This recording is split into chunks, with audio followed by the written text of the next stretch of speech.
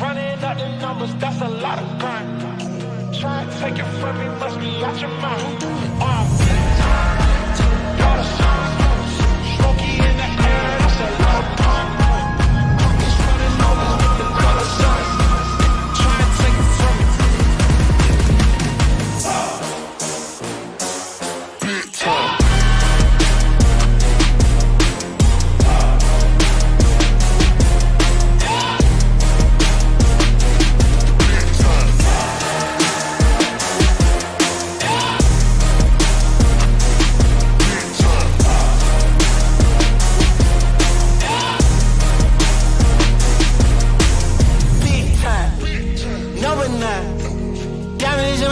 I got a lot of shine.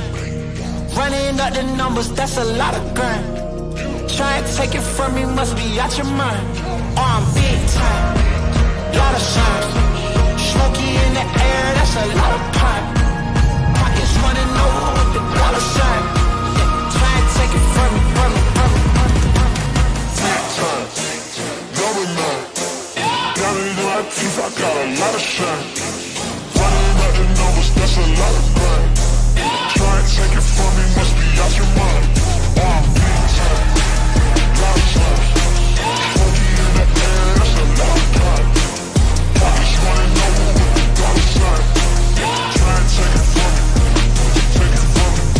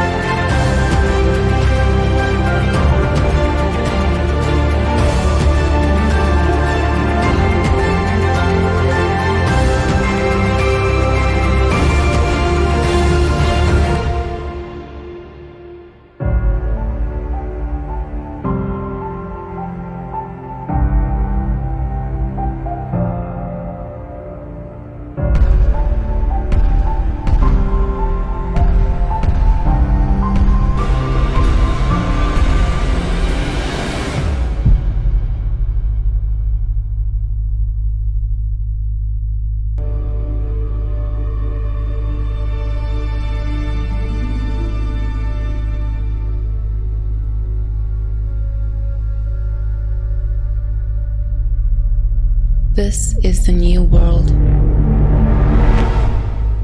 It needs a new level of combat.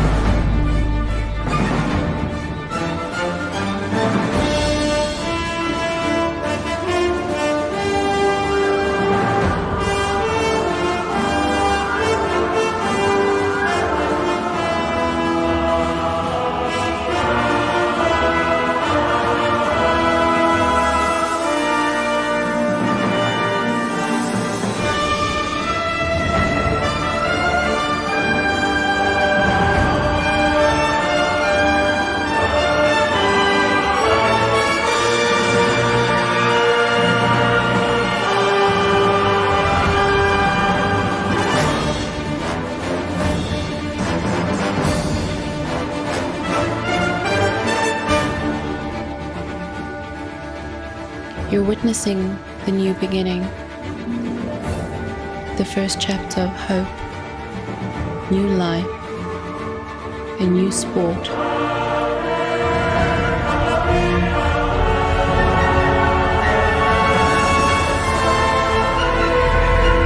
This is the MMASA Amateur Championship, and it begins now.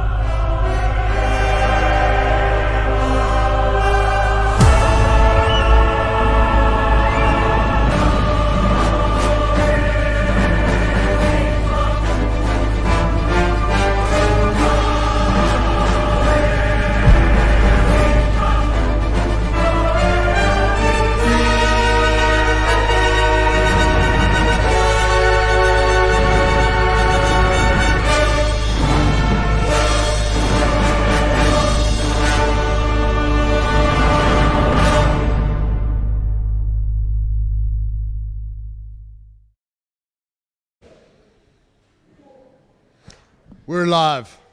Day number 3 of the SA Amateur Championships. It's been a culmination, a 3-day event which has led up to this. By the end of today, we'll have an SA MMA champion, not only in the youth, but in the adults as well. It's been a great 2 days of action. Today's going to be the culmination of that. Today is the last push.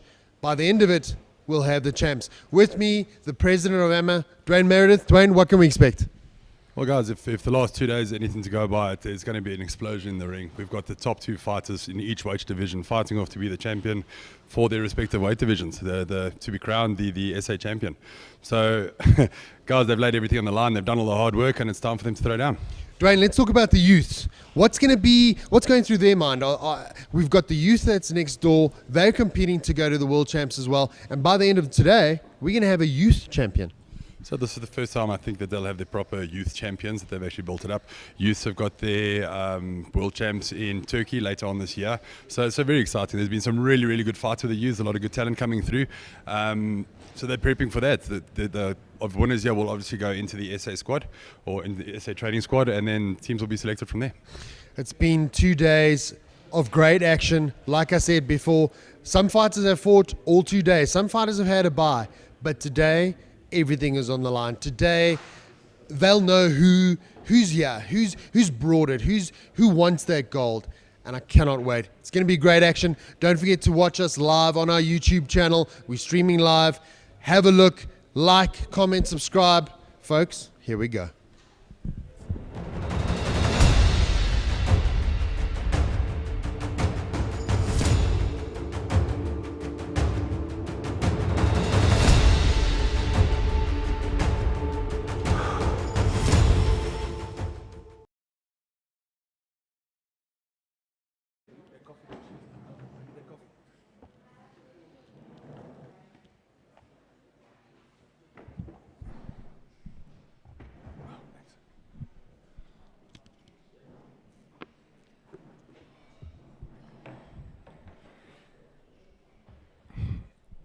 So they gave us 15 seconds to get to the table. I think we blew that one a little bit. Great start to the day. We're getting there. We're getting there. Dwayne, day number 3. I can't wait. I think it's been a massive build-up. I think the guys are excited, but also ready to get home to their families. So we're going to get this on the roll as soon as possible, get these fights going, start crowning champions. Not only that, I think if you look at the last 2 days of action, we come into day number 3. I said it at the top of the broadcast. We come into day number 3. These guys, they're battered, they're bruised, but they're coming in for day number 3. They're putting it all on the line. The guys want the gold, don't they? Yeah, well, that's what they're here for. That's what they've been training for. This is it. This is the big stage. They've been training for it. They've been prepping for it, and this is what they wanted. Now they've got it. They've worked to get here, and it's their time to shine. Talk to me. These champs get crowned today. They then go off to Kazakhstan. So they go the big show. They go into the SA training squad. That needs to be understood that you automatically, by winning, you go through to the SA training squad. But there are still athletes there from last year, and there are still athletes there that have been selected. Guys that came 3rd and 4th will be going across to the SA training squad as well, and the team will be selected from there to go to Worlds. Been a brutal journey, but I'm sure the guys are very excited.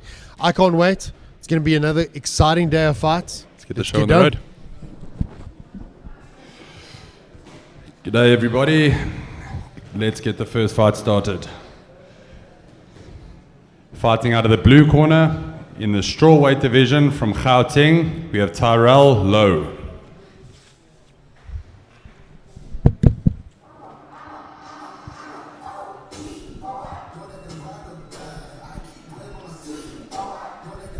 So there aren't a lot of flyweight fighters, strawweight fight males out there. So very, very interesting to see it go. Tyrell and Clint is his opponent, who's actually his brother. Have put their name forward quite a few times at 57 kilos because they're struggling to get fights at 52. And now fighting each other. Oh, interesting brotherly rivalry. I'm interested to see them fight at their weight. I mean, like I say, every time they get a fight, they're fighting at 57 kilos, so they do come in lighter, they do come in with a disadvantage. So it's going to be very interesting to see them fight at their actual weight. It's going to be interesting to see, and also, you know, if you look at the weight that the guys make, it's interesting to see, do they keep that weight all through the competition, or do they weigh in at a certain weight and then fight a few kilos heavier? This is their walkout weight. These two walk around at 52 kilos. It's going to be explosive. These two guys at this weight class, they're going to be fast, they're going to be deadly. And like I said, they're brothers. They've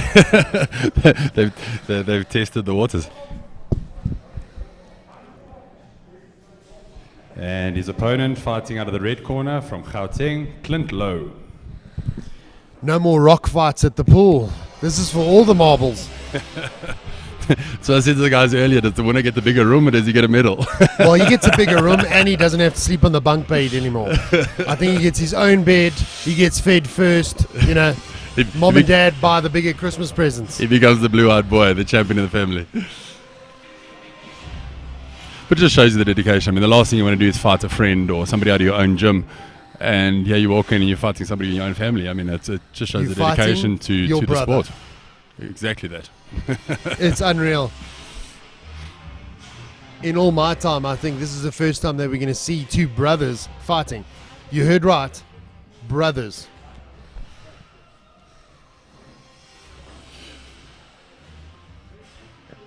As I was chatting to their coach, he was saying there was quite a bit of banter at the gym. Can you imagine? They're just ripping each other off. Can you imagine? Picking their the own training bragging rights partners. after this. All right, here we go. Two brothers in the cage. If you're just tuning in, folks,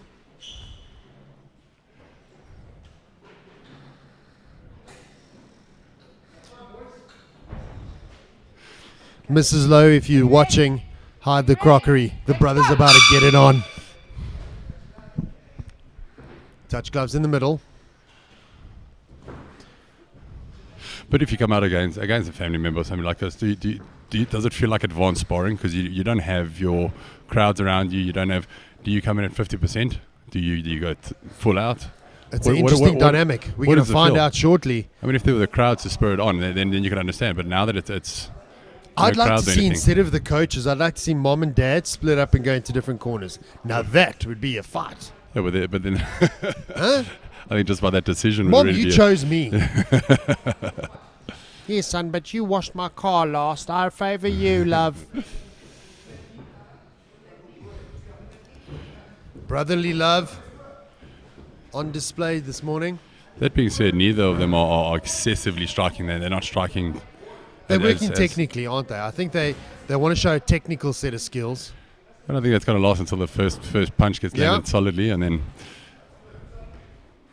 I mean, I'd hate to be in this household when there's a disagreement. I mean, there's a double leg into the lounge. Someone gets smashed through the dining room table. There goes the TV set. And those things are expensive these days. You broke the UHD television, love. The QLED's not going to last past Christmas.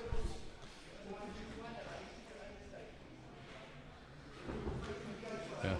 It's become a bit more of a sparring session than an actual fight. So I wonder if they weren't told by their coach, maybe go 50% on the striking. You're getting it wrong, Dwayne. I think Mother's threatenings were delivered this morning. On a serious note, it could have been a call from the coaches to say, look, let's get not take any damage. Let's stand up sparring. and then go tilt on the grappling, because that doesn't do any long-term damage or anything like that. Let's not forget, at the end of the day, this is the amateur level. We are trying to get longevity out of these guys. So let's see where the game plan lands. 100%, but they are fighting in the finals of the SA Championships. So somebody's going to get crowned gold. Lands a kick, gets a takedown. There you go, gets a nice little takedown. Oh, nice escape. Clint's active on the bottom. Gets Tyrell. up back to his feet. Tyrell. I mean, Clint took him down, Dwayne. Sick and tired of this correction stuff all the time. So I think once the first punch gets landed, or if the corner comes in and turns around and says, look, you're losing, you need to do something to step up, then it might get a little bit harder as they go. Tyrell's got some impressive height on those kicks. Clint coming down now, regrouping. Clint's switching a lot between orthodox and southpaw. He is. Mixing it up quite a bit, which is nice to see. Tyrell's out and southpaw switches now to his regular. Round number 1. Family Feud. That's a show that's trademarked. We might just steal that name. Steve Harvey, if you're watching, So, hit me up. like we said, I mean, you don't want to get stuck in a glorified sparring match. I mean, it's 100%. tough to say. I mean, but also, how do you come out and physically fight your brother? I suppose at the end of the day, one of these brothers is going to want it more than the other, and we'll see that. Should be looking for the takedown and an aggressive push on the ground. I want to see something like that. I'd like to see either a good push on the ground and maybe some of the maybe some technical sparring on the ground. Let's see some submissions. Let's see a variety. Let's see a game plan. Start pushing for it that way around. That's where I would go. Yeah.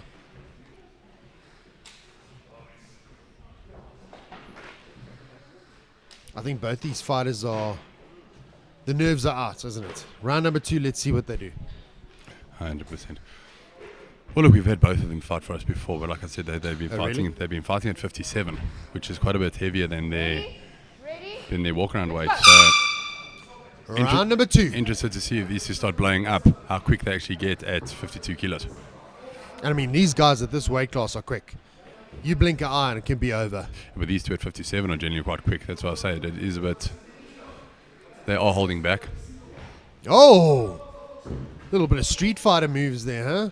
Little Ryu trip.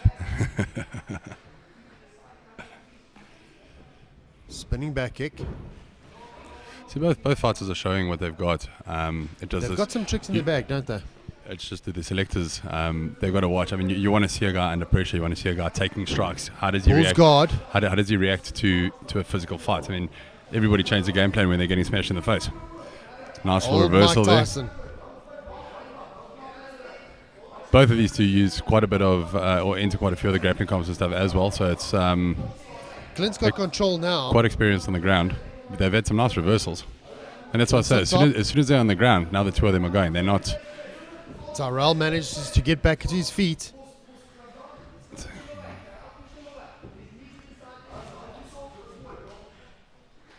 I think now it's going to start getting a little bit more serious after the tussle on the ground. Referee telling them to make sure their hands are closed so we don't get any eye gouges. Nice little body shot there from Tyrell. Tyrell landed a nice straight right as well. Lands another one. Definitely pulling the punches. Nice little Tyrell backhand lands kick another there. one in the breadbasket. Clint goes up with a left high kick.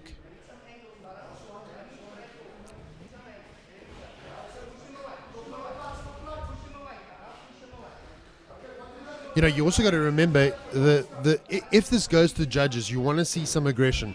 The judges are going to look for aggression, cage control. The main thing the judge will look for is who's trying to finish the fight, and as it looks, nobody's trying to finish it. Like as the fight goes on, and you've landed one or two punches, or one or two kicks, then it's going to start getting a bit harder. Because nobody wants to get shown up, but yeah, like you say, it's nobody's effectively trying to finish it. They're pushing it, but. Clint reverses to southpaw now. Tyrell takes a deep breath momentarily. Oh, a little bit of Superman there from Clint. Tyrell lands a meaty left hook.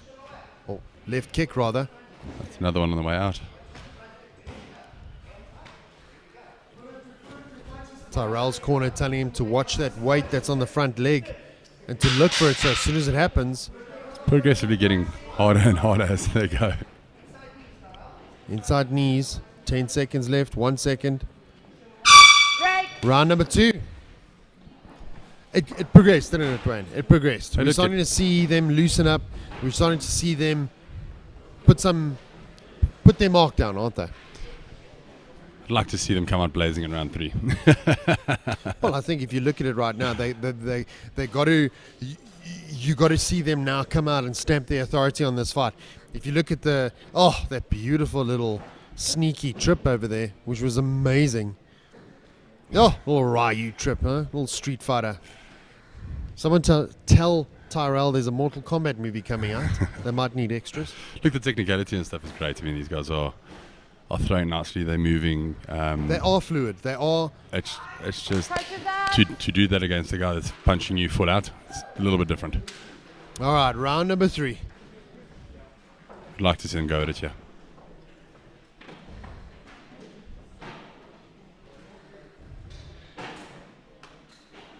Remember the movie Warrior? Oh, yes. The two brothers. That's the brother fight you want to see. I want to see some blood. Clint and Tyrell take the corner, take the center. Tyrell coming out a little bit more aggressive. Clint's almost gets the takedown. Tyrell reverses. Clint reverses again. Goes for some of the high knees.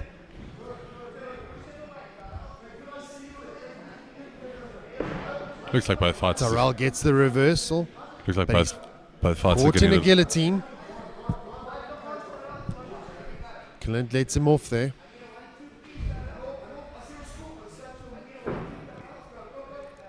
Tyrell's corner is telling him to push those 1-2s, get those combinations flowing. Clint shoots for a takedown, gets it, but Tyrell pulls a bit of a guard. Interesting to see whether Tyrell's going to want to stand up Gets here a butterfly. or if he's going to work for the submission. Clint passes the guard in full mount now.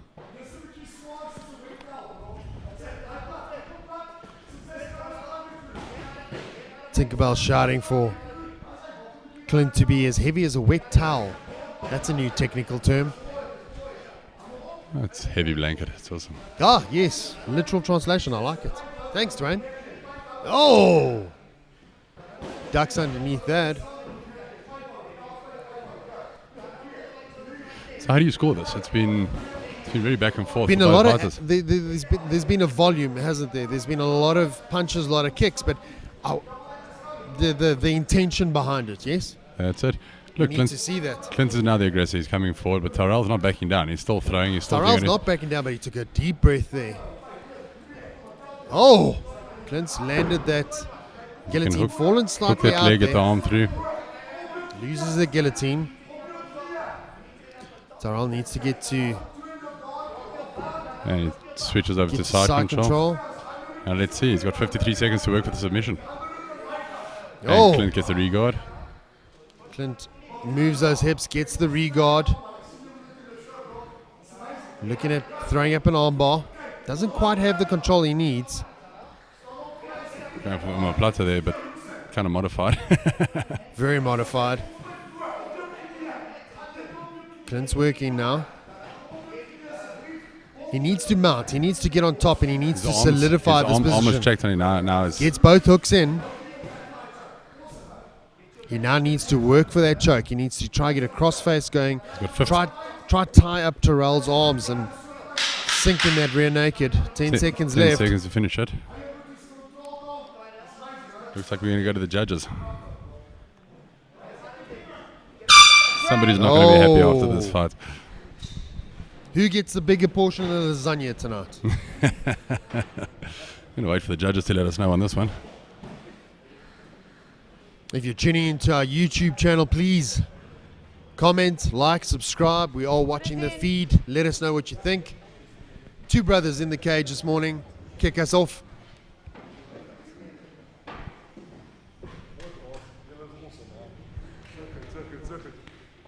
Dwayne, if you think about it, the movement on the floor, the activity on the ground, the grappling, how does that contribute to the score? That's also the aggressor. You can even be at the bottom, and you can be taken down and be at the bottom and still win the fight if you are the one that's working to finish the fight. If you're the one that keeps working, it's going to be great. That's how it works. All right. Get the judges' scorecard momentarily.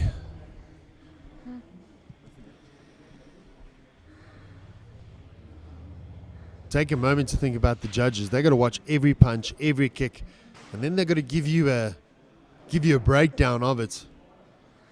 Not always as easy or as cut and dry. These athletes will now get a medal, the official medal ceremony, if you will, between each round. Okay, guys, first fight of the day goes to the judges. Judge 1 scores the fight 29-28. Judge 2 scores the fight 28-29. Judge 3 scores the fight 28-29. So for gold medal position, we have Clint Lowe on split decision. Well done, Clint Lowe. Raymond Phillip, the president Tyrell of MMA Lowe for the silver medal. SA, presenting the medals. Silver place to And Clint Tyrell for gold. and Clint. Gold medal. That's a great family photo right there. The next bri in a couple of years' time, that's going to be a talking point, Dwayne. Right, joining us now is MMA royalty, Mr. Boyd Allen. Boyd, how's it going? Hey, Mike. Good. Thanks to you. Nice to see you. Likewise. What's your thoughts? How's it been going so far? No, it's been going great. I think this is an awesome event, and it's great to see with the amateurs and how much effort's been put into this. And yeah, they're putting on a great show. 3 days of madness. It has been 3 days of madness. We spoke earlier, and I mean, you know, if this was something that we had coming up in the ranks, I mean, we didn't have this coming up. Can you imagine the levels? Can you imagine in 2-3 years where these athletes are going to be because of this exact show? No, it's exactly. We're building the future. We're building the youth of the sport, and it's important. We need more of it. We definitely do. I think, you know, if you look at the fights of the last 2 days, there's been knockouts, there's been submissions. It's getting better as we go. The fights, the standard is getting better. As a pro athlete, you've done this walkout 1,000 times. You've got guys on the card today. What are you telling them? What's their advice from your point of view? I think for an amateur fight, it's to go out, gain the experience, you know, learn a little bit about yourself, and work on your mistakes, work on your weaknesses. This is where you can make the mistakes before you turn professional and you get into the big leagues. So I think go out, have some fun, give it your all, and be a good sport, obviously, and just grow as an athlete. So important. It's been a theme, you know, especially for me. I look at it and I resonate with the sportsmanship and the goodwill that you've seen. It's been amazing.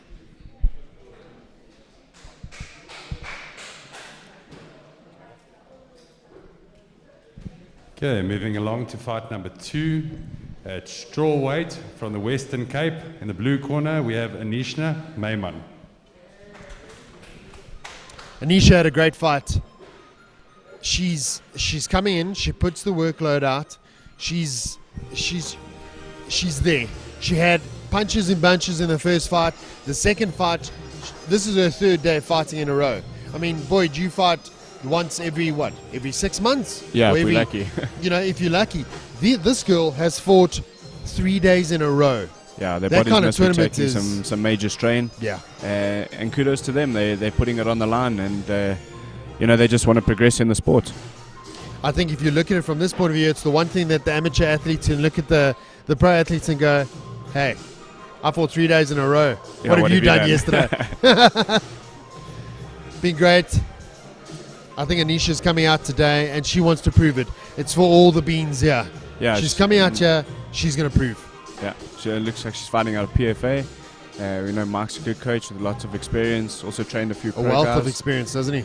So yeah, it's going to be an exciting one. Let's talk female MMA, Boyd. A few years ago, Dana White famously said, women shouldn't fight. Well, Fast forward, look at us now. No, I think it's great. I think girls should be competing at the highest level, and it's just about testing themselves. It's nice to see female athletes getting to the top of the game. Kudos to them. I spoke to Dwayne yesterday and I was saying, these girls are going through the same training the guys are going through. They're taking the bruises, they're taking the bumps. The sparring isn't reserved for ladies only. No, they're in there. They're it's in the literally mix. blood, sweat and tears, same as the guys, and they're there. They're putting in the effort. So Nisha's just applying some deep heat on on her shoulder. She's taking it off.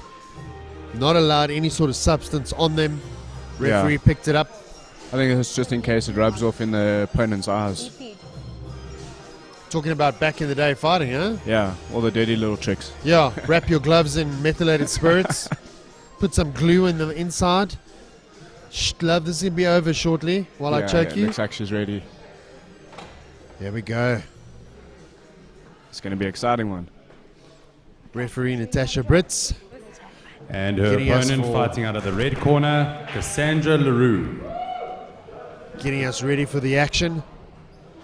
Cassandra LaRue. Yeah, this is an athlete I know a little bit more about. She trained with me a few times. I know she's got a very decent ground game. Likes to take the back and go for the finish. So I think we're going to see quite a cool fight stylistically, striker versus grappler. I saw her warming up and she was getting after it. She had her headsets on, she had her music going, No, she's a screaming and gamer. shouting. She's a gamer. She gets into it, and she's been doing it for a while. So this should be a nice test for her. I cannot wait. It's going to be a great fight. Working with JP Kruger in the corner. It'll be awesome to see him get back into the cage one day. Oh, let's talk about that. JP, we need to get you back in the cage, young man. Yeah, I think he suffered a few injuries after a bad car accident, but it looks like he's back in shape and training hard, so we might be lucky. Let's get going. Can we close the gate? Classic striker versus grappler matchup. Yeah, let's see. I think Boyd, the striker's gotta age-old find the question, range. isn't it? Yeah, always has been. Can you imagine Bruce Lee in this setting? Fight, Oh, are you ready? Huh? Fight, imagine. are you ready? He threw Let's everything fight. that he learned from all these various disciplines, threw it all Yeah. out, and now he's got a modified system of fighting. Oh, Surely there we you are. go.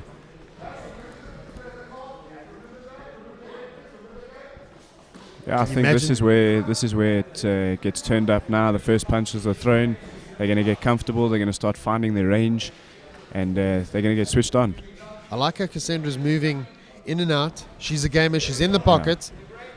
Yeah, she's getting caught on the entry. I think also the opponent's got quite a reach advantage, so she needs to do exactly what she's just done: tie her, push her against the cage. Close the distance. Nullify those weapons. There you go.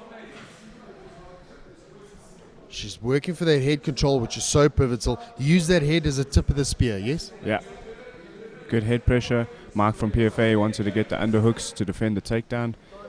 Cassandra's got quite a nice body lock. I like how she's moving from side to side. She's not staying static. I see a lot of guys that get up, a lot of girls as well, get up against the side of the cage, and then they continuously just try to force this static position, try dragging their opponents down. Cassandra's working. Oh, beautiful reversal. I think she's in Cassandra's world now. Cassandra's nice and heavy on top. Let's see if she can pass that leg, get to side control or half guard. Watch the back of the head.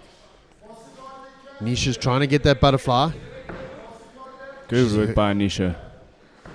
Moving those hips, trying to stop that knee. It looks like she's going to pass.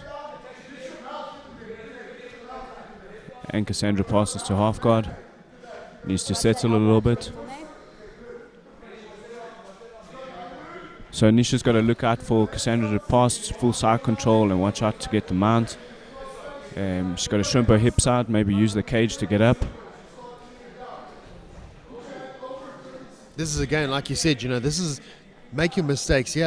As the amateurs, they need to almost not have that switch. Okay, I'm grappling. Okay, now I'm striking. They That's almost it. have to continuously have this smooth transition between the two. Cassandra doing very nicely to get around the legs. Oh. Strikes from the bottom. Oh, nice and aggressive. Thinking about an ankle lock. Yeah, she needs that head pressure, control. Good pass. Great pass. She's using that leg effectively, isn't she? Guarding Anisha's legs, trying to guard those legs away. Anisha's got to get her frames in, look to get up. She's doing well.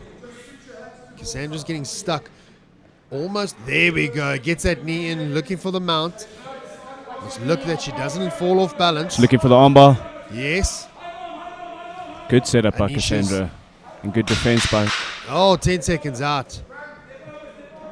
Looks like she's going to make it through the round. Let go, let go, Oh, let she go. got it. Oh! Beautiful tap. He said go, go, go. Wow. Sorry. Oh, looks like there was a little bit of confusion there. But Cassandra Confusion takes a between win. The ref and the fighter. She said go, go, go instead of... Oh, Go, that's go, the go, miscommunication. Oh. It's a little Referee bit heard go, unfortunate. go, go instead of good, good, good. Let the man Oh. take you. Unfortunate. Unfortunate. But again, these things happen. Yeah, and it is It's amateurs, so unfortunate. we got to look out for their health and their safety. And they're not professionals, so they're not fighting for money or anything like that. They're doing it purely for the love of the sport and to Longevity. grow. So you got to look after the fighters.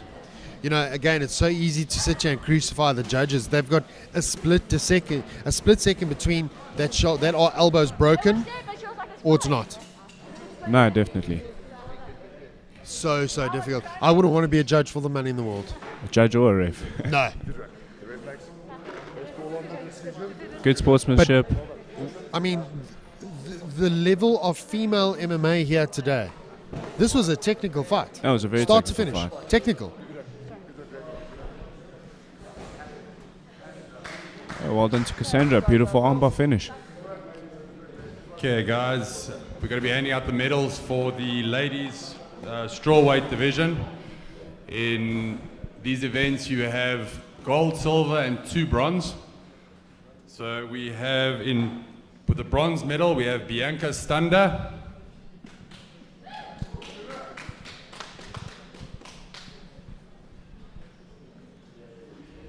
Would have been great to see it go a bit longer.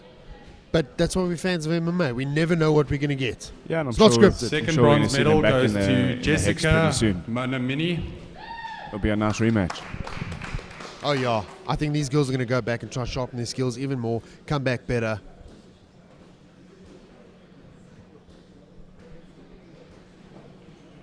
And that's what this is about. It's about the learning. It's Silver about the medal experience. goes to Anisha Mayman. Well done, Anisha. Great fight. And gold medal with a first round armbar, Cassandra LaRue from Gauteng. Well done, Cassandra. Beautiful.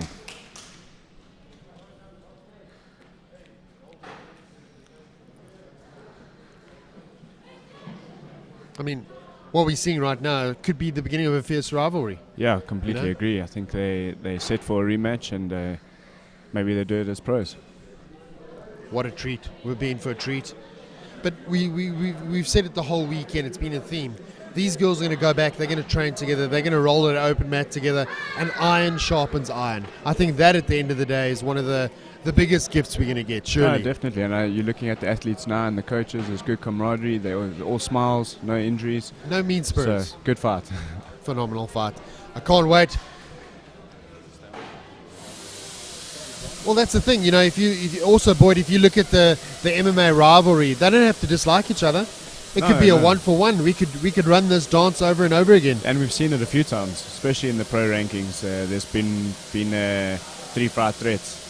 Who's been your dance partner that you've loved the most? Sure, I've had to go twice with Wesley Hockey. Oh, So yeah, I think it's always an option to do a third. But I mean, in pro MMA, it was Wesley Hockey that we went 2 fights that was a together. great fight. I remember both. It was an amazing fight. Fight number 3 is going to be a cracker as well. We got Terence versus Kukleo. Kimmy, going to be a great.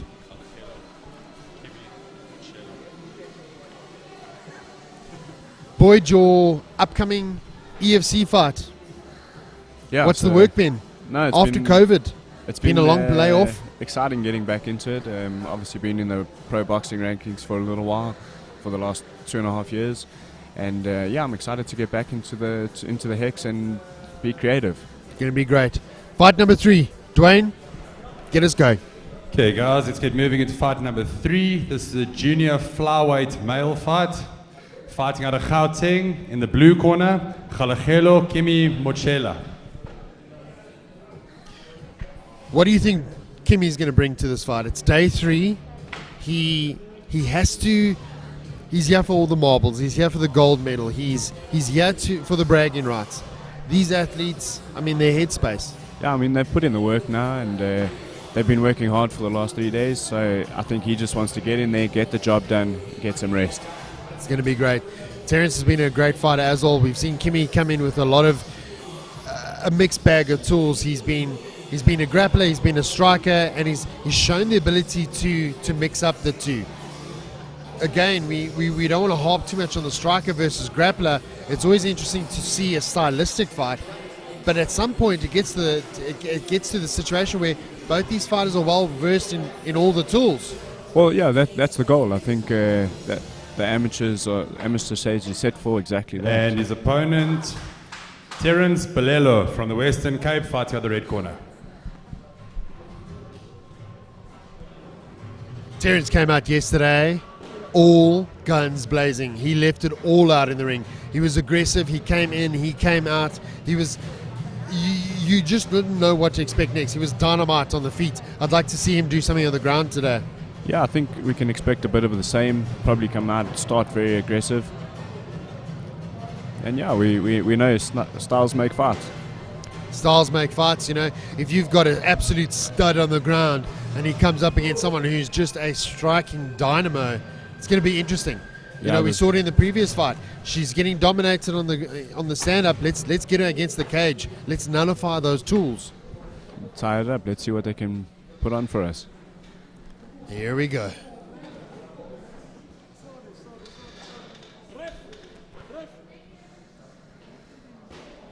Little reminiscent of John Jones over there.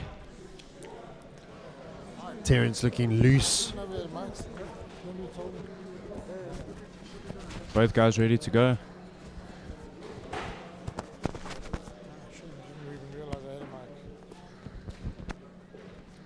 Boyd, the journey of Apex. It's been a growth. great one. We're growing tremendously, and we're looking to get into the sport with our amateur team. So yeah, we're quite excited. Guys are putting in the work. All right, here we go. I'm excited for this fight. This is going to be a cracker. Great referee, Bobby Karajanidis. Bobby's been in the game for a minute, hasn't he? Good fakes. I like the stance. I like the movement. And this was a characteristic yesterday. You saw him come in, get back out again. Oh, good exchanges. Terence looking to set up something nice. Solid kicks. Just got to watch the low blows. I got to almost pinch myself every now and then, Boyd, and tell myself I'm watching an amateur matchup. Oh, left hook, right cross. Oh, those toes, they're going to leave a mark. Shoots that fake again. I like how he's switching stances, Terence. These guys are throwing with bad intention. Bad intention. Oh, there we go. Headbang came out. Bobby on top of it.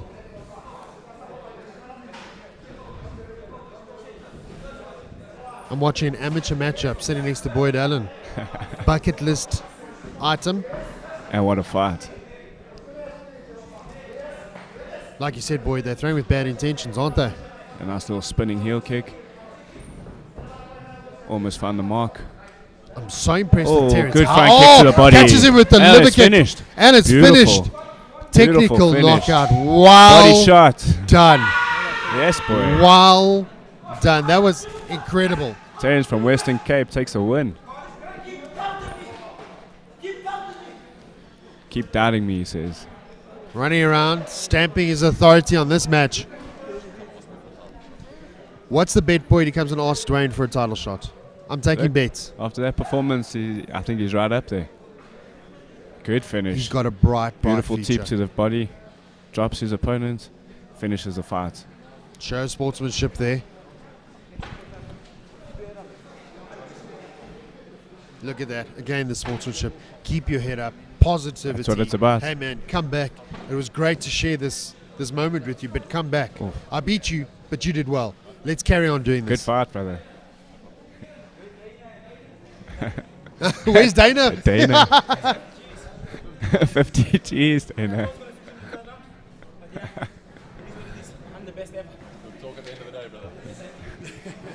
He's looking for 50 G's. Dwayne, did you bring a checkbook?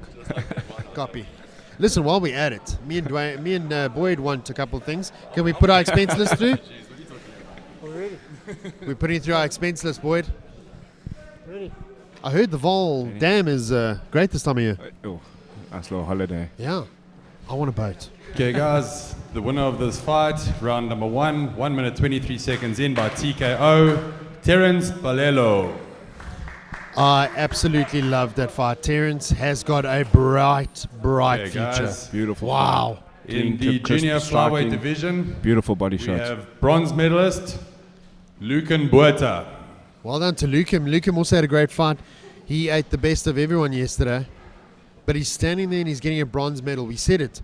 I've got the Second most bronze medal goes corniest to Sianda example. Velakazi. I said, how cool is it to walk into Spa with your MMASA tracksuit, you know? Silver There you medal goes to Khalachelo Kimi Mochela.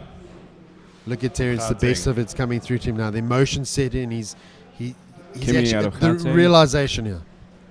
Taking silver.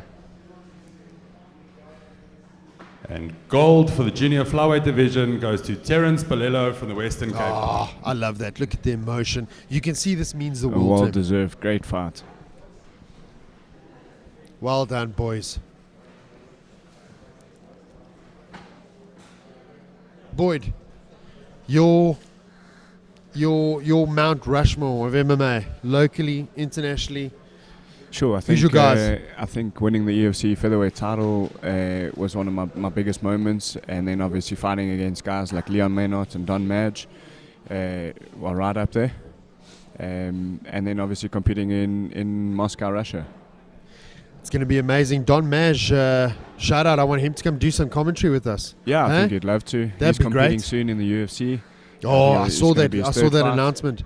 He's going up against a tough competitor. Tough, but Don's ready. He's always training. He's always pushing hard, and mentally, he's right up there with the best in the world. Can't wait.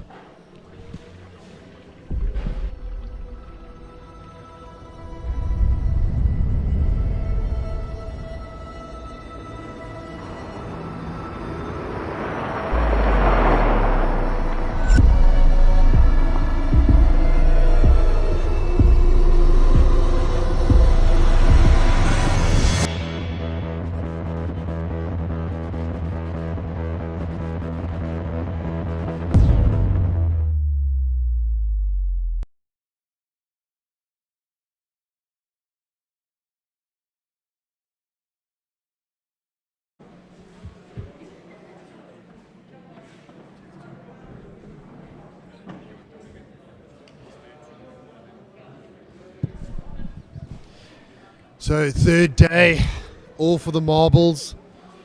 The culmination of a 2-day event, which I think has been absolutely amazing. These guys, they're getting after it. Today's the third day. Today's the medal ceremony. Today's the day, that you've worked so hard for. You've done everything for. I think it's going to be amazing to see the culmination of this event, Dwayne. We've had two fights. A bit of a difficult call on that last one. It was if a fighter shouts, if they can't tap and they shout, it becomes a submission. She was shouting, Go, go, go. "Go, go, go!" instead of "No, no, no," and it became a little bit of a confusion there. It's so unfortunate because that was building up to be unfortunate. such a Great fight, cracker of a fight.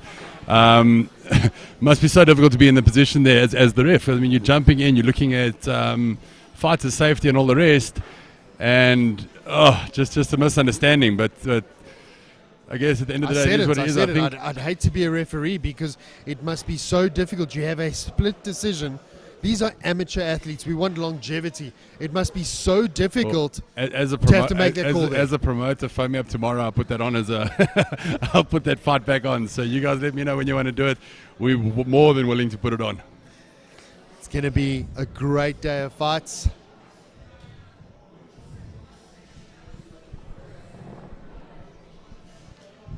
Talking about MMA royalty, Jessica? You're talking about my husband, maybe, not me. No, not at all. I mean, co-founder, head coach, athlete. What else is on your CV? Not head coach, that's my husband. Oh, well, you're right up there, aren't you? I'm sure you're involved in the One coaching. of the coaches, yeah. I coach fundamental jits at the gym, and very much passionate about helping with women's MMA and women's jiu-jitsu at the gym, and obviously run it with my husband. But yeah, thanks for the compliments. Female MMA. It's been one of my favorite fights these last 3 days. I mean, the fight we just saw now with Cassandra was amazing. Dana White said no females. Here we are, a few years down the line. Yeah. And I watch a UFC card, I look, who the girls fighting? Amanda Nunes. Loving it. Woman, not girls. Loving Got to it. correct you. I'm loving the fact that Not the getting women it. are there. Okay, guys, let's move into fight number 4. This is the senior female flyweight division. Fighting out of the blue corner, we have Nicole van Wyk from Gauteng. This is your left one, and then this is your right one.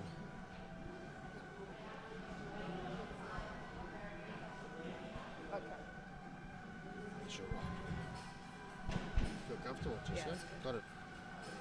Yep. There we go. Let me take it out there for you.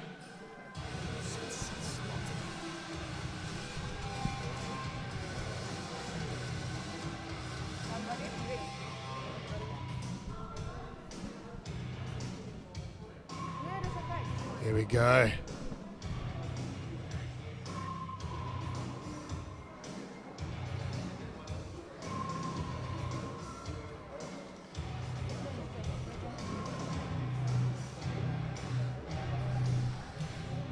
Jessica, as a female athlete, what's your mind space? You walk out to your fight. You're competing for gold and silver. What's the headspace like? What's going through your mind? And her opponent fighting out of City Beng, Nadia Tablanche in the red corner. Yeah, to answer your question, I mean it's high pressure now. Obviously, with Nicole, you know, she fought yesterday and she did amazingly well. And she's coming in fighting her second day. Nadia's nice and fresh, coming in for the first time. But the pressure's high, the stakes are high today, and these women are both incredible athletes. See, I made the mistake too. Gotcha, Jessica. Got you. We spoke about it yesterday. We touched on it. You know, some of the athletes had a bye the first day or the second day. The second day competing, the third day in a row competing, Yeah. the bumps and bruises, is that a thing? Are you feeling it? Look, not so much for me. I had a quick fight yesterday, and I'm obviously not fighting again. But for my teammate Anisha, who fought 3 days in a row, yeah, she was feeling it yesterday, and she came and put on a show today despite that. But it's hard work. It is hard work, and especially, I mean, we spoke about Boyd. You know, the pro athletes fight once every 6 months if they're lucky. You know, you guys have had to do it 3 days in a row on the trot. You can't go home and have a beer and pizza. You got to stay and wait. You got to stay focused. I think the more interesting need to that is the strict weight aspect as well. I mean, pro athletes usually can still miss weight by like 100 grams. Not so much with this. Yeah. No. Oh, Nadia pushing the action, getting it straight up against the cage. Gets a trip. She's got to get that underhook, which she's got. She can get out the side.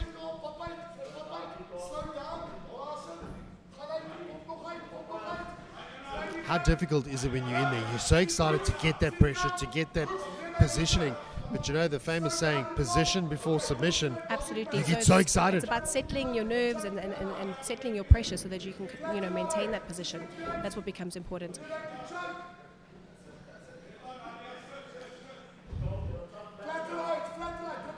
Nadia's in a bit of a situation. She's getting flattened out. Sinking that in. She's got it in. got it in, yeah. She's got one hook. Oh, both hooks in now. Flattens her out. There's a tap. It's a She tap. gets it. Nice work for Technical. Nicole. Beautiful. Technical, precise. She's stoked. Look at her. Beautiful. Smashing it. I mean, if you look at the replay, she did everything. She flattened her out. She got settled, like you said. She waited. She looked for that Both hook. those hooks in, yeah. Got it in, and then flattened her out. Very technical display. Jessica, if I had to put you on the trot, groundwork, striking, what's your game? Me, I'm a ground girl. Something that I actually made the move from competing at JITS to MMA 18 months ago only. I've only had 4 fights. I got bored with JITS only and made the move. So I'm very much a ground girl. Anisha, on the other hand, more stand-up striker. And we work together. Okay, guys, winner of the flyweight ladies division, round 1, time 1 minute 4 seconds in by rear naked choke, Nicole van Wyk. The bronze medal for this division goes to Carla Marie, who's unfortunately not here. Silver medal for this division goes to Nadia Blanche from Citibank.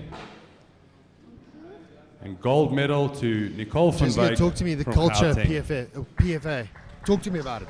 Look, PFA we're a family gym, not just family owned, but that's very much our ethos and our the environment that we try to create. So I know a lot of people say that about their gyms and their training space that they're in. Everyone's like, oh, we're a family, but it's what we hear all the time is that we're very much a family. Do we settle date nights on the mat?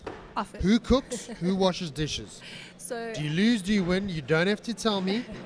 I mean, So you know. it very much depends if I'm in fight. It very much depends if I'm in fight camp or not. So when I'm in fight camp, I get to be a princess, and Mike does pretty much Lovely. everything. Outside of fight camp, I work a little harder. Look, I think Mike must have his hands full. I mean, look, the amount of times I'd love to put my Discovery watch on him, the amount of steps he's done over the last 3 days. He's literally lost about 4 kilograms this weekend sure, just from I'm sure. work. But How many athletes have you brought up? I can't tell you exactly, but it's we've got a good 6 or 7 from PFA, and then obviously from Western Province we had all the other guys as well. So I think we were about 13 athletes that came up. Wow. So it's been hard work. And again, we speak about the 3 days on the trot. This is 3 intensive days. Totally. You're going home together, you eat, sleep, think, fight, camp. Yeah. So You got no break. While we were up here, certainly for the guys that were staying with us at the guest house, again, Mike was doing all the cooking, making sure guys were on weight. So Wow. he's the chef, he's been, the coach. Little control freak, Hey? but in all the best ways. Mike's working.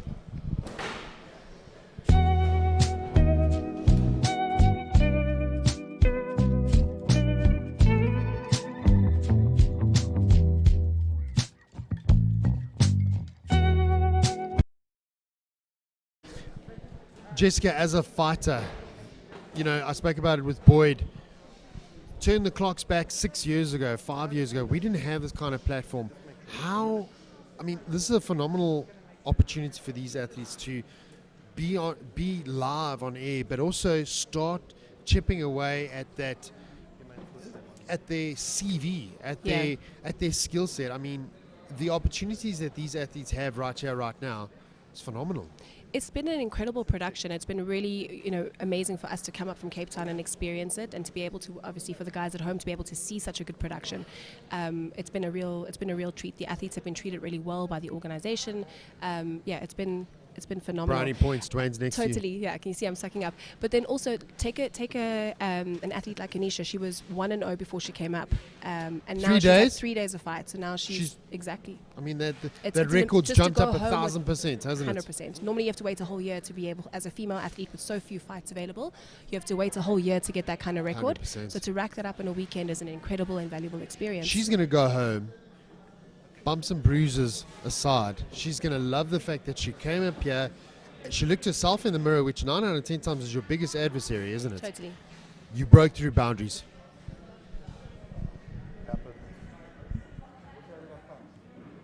Okay, guys, moving along to the male flyweight division. Fighting out of the blue corner from KwaZulu-Natal, we have Vuyo Jula. Vuyo coming up from KwaZulu-Natal, flyweight matchup against Polani. Polani had a great fight yesterday. That footwork is amazing. So did Vuyo. Vuyo started off. How good was Matthijs Guns yesterday against you? blazing. Matthijs came out Fireworks. and put on a show in the first round and then got clipped in the second. But Vuyo, how diverse was that to go from a ground game to switch it up and all of a sudden go for the knockout? So a nice little switch, a nice little divide. Great. Nice to be able to, like we spoke about earlier, being able to change up your game plan mid-fight and actually having the diversity to be able to do it. 100%. I think, at the end of the day, we've touched on this point before. The guys are consistently chipping away at their skills. Jessica said it as well. She said, when she came up here, she was 0-0. All of a sudden, one of her fighters is now, in 3 days, 3-2, 2-3. These are great records that have been done over a weekend. Boyd, how amazing is that to have a record developed over a weekend? Okay, guys, and his opponent 3 fighting fights out in of the one red weekend, corner, couldn't ask for anything more. Polani Shabalala from Gauteng. Fifth fight in, and we got Polani and we got Vuyo. This is going to be fireworks. It's going to be absolute fireworks. Polani's got great footwork. He comes in, gets back out, gets in, inflicts damage, gets back out. Great angles, great head work. It's going to be great. Boyd, I think you're in for a treat as well to see that kind of technicality. Yeah, and it's always nice to see Gauteng versus Durban or KZN. So this should be a good one. A little bit What of a grudge match. What I liked about Polani as well is that sportsmanship. He got a great double leg and placed his opponent nicely down softly at the opposite end of the cage and said, okay, I'm going to put you down here. Do you mind? And then I'm going to carry on working if that's okay. Yeah, you get those fighters far too nice in the cage. We're in the hurt business. Yeah. But again, you look at some of these athletes, and we've said it over a couple of times during the course of the 3 days. These guys, the cage door closes, it's all business. But outside, what an ambassador for the sport. And that's exactly what we need.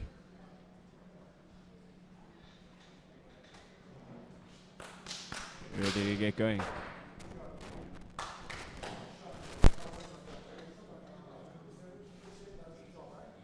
This is a rematch. Vuyo won the last time at AMA. It's going to be a great There we rematch. go. Run back the clock. Here we go. These guys will know each other a little bit, having a rematch. Beautiful inside leg kick. Oh, and Goes to the body this time. Gets the trip, Beautiful Polani sweep. does. Polani's heavy on those hips. Vuyo's got the double leg. Pulls him away. Takes him off Gonna the cage, take puts it. him down in his corner.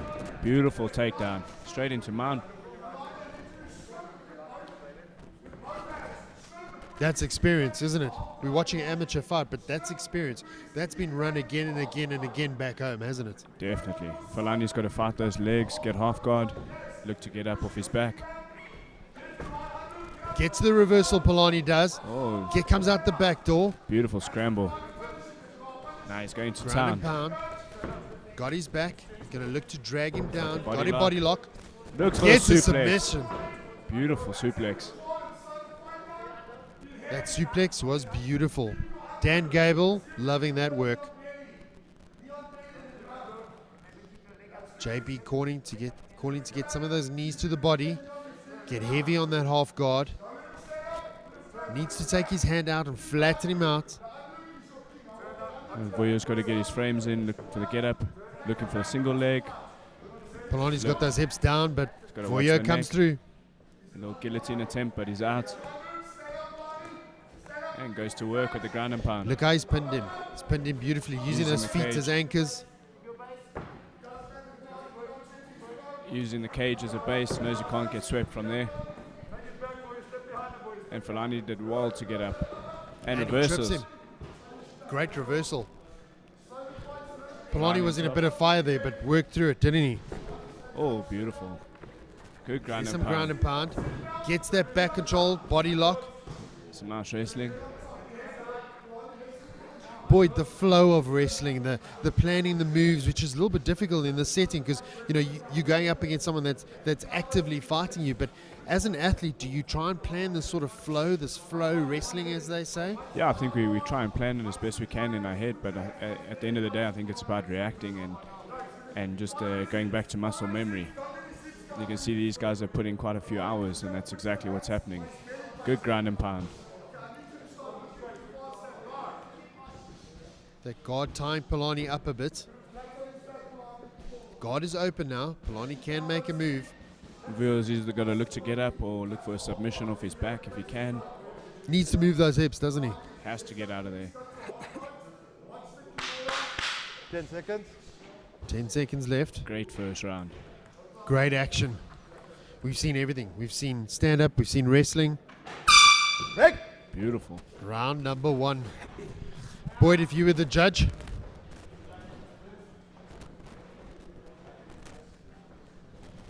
if you look at the replay, that body kick was meaty, and he got that trip, took him down. If you were the judge, Oh, Boyd, this is a close one. Reversals all over the place. Good strikes landed from both. Good ground and pound. here comes this It's a replay tight again. round. That body kick was massive. Gets that head in there. Story of the fight, they stalked each other a bit and then went straight down to the ground. That trip was amazing. And then the wrestling took over, didn't it? Beautiful round. Some nice upcoming fights. I'm looking Seconds forward out. to Seconds looking at out, Francois coach. Meyer's fight versus Thank you. Alistair Konene. I think that's going to be a great one. And yeah, he's proven to be a great athlete. So I'm looking forward to that one. Leslie Jacqueline, one of my favorites. I'm looking forward to that fight. Versus Peace. Yeah, That's Peace that's is a main hard card. worker. I've trained with him a little bit as well. So that should be an exciting one. That's a main card fight on Getting any, ready for round on any 2. fight. Ready? Ready? Let's fight. Look at these guys standing there, not even out of breath, not No, taking they're deep fit, breath. they can condition. Oh, and swinging for the fences. Rushing Boyo forward, pushing good him. takedown. Polani got changes overzealous. levels. Good knee to the body on the way down. He's got that head in there. Could be a guillotine attempt. Polani needs to fight those hands. Needs to fight that grip. I think Fulani could get the reversal here if that guillotine's He's not got a on. Okay. modified guillotine, doesn't he? Ref just checking if he's okay. Shouted out, yep, he's good. It looks like that guillotine might be on. He's got a nice and Working deep. for that grip. Doesn't have it quite as deep. The amateur MMA glove does make it a little bit more difficult to get your grip in, doesn't it? Yeah, definitely. A bit more thick and a bit puffy. Oh, that's tight. Good pass. Polani coming out He of needs to the pass over to the opposite side now. jaws of danger there. There we go. Good kick off the cage. How's that Backing guard athleticism? though. Oh, he gets a tap. Wow. Beautiful finish. Wow. Beautiful wow. finish. Looks like he was What out a for a little great bit. fight. What a great Beautiful fight. Good finish.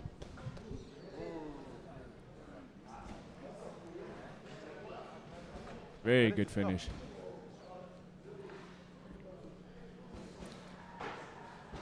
Listen, this is they've gone backwards and forwards so many times, these two. Yeah, The and wrestling really that looked came to be out on sharp. tight. You could see afterwards he wasn't quite aware of where he was. Shaking You think a he was little out bit. for a second? I think he went out for a little bit. If you watch the replay, that guillotine was in. Grabs his bicep, works it. Polani tries to get up on the cage, turns over, and you can see there for a split second, it was just too Oh. much. Once he got that guard closed, it was on. We speak about it so often, but you know, if you look at the ranking in terms of where you need to be, positioning is right up at the top. Submission is the last little thing, but the position has to be there. Yeah, as pros, we're always told position before submission. Boyd, what's it like to be Yeah. choked out when you see those little stars flash? honest, Okay, it's before not guys, too the bad. I winner think during the of fight, the when you're in the flyweight submission, male senior it's not too comfortable. flyweight division. But once you're out, you're out. You have a nice little The dream and second you wake up a round, few 1 minute seconds and 4 later. seconds in, So it's not winner too by bad. guillotine, Vuyo Jula. Beautiful fight, boys. Well done, Voyo, and well done, Polani. I mean, KZN takes the win. Okay, for the Amazing. medals, bronze And position, again, we look at the have sportsmanship. Matthias Durant. Raymond In Phillips. bronze, we handing out have the medals to Raymond, the athletes. Matthias Durant. look at that lineup. I mean, you got a boxing pedigree, you got an MMA pedigree. I mean, the bag over there is just amazing, isn't it? Bronze, we have Zain Kaida.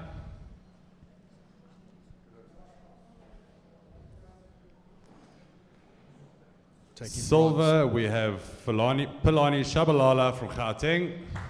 Well done, Pilani. And gold, Vuyo Jula from KwaZulu-Natal. Well done, Voyo. That beautiful guillotine win.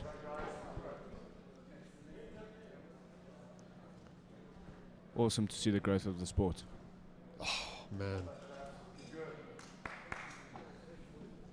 I mean, look at that photo. You look at that photo. You look back at that photo years from now. 10 years, 20 years from now. Those guys are going to look back at that photo with fond memories.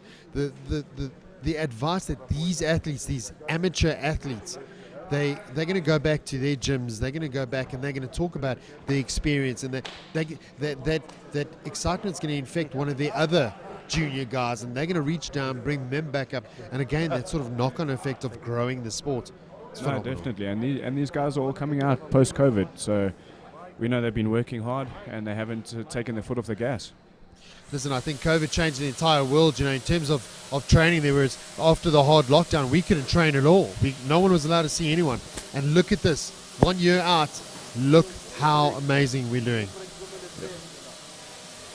Folks, if you're watching on social media, YouTube, like, comment, subscribe, let us know what you're thinking. I've got Boyd Allen with me. He's commentating, giving his expert analysis. Boyd, what's the training camp going into something like this?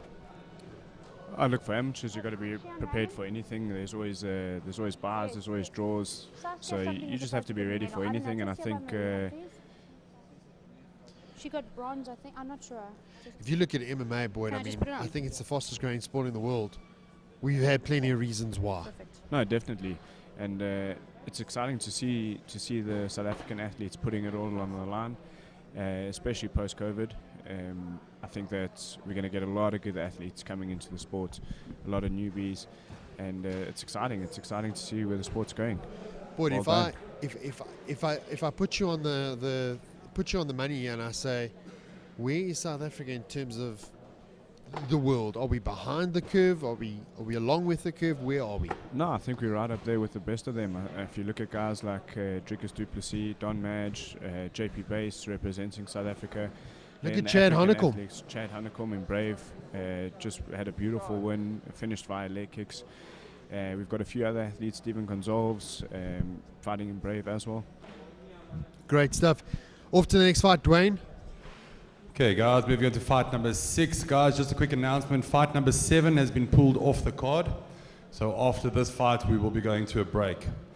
This is the junior bantamweight male, blue corner, from Gauteng, Tabatso Mdedle.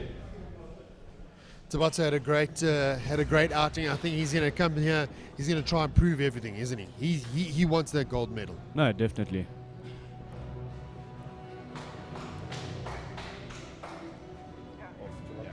He came out yesterday, and again, the work rate of these athletes, and I can't wrap my head around the fact that he's fighting 3 days in a row. I mean, I can imagine fighting once every 6 months. That's stressful enough. These guys are going to do it over a weekend. Yeah, no, it's not easy on the body.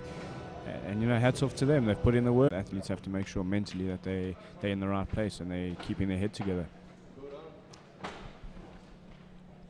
And his opponent fighting out of the red corner from the Western Cape, Jordan Imming. Jordan looks ready.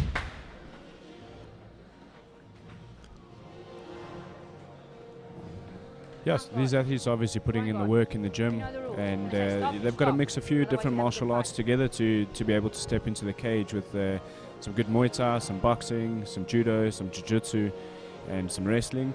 A combination of all these sports allows these athletes to be able to step in here and to compete today at Alpha MMA. So make no mistake, these guys are working hard, the guys and girls. Boyd, I step into Apex tomorrow. I'm completely green. Never done this a day in my life. Where does one athlete start? You see the comments on social media where the guys say, how do I start? Where do these guys start? No, we throw them right into hard sparring with all the professionals. No, I'm just kidding. And First they gotta class, start from you got to baseline. do a what's that? You got to do a murderer's row of sparring before you're allowed back. Are you ready? Let's fight. Let's go. Next fight on the card. Oh, and Youngsters right at off the it. bat. Lands some great stand up. Throws Staying a. there, Oh, catches him flush but gets a takedown. Butts on mount, goes to ground and pound. Jordan's got to move, and he does. Beautiful. Scrambles great, but Tabata gets him straight back down. Big Right in front of his corner. He's going to look for a sub off his back, or he's going to look to get up. Landing some ground and pound. Yeah, and like I was saying, Mark, I think these guys are putting in the work in the gym, and they've obviously put in what they need to get in here. But the training is absolutely gruesome, and It's brutal, isn't it? You I mean, can see yeah, with you the get conditioning, these guys have been going for 3 days. Yeah. And there's got to be nothing more draining than stand in the middle, throw kicks, throw punches, grapple, wrestle to get to the bottom, and then the guy stands right back up again. That's got to be draining. And almost gets the takedown. Beautiful Gets double. the takedown. Great double leg into side control.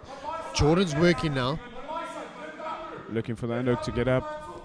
Jordan gets knee on belly. Oh, good reversal. Great reversal. And that's where we always talk about position before submission. Let go of the cage. So important. Tabata needs to get some space, needs to use that head as a tip of the spear. Right now they're just switching against the cage. They're going to start to look for some strikes. There we go. Beautiful throw. Wow. Wow. Look at that. Straight into side control again. I'd like Let's to see if we Jordan can change his legs. Match. Slow Oh, it down, again. but gets reversed again. Can you imagine being at the bottom, getting Yeah. smashed in? Yeah. The mental toughness. Mentally, you're in a bad place, and you just got to fight through the hard times and hopefully get to a better position. We said that. We said get to a better position. He was at the bottom, Jordan was. Getting hit in the face, reverses it, gets a double leg, and now he's on top. And mentally for his opponent as well, getting reversed like that. You need to get out. Referee on Ground top of and the pound. action. Gives up his back. Something you got to do if the guy's on top of you and he's ground and pounding. Tabata needs to get that second hook in, or needs to get both hooks in now.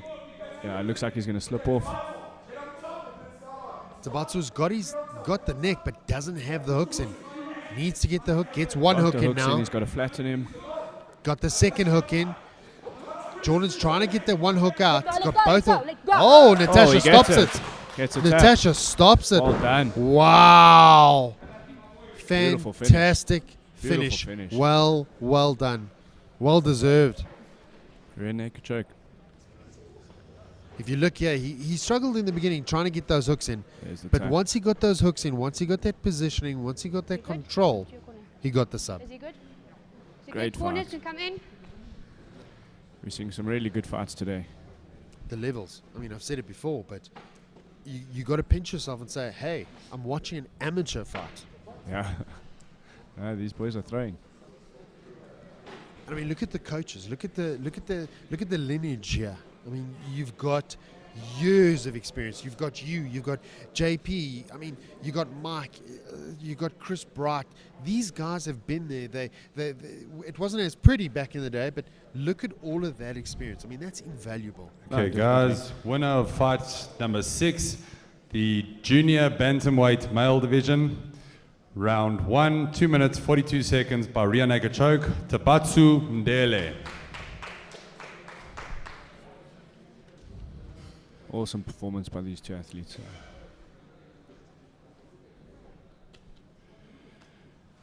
Okay, for the bronze medal, we have Pumelela Nkomo. Well done, Mpumelelo. He also had a great fight yesterday. Boyd on social media yesterday, I kept on repeating, are you not entertained? This is Nah, I number think 6. We're starting today on number 6. Silver medal, we have Jordan Emming from Western Cape. These guys are And coming out in all the way from gold, Western we Cape, have from Tabatsu Durban. Ndele from Gauteng. So they're putting in the time and effort.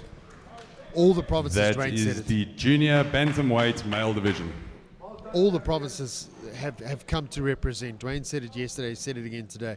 All the provinces have come up, and that just speaks to what we've been saying for the last 3 days. There's an explosion of growth. We're growing the sport daily. We've had COVID. Okay, guys, we're going to go straight into the announcement of the senior bantamweight division. Unfortunately, Luke Hendrick's fight was pulled from the card against his opponent in Mpumalelo. Luke competed in a professional boxing match in 2016, and amateur rules say that if you've had a pro license in any combat sport, you cannot compete as an amateur. Unlucky, and Luke had a great fight yesterday. Came up short, but again, the experience that he's gotten out of this must be invaluable. Yeah, and I think that's what it's about. It's about the experience, and it looks like he's going to have to put in some hours and look to go pro if he wants to compete in MMA going forward. Luke, how does Luke come to you? He says, right, Boyd, we've had this setback. What's the roadmap? Where does he start? Well, we spoke about it and we said, look, if it's amateurs that you can't compete in, then we've got to go pro. And that means a lot more hours in the gym and on the mat with the right training partners. And we can look to get in later in the year. He did really well, and I think he had a good chance of winning the final and going through to SA Championships as #1 in his division. So, yeah, I think pro is the next step. Boyd, if I come in and again, I'm brand new, I walk into Apex, I shake your hand, I go, hey Boyd, I want to start training for amateur MMA. How many hours am I looking at a week, roughly?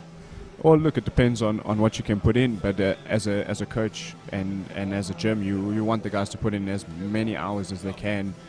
But you need them to do their groundwork, you need them to do their wrestling work and their striking work, their strength and conditioning, their recovery. So there's a lot that goes into it. They almost got to break it up, don't they? They've got to do 1 session jits, 1 session stand-up, 1 session strength and conditioning. It's a lot of work. And a lot of the guys and girls are working full-time as well.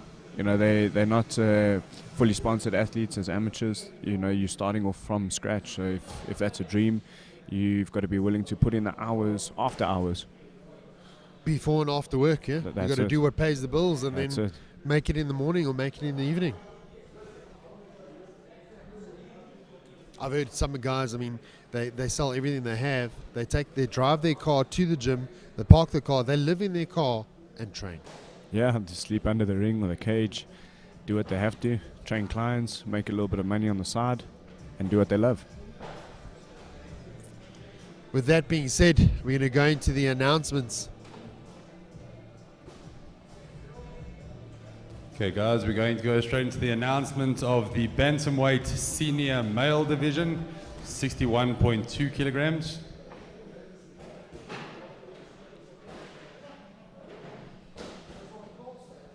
Medal ceremony for these athletes. They must be super proud. In All bronze three of these position, guys. we have Sam Human. Sam had a great fight yesterday. Great fight yesterday. Look at that smile. The man's stoked. Silver goes to Sipho Mlaba.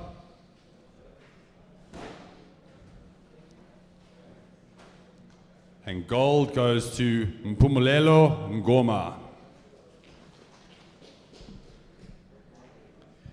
Boyd, young Boyd starting off in MMA. What was the roadmap? Sure, I kind of sort of took it on a wing. Okay, guys, after this, we're had going to go about to a 2.5 weeks worth 15-minute of training, interval. See you coming all from back an here amateur soon. boxing background. You know, I thought, let's give it a shot. Seems like something exciting. The sport was still very young in South Africa at the time. And Took it almost on a dare, did you? Yeah, you could say that. And I kind of just fell in love with the sport and started like that. Amateur MMA in South Africa at that time was completely different to what it is now. Now it's a professional setup. They've got the right refs, the right coaches, sort of the right medics. We were sort of fighting in the back parking lots of the Coca-Cola Dome, for example. Fighting out of a tin roof, huh? Fighting That's, underneath that with the blanket around the poles. And at the same time, still a great learning experience. Great stuff. We'll be back shortly, folks.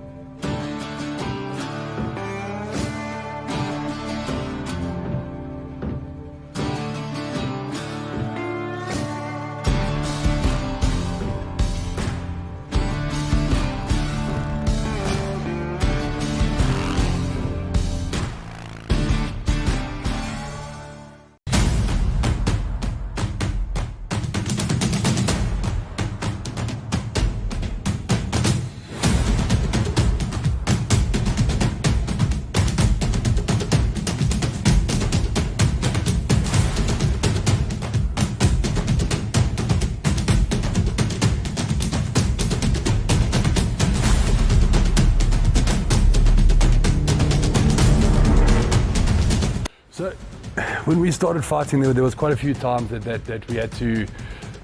There wasn't as many promotions as we had now. I mean, there were great promotions out there, Fight Stars and all of those guys that were really building the sport. But there were a lot of other little promotions that you warmed up in under a carport with a blanket around the carport, and you threw a flat hand for the first round because you couldn't throw a punch because you're scared you're going to break your hand. And that's how we had a couple of our first fights. And you kind of get to a point where you realize that these are athletes. These guys are doing 2-3 month training camps to get to where they are, and it's very difficult to train under these conditions and then stay passionate if that's how you fight. So we decided we wanted to open a promotion for the fighters and treat the fighters the way that we wanted to be treated, and that's pretty much where it came from.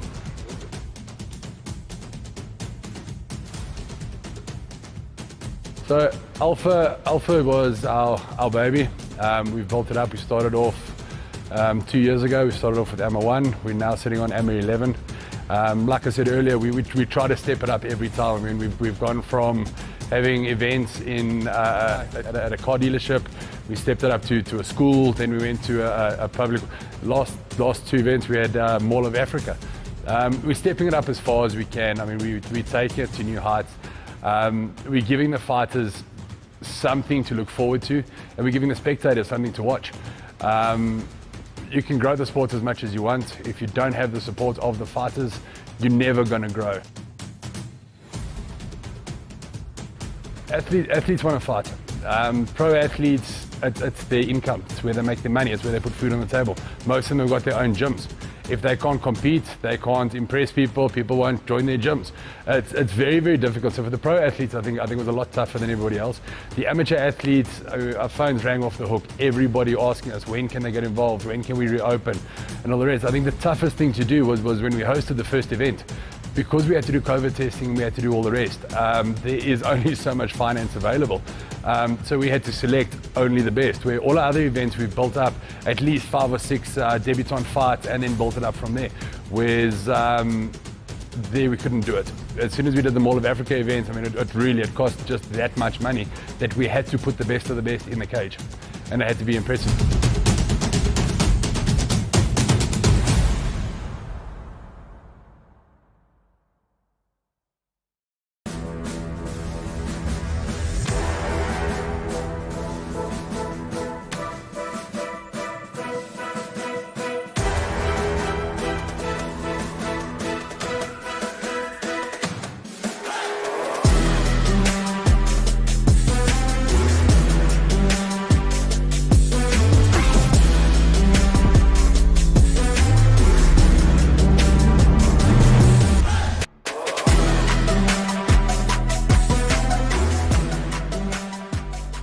Guys, it's a tough sport. I know you weight cut every day, but it is worth it to, at the end of the day, on that Sunday, have your hand raised, put on the green and gold, and represent your country at the World Champs.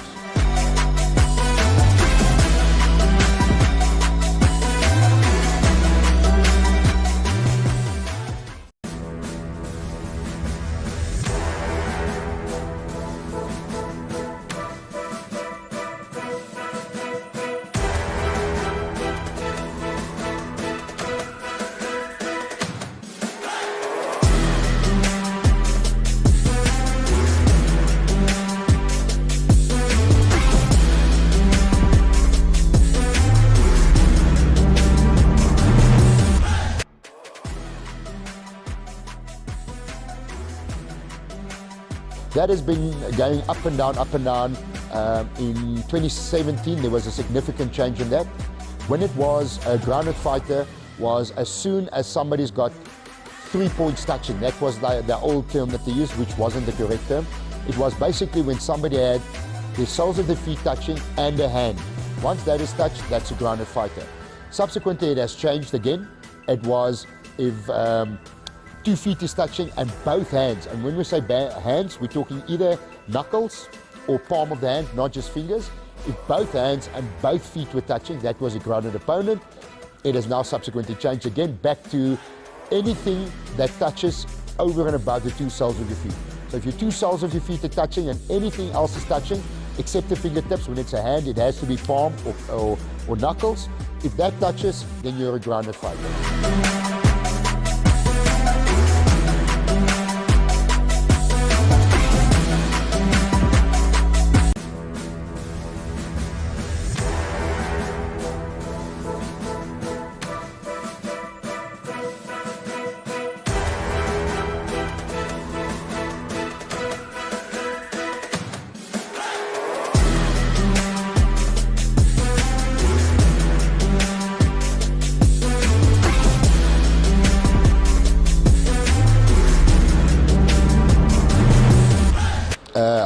I'm Ferdy Basson, a referee for MMA, both professional and amateur. If you have seen me before on TV, I'm the guy with the bald spot. So yes, you can't see my bald spot now.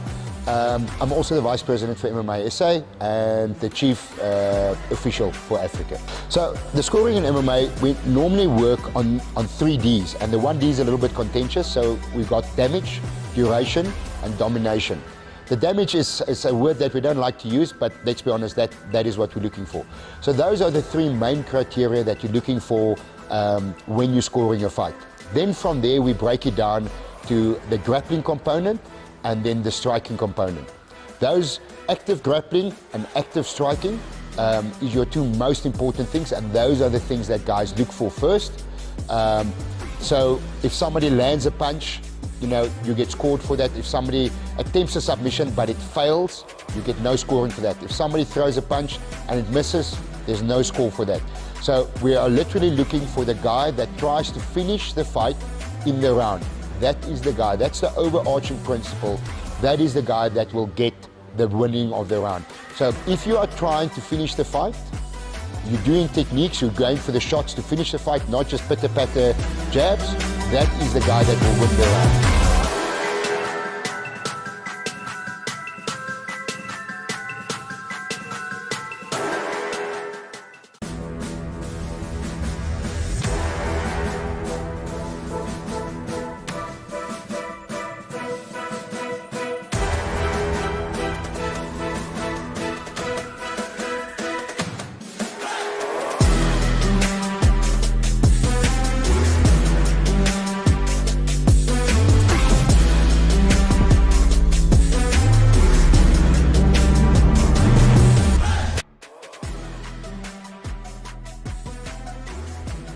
You have to find your why. Why are you doing this? This is not a fun sport.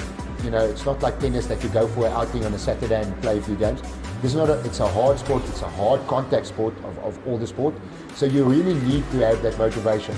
And hunger, and when I say hunger, it might be physical hunger, but it's also, you know, the need to do the sport. Why are you doing this? What is the driving force? And if that driving force is not strong enough, I can tell you it's a very tough time in that cage. Oh, you know, if you look at soccer in countries like Brazil, it is the way out of poverty.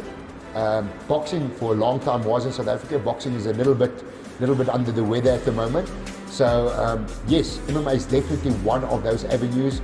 And if you look at a few champions that we've got in South Africa that have come from, you know, let's say poverty backgrounds or less than rich backgrounds, there is quite a few of them that hunger drove them to be on top and still be on top.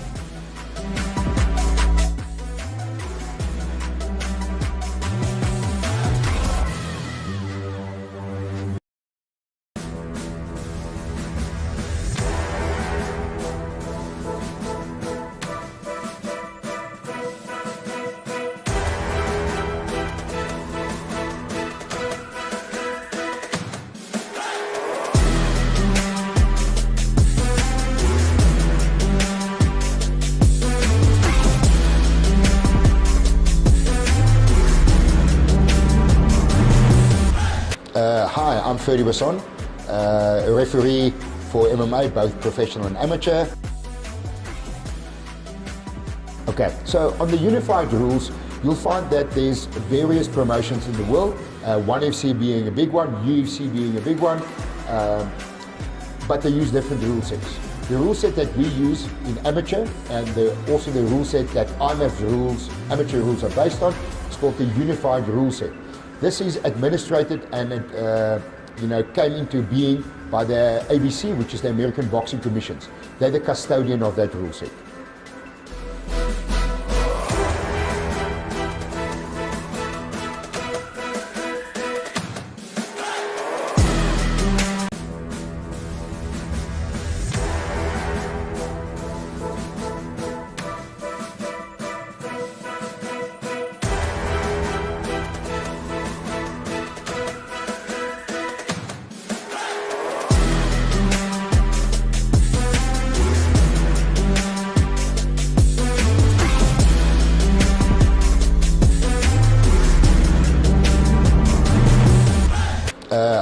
Featherweight, a referee for MMA, both professional and amateur. So there's quite a few files, but you know the ones that I want to touch on, and that's most of the time misinterpreted, is back of the head. Let's talk about back of the head. In boxing, some of the other combat sports, any shot behind the ear is called back of the head, and that will be a foul. In MMA, not so much. MMA, we try and protect the spine and the upper part of the skull where there's no protection. So it's literally from the crown of the head down to the nape of the neck, and then all the way to the coccyx at the bottom. So we try and protect the spine, so the whole area of the spine, and then of the top part of the brain and the top part of the spine. That is behind their head shots in MMA. So a lot of the times the guys are complaining that the shot landed just behind the ear. And they're saying, yeah, it's behind the ear shot. The way the referees rule on it, if the punch, if the glove touches the ear, then it is still a good shot. So in other words, if I can show you, if I turn, that shot is still a good shot. There it starts getting contentious, but as soon as it's there, even this area that still makes contact with my hand is still a good punch.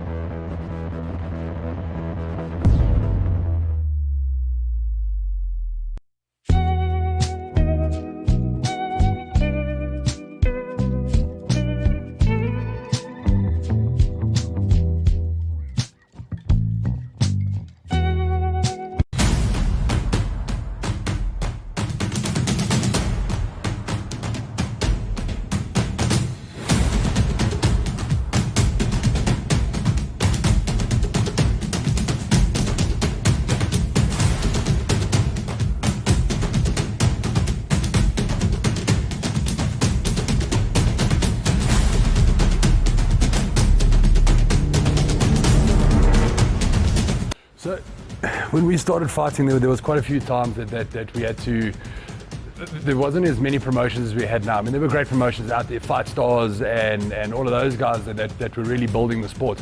But there were a lot of other little promotions that you warmed up in under a carport with a blanket around the carport, and you threw a flat hand for the first round because you couldn't throw a punch because you're scared you're going to break your hand. And that's how we had a couple of our first fights. And you kind of get to a point where you realize that these are athletes. These guys are doing 2-3 month training camps to get to where they are, and it's very difficult to train under these conditions and then stay passionate if that's how you fight. So we decided we wanted to open a promotion for the fighters and treat the fighters the way that we wanted to be treated, and that's pretty much where it came from.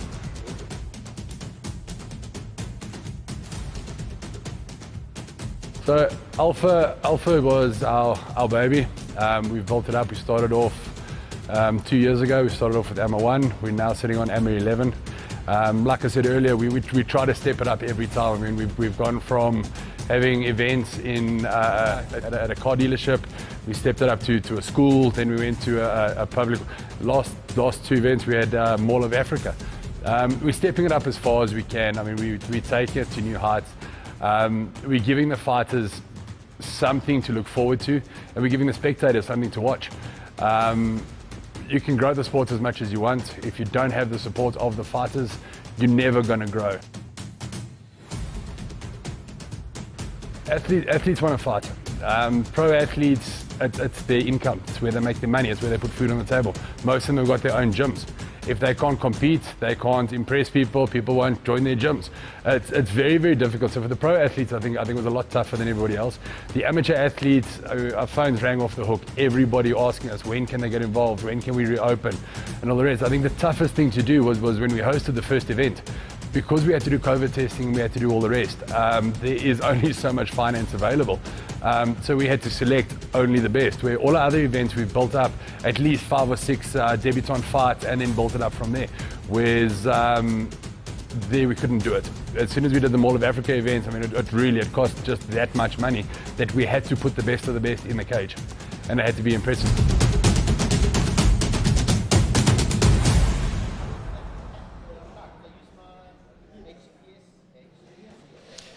Jessica, next female fight. You excited? I'm so excited for this fight, I can't tell you. So both these ladies are training partners of mine. They have been training partners of mine in the past. Phenomenal fighters, phenomenal athletes. I'm super pumped to see how this goes. So interestingly, with Peyton coming to make her MMA debut, she's a ground fighter, jiu-jitsu champion, purple belt, high-level jiu-jitsu. Mishka, this will be her 4th MMA fight. She's an all-round MMA fighter, but comes from a striking background. So it'll be interesting to see where today goes. You know, we talk about the striker versus the grappler. Interesting enough, we haven't touched on grappler versus grappler. You know, you got two tools, two skill sets that are going to kind of nullify each other. Sure. Besides the belt aspect, I mean, how do these guys approach this competition?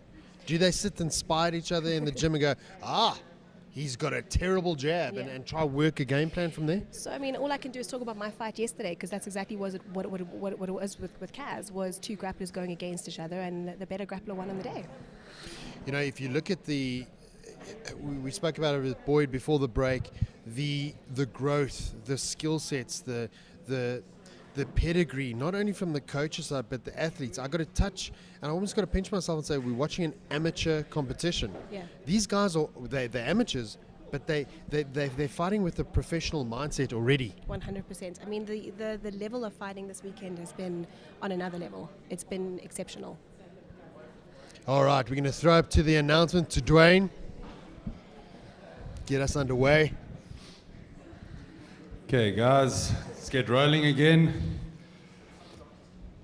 We are starting off with the medal presentation to the junior strawweight ladies. It's 52 kilos, or 52.2.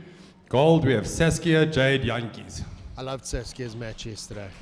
Loved it. She fought a tough fight yesterday. It was a good experience for her. You know, you got this young girl. Young lady standing in a cage. She had a great fight yesterday. Today she's getting presented with a gold medal.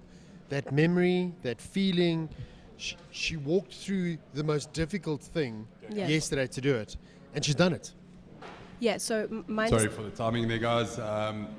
Winner of the junior ladies strawweight, 52.2, Saskia Jade Yankees. So my understanding with how this went is Saskia fought Anisha yesterday in the first fight, and she obviously lost against Anisha, but because she's a junior, she gets a gold medal for winning in the junior division. That feeling, this award for her to go back down to her gym now, and she's going to bring that story. She's going to tell her story. Some other young lady's going to hear that and go, 100%. I want a piece of that action. Yeah. And again, we have that rebirth. We have that, let me reach down, grab someone up and pull them up, and we're going to have another powerful lady stepping in here next year, 100%. year after. And it just allows the sport to grow, because it's unfortunate that we have so few women competing at this point, with that a junior has to sometimes step up and compete with a senior, or women are being kind of coaxed into higher divisions, like as a strawweight to fight as a flyweight, because there just aren't enough ladies to fight. Okay, guys, moving along. Fight number 8.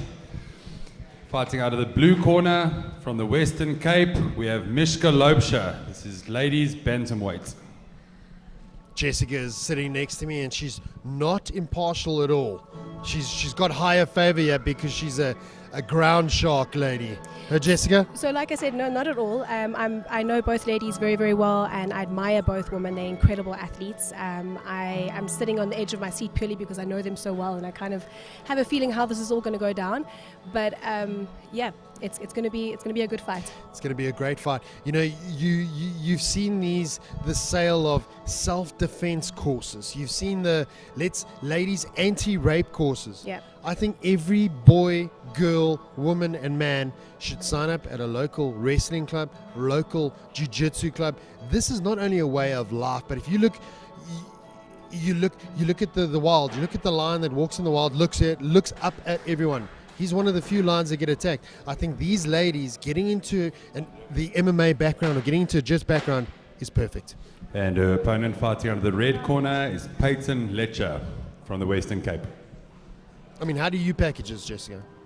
Oh, Yeah, so look, Mishka's fighting out of R-Star in Langebaan, and it's a solid gym out in the west coast in Langebaan. Peyton's coming out of Henzo Gracie in Cape Town, so 100% jiu-jitsu background.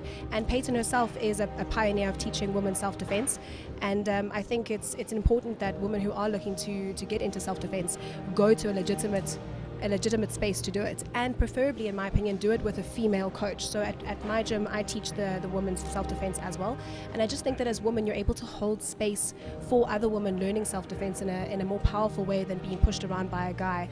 You need to understand that in these situations, you're often dealing with women with trauma already, so it needs to be handled with sensitivity. Jessica, how you get a lady and you want her to feel the real world aspect? Does she train? Does she take the hard knocks from male athletes? How does it work? What's your standpoint on it? Absolutely no way I can answer you right now while watching this fight go down. Peyton shoots straight away. She's bought in, folks. That Henzo Gracie background kicking in now. Peyton knee on belly. Look at that control. Full mount. Mishka Raining needs to start moving. She knocks her off balance. Nice reversal. Look at that athlete. She waited for her opportunity. That window of opportunity presented herself, shifted her balance, got out of there. Peyton pressing the action now. Needs to get that position before submission. So important. Peyton's very tricky off her back. Look at those hips. They're moving. Shooting up for an armbar. I feel like I'm watching a video game.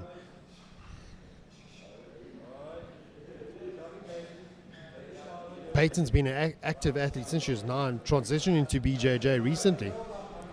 Yeah, Peyton's she was a very successful wrestler, coming from a really hard wrestling background, and she's had lots of success as a jiu-jitsu athlete over the last 3 or 4 years. You can see she's managing that storm. She's focused. She knows what she needs to do. She's not panicked down there, is she? She knows what she's doing. So well, look, Mishka needs to stop moving her hips so she can get out from underneath Peyton.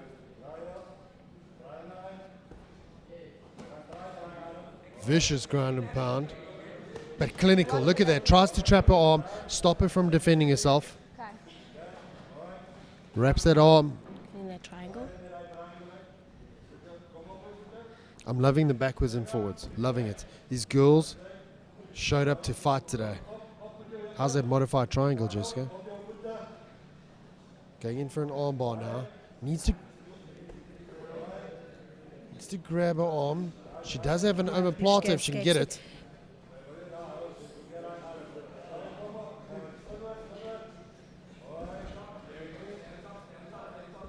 The versatility that you're seeing from these female athletes, I mean, it's backwards and forwards. This is as high level as you're going to get. Mishka's an experienced MMA fighter. She's been through some hard wars with previous fights, and Peyton's been up with the best from a jiu-jitsu perspective. So they're both seasoned athletes already. Got her Kimura there, loses it. Gets into side control, almost pinned her in a crucifix position. It's very impressive to see some hard ground and pound coming from a traditional grappler. Peyton's really landing some solid shots. I think that Gracie on that t-shirt's a lie. Huh? How's that ground and pound? Absolute anvils coming down there. Round number 1, Jessica, if you were the ref or the judge, wow, where do you score this? No thanks, I wouldn't want to be. I don't want their job for all the money in the world. No thanks. Don't. Hardest job in the world.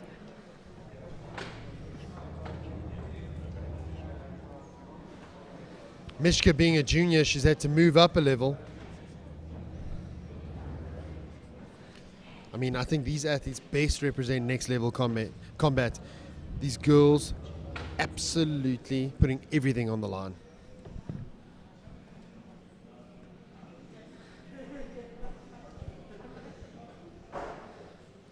So this is where you see the experience from a fight come through. So Peyton does look quite tired. She hasn't been into a second round of an MMA fight before, so it'll be interesting to see her recovery.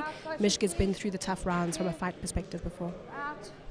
So important in between the rounds. You know, you see a lot of these athletes getting to the side of the corner and they're breathing. They're almost hyperventilating, almost putting themselves out the fight. It's so important to slow their breathing down.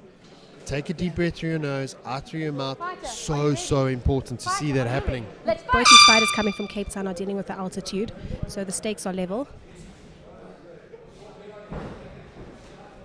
Shooting for the takedown. Gets that in-leg trip.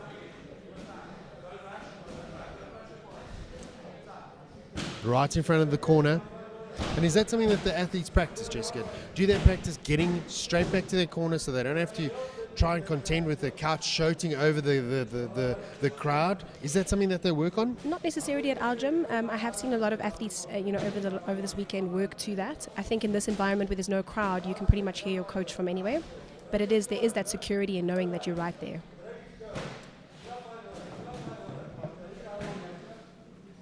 Peyton tied up at the bottom now.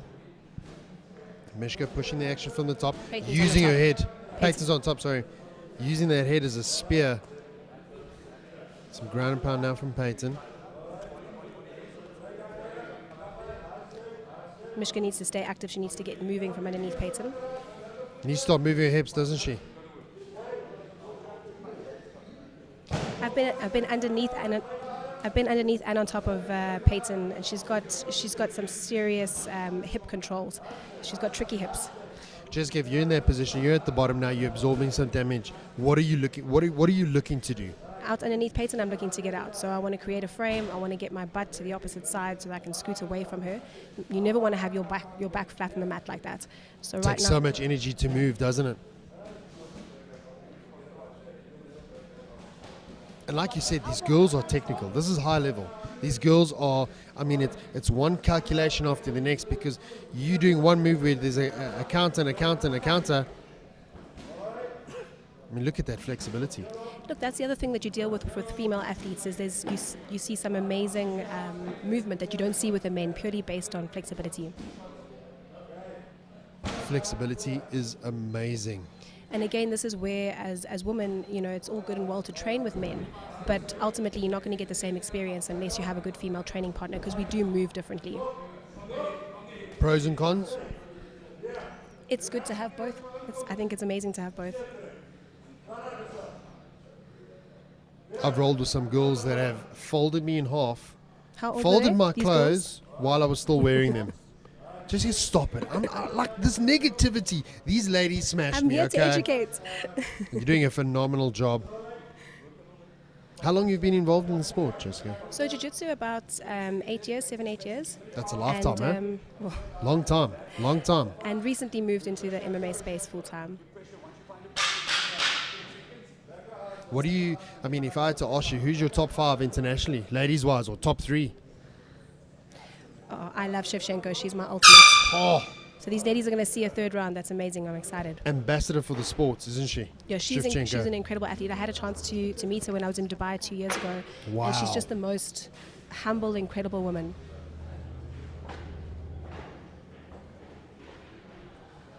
Look at that replay. Push the action, knew what she wanted.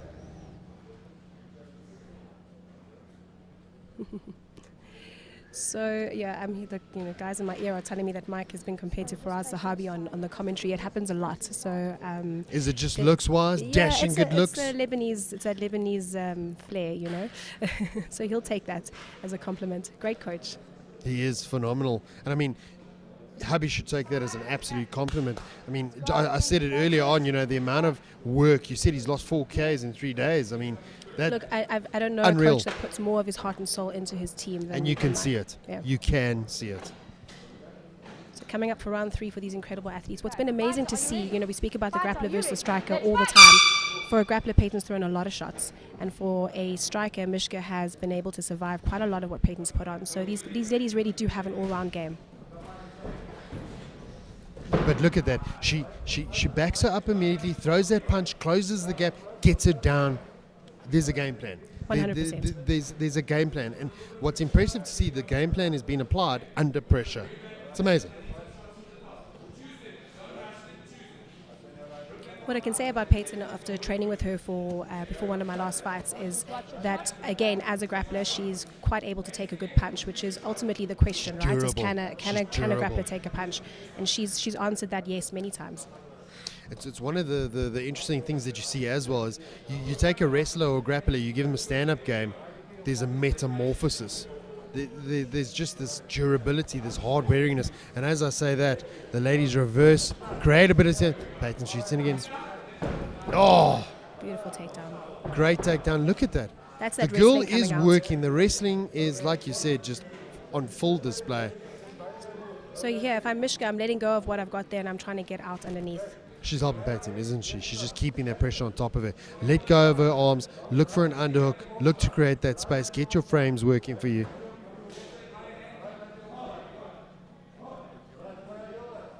Girls are doing a phenomenal job. Oh, what a reversal. Still got that single leg.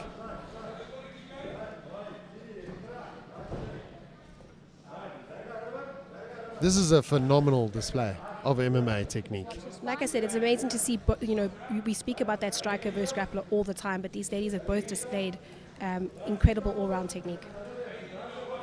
These women are amazing. These women are putting it all on the line.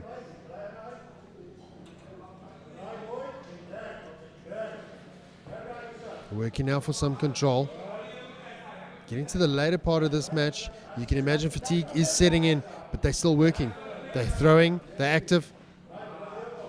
What's the endurance like for the women? Are they working just as hard? Are they working double as hard on the jiu-jitsu? Are they working double hard on the stand-up game? How does it work? Is it different for us? Look, I'm going to tell you that women have to work harder. The amount of women that have been fighting this weekend, I'm going to say it, the amount of women that have been fighting this weekend on their period. Everything that a man can do in the sport, us women can do bleeding. So 100%. we work way Work harder. hard. My favorite matchup has been some of the women. I mean, they bring fireworks. Yeah, the guys are cool, calculated. The women go after it, don't they? We definitely do.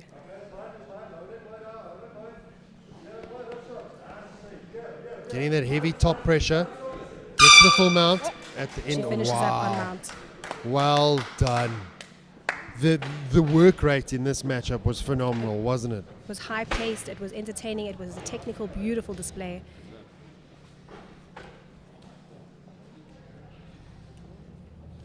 I think women are the heart of MMA gyms.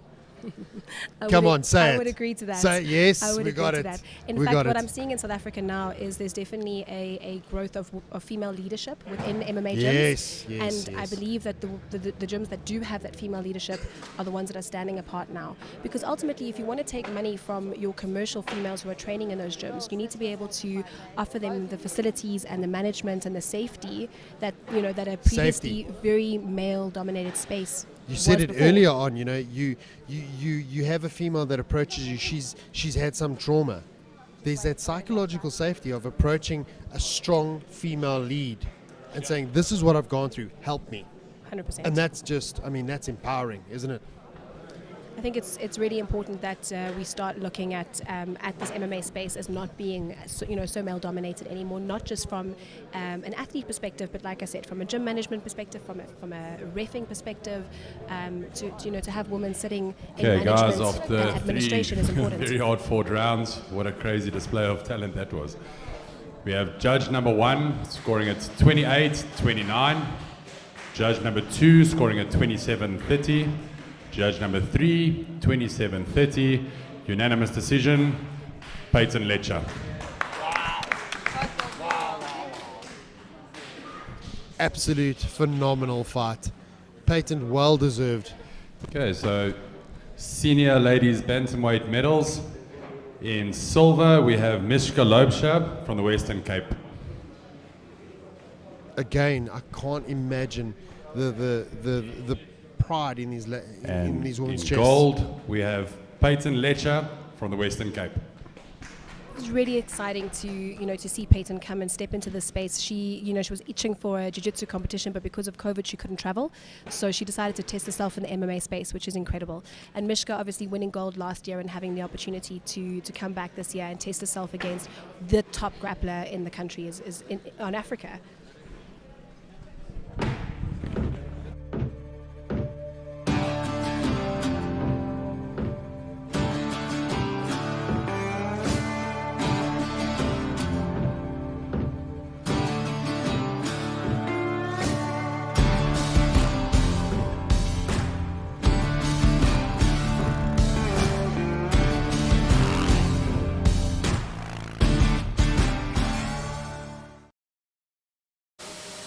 You know, if you look at the list of female athletes, and it is long and it's impressive. You look at what we just saw today, and I was saying to Jessica, if you look at there's no malice, there's no attitudes, there's nothing but positivity radiating from these ladies, and they're going to reach down and they're going to be friends for a long time, and they're going to take that back to their respective gyms, and they're going to go, girls, let's do this. Yeah. Look, I think sometimes, if there's a show of bad sportsmanship, obviously you're not interested in being that person's buddy. But for the most part, we're all here to grow the sport and to get the good experiences. And sisterhoods and friendships are created on and off the mat, in and outside the cage and the ring all the time. And because the pool of athletes is so shallow, we often have to face each other twice. We're forced to face our teammates sometimes. So it's all in everyone's best interest to keep it nice. I want to touch on what you said earlier on. When you look at the gyms that have got female leadership, female coaches, females in position of power, these ladies, I think, in my personal opinion, their gyms have got so much more to offer. 100%. I think it's something to really look forward to see how the sport can grow, and the more we are able to put on a display and create infectious energy, the more the sport will continue to grow. Jessica, if I put you on the spot and I said, who's on your GOAT list? Locally, internationally? Sure, that's a tough one.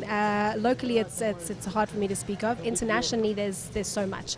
I think if we look at the likes of Amanda Lino locally, the likes of Shana Power before, Daniela Eliasov, so some amazing EFC female She athletes paved that the have way, been, didn't she, Shana 100%. Power? And internationally, like I said, I'm a big Shevchenko fan. Love Rose Namajunas. Obviously, Amanda is right up there. So yeah, following closely. It's going to be amazing. Who do you think is going to beat Amanda Nunes? Oh, nobody.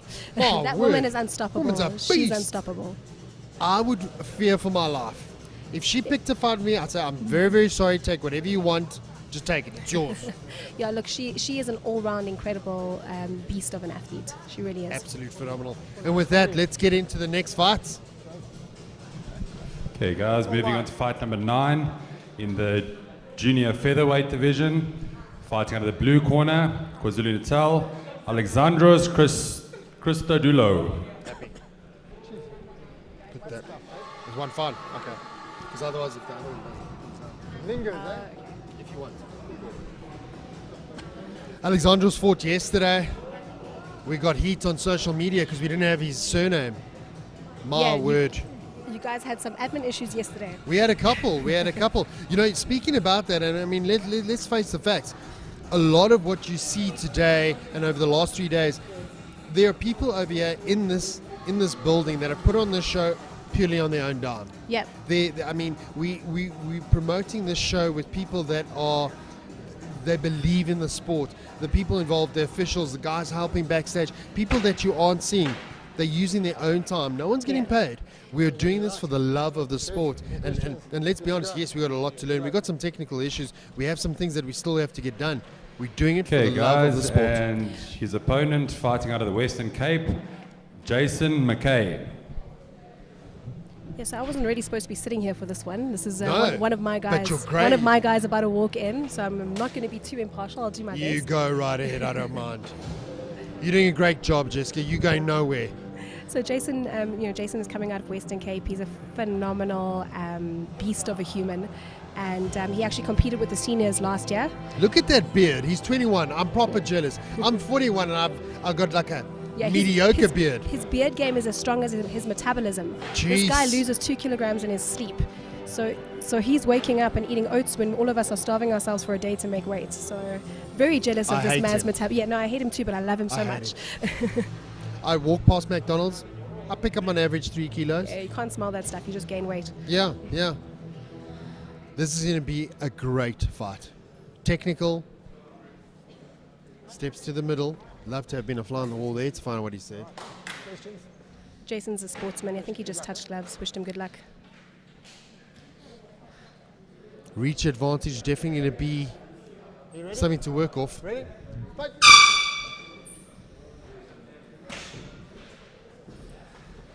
Alexander comes out with a straight kick, lands some great combinations. Stalking him back. Shoots for the takedown, gets it, drags his legs down now. He's going to want to work to slow this down. Khabib style on the legs, trying to trap them.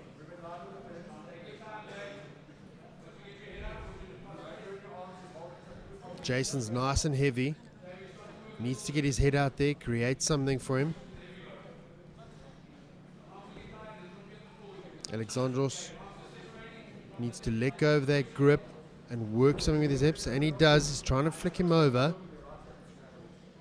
Needs to create some space to get a better scramble going.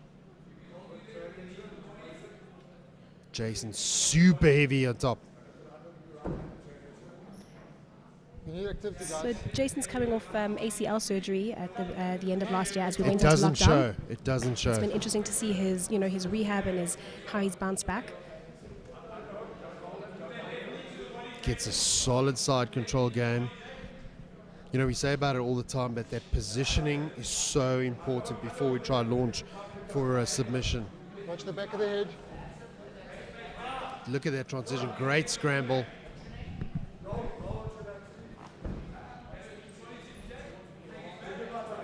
Jason looking to go to the back now. Gets his hook in. Oh, how's that technique? Both hooks in now. Alexandros is going to try to shake a hook off, try and mount him off. Turns his back now. Smart thing to do. Lands up in a bit of danger now. Taking some ground and pound. Referee Bobby watching the action closely. Jason's coach shouting at him to choose a shot. Well done by Alexandros. Waited for the opportunity to explode and reverse. He's got that opportunity now. Now he Jason needs to throws work. Traps that leg. He's got to watch for an armbar.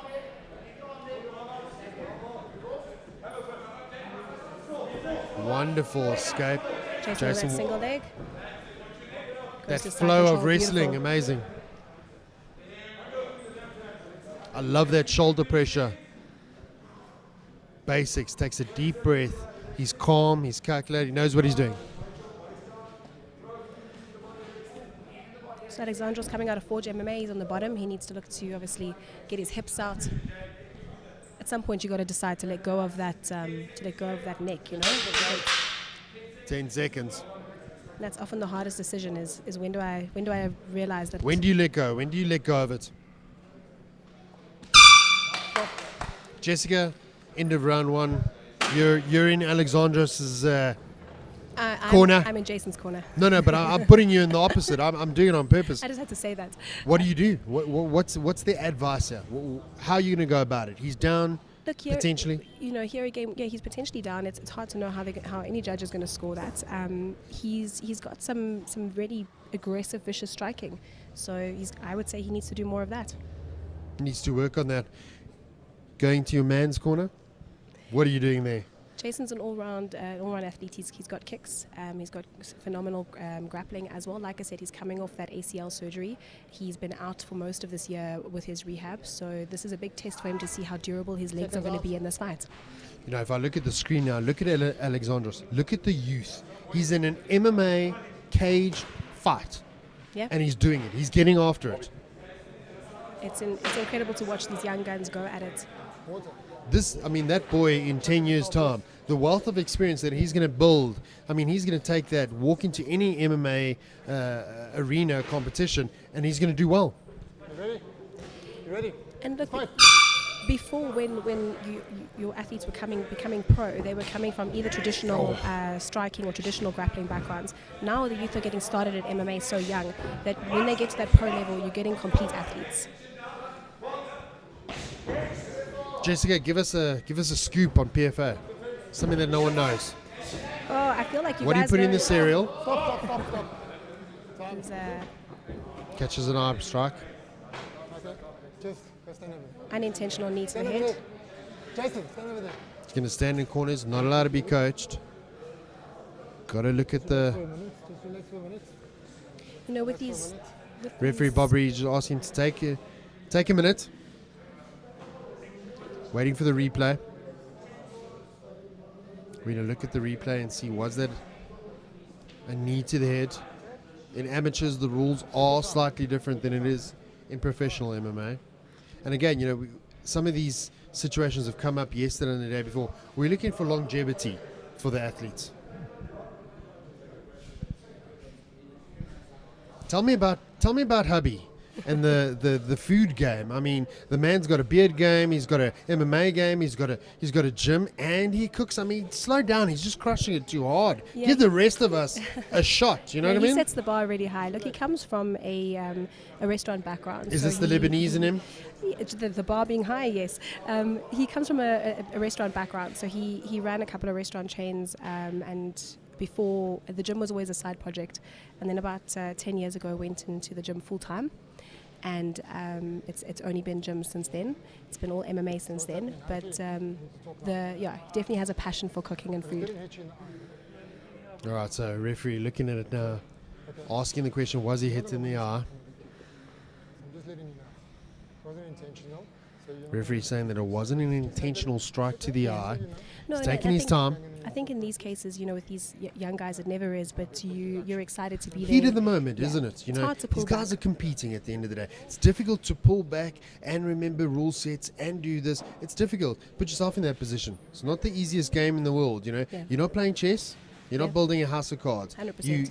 You're throwing Not your painting body. nails either, like We're you not said yesterday. painting nails. I got so much heat for that, Good. Jessica. Good. My word. But those girls came at it. Those women really did. They smashed it. You know, they didn't get together to have a party. They didn't get together to manicure. No- They didn't get together nobody to did talk about today. dress sizes. Yeah. They got together and they got after it. My favorite fight of the day. You know, all these athletes have come to fight, they've come to perform, and everyone's put on an amazing show. Fights off, guys. So ref says Referee. lights off. Bobby calling it. It's accidental. It's not a DQ. It's Was accidental. It's not a disqualification, interestingly enough.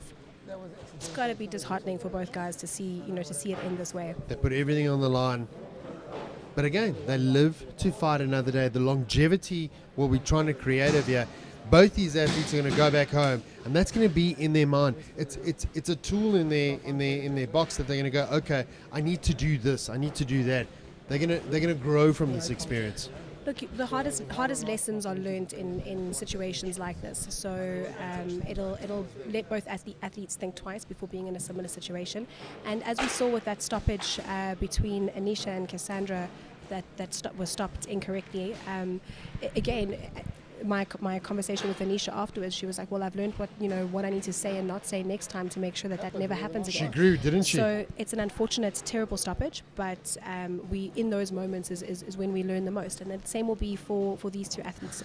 I'm always empathetic towards the judges and the referees, because you know the ref is there and she's got a split second to make a decision. Is that arm going to be broken? Isn't it? This was a verbal miscommunication. it's difficult, but we have to look for the help. Okay, of the guys, this athletes. fight has Rather been be stopped, premature called than a have no something contest happen due to and it's bad. an accidental knee. We're going to see a different camera We're angle going here on the to present replay. the medals after a fight It or two, was just going to the rule book just to see unintentional, exactly how as you this can works in see. a tournament He situation. grabbed the knee, pulled Okay, back, and thanks, he went guys. down No for contest. a takedown. Completely unintentional. Such an unfortunate way for this all to go down. He almost grabbed his knee. He went for him and then almost brought his own head down. Unfortunate, but I mean, if you look at Alexandros, he's a youngster, and he stepped in there today, and he got after it and he made it work. Yeah. Take nothing away from Jason either. He came here to perform. He really did. He came here to win. Both athletes came to win, and yeah, an unfortunate error. And like they're seeing on the replay, the knee actually never hit the face, Hit and the the ear. intention was not, for the knee to land on the face. Okay, But, guys, they've consulted the these rule things books happen. and come up with a decision.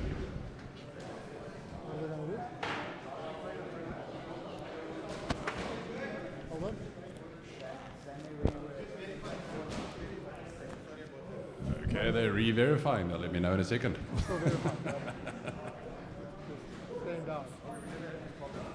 Replay showing again, it wasn't intentional. It wasn't a knee to the face. You can see it almost grazes the ear. See it from another angle. There it looks a lot worse, doesn't it? But you can still see it's past it and it wasn't intentional. Jessica, talk to me about exercising restraint. It's difficult because again, you're putting your body on line. You're doing a physical exercise under strain, under resistance. It's difficult. It's difficult to manage all these aspects of the game. But how difficult is it to work with restraint in mind? It's the hardest part is, to find that control, that self-control, to know when to push, when to pull back. You find it from a sparring situation. Are you going too hard or too soft with your partners? And then how does that translate, in the cage? And when do you pull back because you can see that your opponent is now moving into a position that might put you in a difficult scenario? We see it often in the MMA gyms, certainly the ones that I've been to. You see some young Thunderguns walk in and they want to prove a point. What happens at PFA? Who puts who in their place? Yeah, look, I think we don't do egos at PFA. So you either fit into our culture or you choose another gym down the road where you feel like you're a better fit. So we don't stand for egos by us. So guys get settled very quickly. Or they leave. Phenomenal.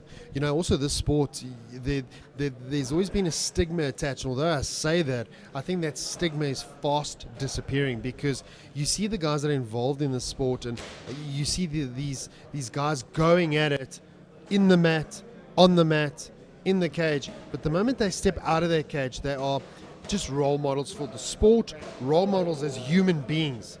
And that, for me, is the biggest thing about MMA. Is you see these youngsters coming up the routes, and they walk out of that gym and they're just better human beings. For me, that's the biggest thing about this sport. Yeah, I agree with you 100%, and I think it was always the case. But I think there was definitely a stigma before around cage fighters or whatever it was, and that's. The more kind of commercial and publicized MMA becomes, the more you get to see, the athletes, the coaches, what incredible humans they actually are, and not to be fooled by, a tough exterior.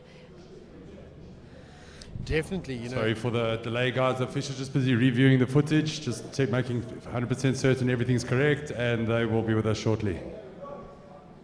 Getting back to what you said, Jessica, yes, I think it is something that, if you look at the sport of MMA, we're developing young men, we're developing young ladies. I see it. I'm one of the coaches for the youngsters, and you see a difference. You see this young boy, he's bullied, he comes in. You see this young girl, Okay, she's bullied, guys, she sorry for comes the in. delay. Let's get this on the road. Okay. In bronze medal position in the junior flyweight division, men's, we have Benjamin Swarmers. Medal ceremony now for the youngsters.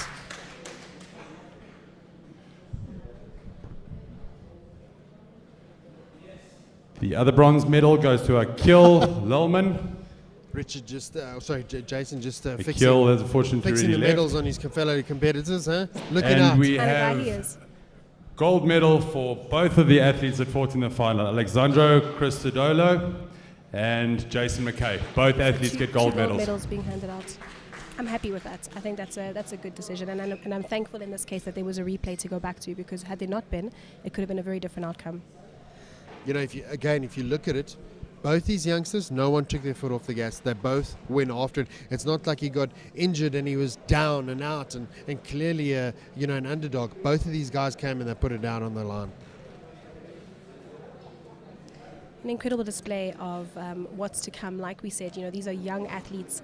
They're in their 18 to 21 age group, and they've got their entire future ahead of them. I can only speak for Jason because I know him personally. I know that he wants to take this as his career professionally, and I assume the same goes for for the rest of the guys. So they're on the right trajectory. If you look at again, these are youngsters. They're going out into the world. They've got their whole lives ahead of them. This sport is going to forge a part of their personality. They're going to be better individuals out in the workplace. Whatever they choose to do for the rest of life, they can be better at it. Totally, and we see that all the time. You were talking about guys that have been bullied, and they change in a gym. But the same goes for the bully. The same goes for the guy with the attitude and the guy with the ego that steps into a gym thinking he's the guy or the woman, and they get humbled and they learn self-respect and they learn what a family is about, and they have role models who are older than them who have walked that road, and they're able to then change the trajectory of their lives. I've personally witnessed a young man walk in, he's the bully, he's the aggressor. One of our female athletes annihilated him. It was his first day in the gym. She walked in, he landed something with a bit of venom, and she absolutely took him to the ground and she started showing him the A, B, C's. Yeah. She never even got to D, E, and F, and he was done. Yeah. He was like, I'm done. I'm putting on my branded T-shirt, which I'm not allowed to say, and walked out. He was done. He was done. And it was phenomenal to see. Not only was it amazing to see him be humbled, but it was amazing to see the understanding, the growth. We want to show people that, listen, you might be the aggressor out there. You might be coming from a difficult upbringing. You might be coming from a place of hurt, of pain. Join an MMA gym. Yeah. Go to a jiu-jitsu club. Get that out. Start reach back down. Bring someone up. If you're in pain, come and join an MMA gym. Release that. Get rid of that. Yeah. You know what I mean?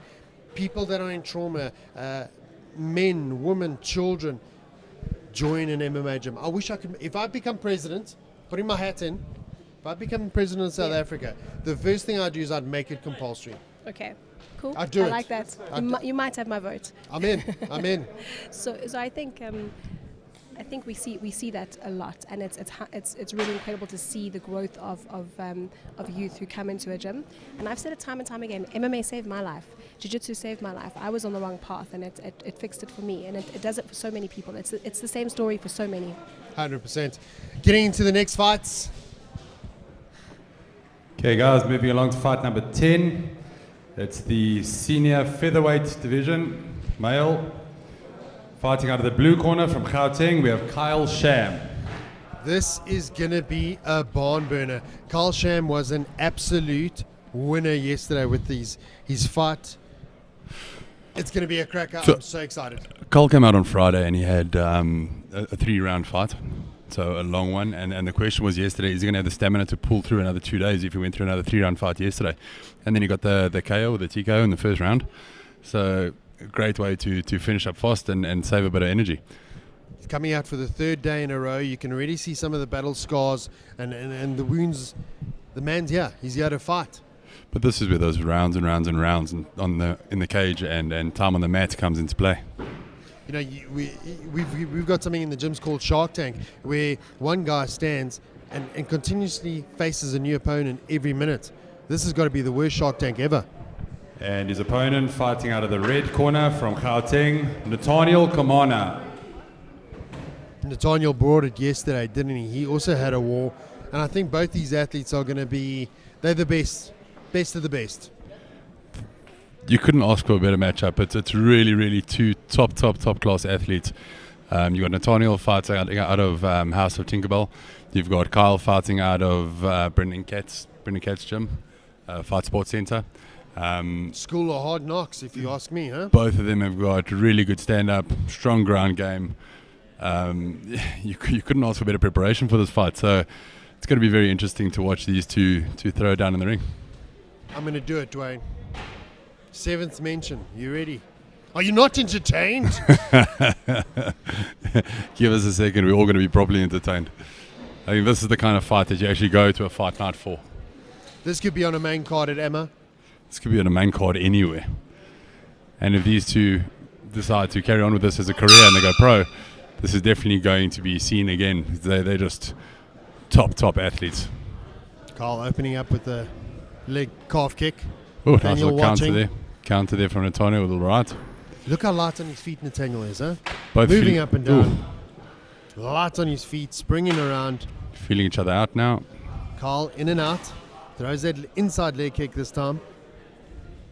Antonio doesn't flinch. He takes a strike, doesn't flinch on the Laser leg kick. focused, isn't he? Carl finding success with those kicks. Nathaniel moving in now. Changes his stance quite often. Standing southpaw now is Nathaniel. Carl working, coming in and out again. Nathaniel changes his stance again now. Both fighters nice and active, putting on a good show here.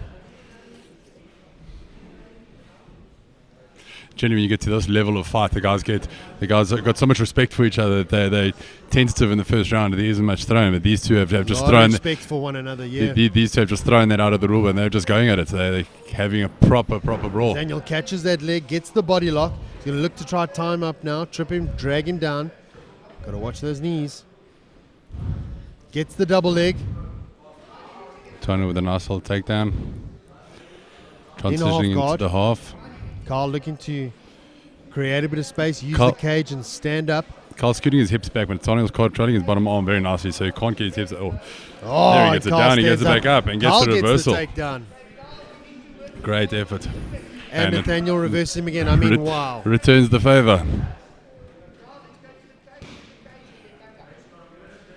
Got to watch that arm triangle. Carl's not scooting away from the fence. Carl creates Just got to that be back. careful if he turns that it, he doesn't frame up. turn his back. Both these athletes working well, aren't they? Very high pace. If this fight makes it to the second round, it's going to be very, very interesting to see who's got that gas tank, who's got that. I think they've both proven themselves to have a top Carl skill giving up set. his back. Nathaniel quick on that opportunity. He's going to look for body triangle. Nathaniel gets it in. He's got that body triangle. Now Carl's got to fight those hands. Carl needs to turn Nathaniel into the right-hand side, get that foot in the body triangle to the ground, hook that ankle and pull it back. It's the best way to break off the body ankle. Nathaniel looking to try trap Carl's Nathaniel. arms with his legs. Massive experience with releasing that body triangle, not letting him turn it to the ground, getting his hooks in. Carl's neck in danger. Carl's Nathaniel's pushed that leg off. Turning out nice. top of the action. 10 seconds. Oh, taps with 10 seconds to go in the round. Wow. What Well an done. That was a amazing, phenomenal fight. amazing Technically showcase of skills. Amazing. That showcase of skills was amazing. Well done to Nathaniel. Well done. But well done to Carl So as graceful, well. both these fighters. These are the guys that And you look at want that in your replay. training Look camp. look at the technicality here, Dwayne. Talk me through this. I mean, he did everything. He took the attack low, brought it back high up, so Carl focused on his hands, went to his neck, and finished it with the rear naked choke. Phenomenal. Nathaniel Nathaniel telling us they're coming in hot. He's coming in hot, he is. Coming in for AMA, he's coming in for all the other promotions, and when he gets to Worlds, I'm sure a show like that is definitely going to get him somewhere. If you look What at an that replay, athlete. well deserved. But no, It was a no. technical fight. These fighters going over to Kazakhstan. Can you imagine? You got your SA team, and you got both of these guys walking out there. What a showcase! We've got so It's a much hitman potential squad, that isn't we're it? setting through this year. Absolute hitman squad. Throwing it up now for the official decision, or the official announcement. And the official decision in that fight, round 1, 2 minutes 53 seconds by rear naked choke. Winner Nathaniel Kamana. Oh, look at that. What a show of sportsmanship. Raises his hands. Well done to both these athletes. They done amazing. Okay, and the medals for the senior male flyweight division.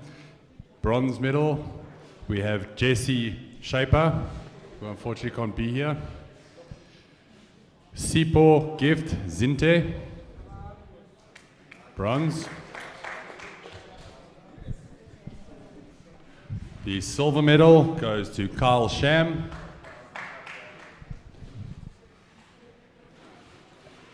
Gold medal and new champion Nathaniel Kamana from Gauteng.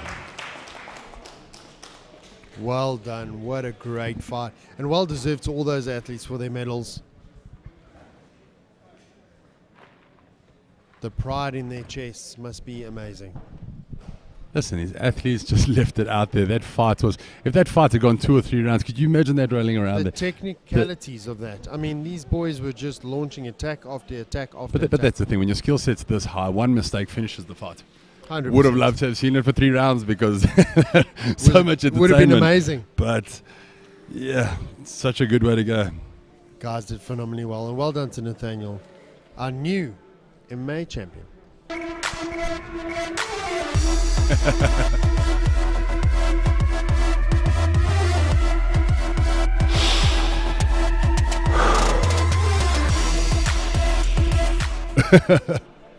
Now, I mean, you know, Nathaniel looked at you during the break and he said, Mr. Prez, I want to fight. You got a fight card coming up? Yeah, no, definitely. We'll get him on the next one. I actually think Nathaniel will be back in the cage next weekend at Versus, if I'm not mistaken. Wow. So how's that turnaround time? Three fights this weekend, another fight next weekend, and then asking to get into another fight card. These guys are just so hungry to fight. It's and unreal. With a skill set like that, I mean, can you blame them? This is what they want to be doing. In a month's time, he's going to build up a fight record of like a bazillion to nil. It gives them a chance to get 5 fights. I mean, back in the day, we used to get like 5 fights would take 2-3 years. Now you've got 5 fights within a month and a half, 2 months. The guys, they're coming up, and the speed at which they're coming up. I mean, these guys, watch this space. They're going to be in the pros shortly. One thing you just got to keep in mind is you do get medical suspensions for KO, TKO. If you get TKO'd, it's a 45-day mandatory suspension. And why do they do that, Ryan? Talk me through that. Longevity of the fighter. You don't want a fighter that's got a hand injury or taken damage to climb back in the ring and actually make it a long-term injury, where it could be something that the fighter could get over. You damage him permanently, or him or her. Sorry, but I mean, it could be a career-ending injury if you don't look after the fighters. You look at the injuries in American football, the concussions. There's massive write-ups about concussions, and concussions being a ongoing issue. Here we're looking at longevity of the sport. We're suspending the guys, but we're doing it as a precautionary. We want length. So the 45-day for TKO and 60-day for KO is mandatory from IMF. So you'll see 60 days out from an IMF or World Championship, whatever.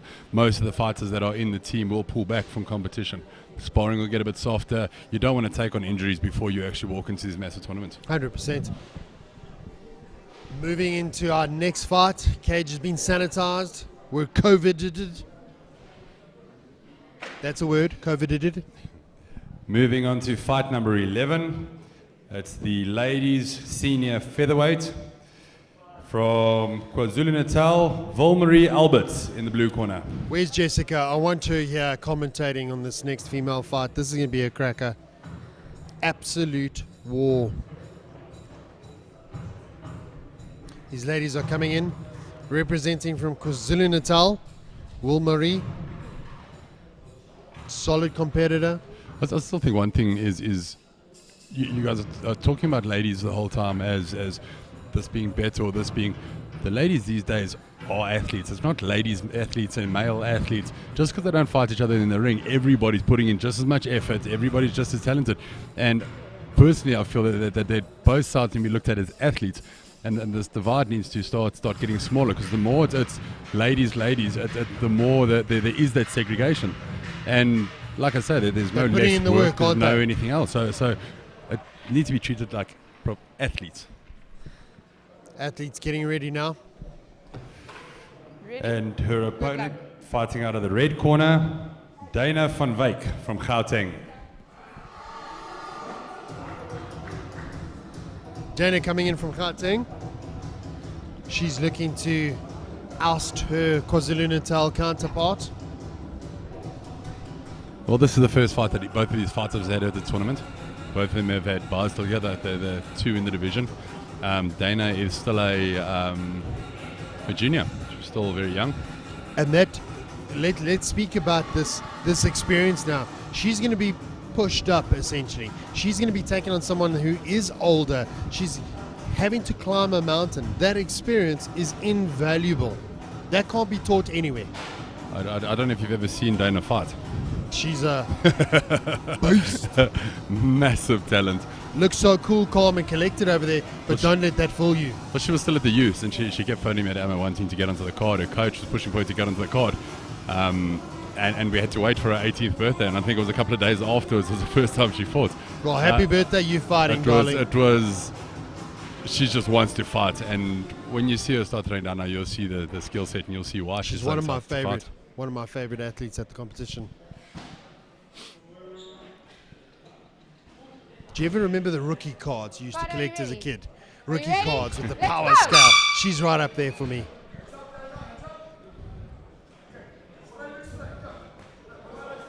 Starts off with a series of kicks, moves out the way, in and out. Needs to get sharp on those kicks. Volmarie's coming forward hard. She's pushing in. She's not backing down at all. Volmarie gets her, closes that distance, pushes her up against the cage now. It's going to look for clear those arms, but Dana's working. Gets a deep underhook, loses it slightly, takes the middle of the ring. Volmarie's relentless. She's just pushing forward, on and on and on. There's no backing down for her. Dana's pushing out the work though. Her work rate is quite high. Volmarie coming after her, walking her down every opportunity. Dana's got to be careful dropping that hand to block that kick, because if she comes with a question mark kick, it could be devastating.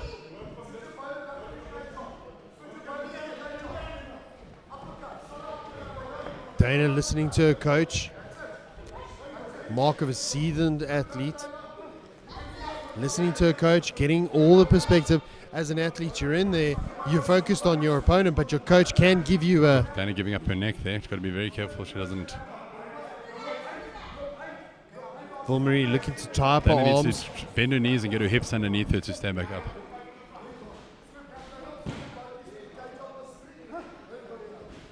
Both these ladies leaving it all out there. Neither one holding back. Very nice little head kick there. Stunned Volmarie, she did a little bit, Dana. It seems like the more you hit Volmarie, the more she comes forward. She doesn't back off at all. She's saying it, but she looks a bit dazed, but she's still pushing forward, coming forward hard. Let's talk about flight and fight, Dwayne. You know, some people get knocked, they want to run away. Volmarie, not Volmarie in any way, over shape, you. or form. She's still coming forward. Zombie mode, engage, and she's going to come after you. Dana's landing shot after shot, but she's doing it. Dana's landing at most of her shot, but she's doing it going backwards, which does take a bit of sting off of it. Working the body is Volmarie. Dana walking, disengages. Backing up. Volmarie lands straight kick. Dana landing kicks as well. Ooh, Dana with a nice little right hook there, landing flush. And Volmarie not backing down for this at all. Athlete. Dana landing those kicks almost at will. Dana fighting out of a Goga fighting system. They got some very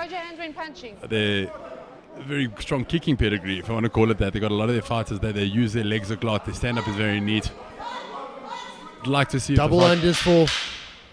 I'd like to see if the fight ends up on the ground. Volmarie looks tired, but Dana's still in it. Volmarie on top now, raining some ground and pound. And that's the end of the first round.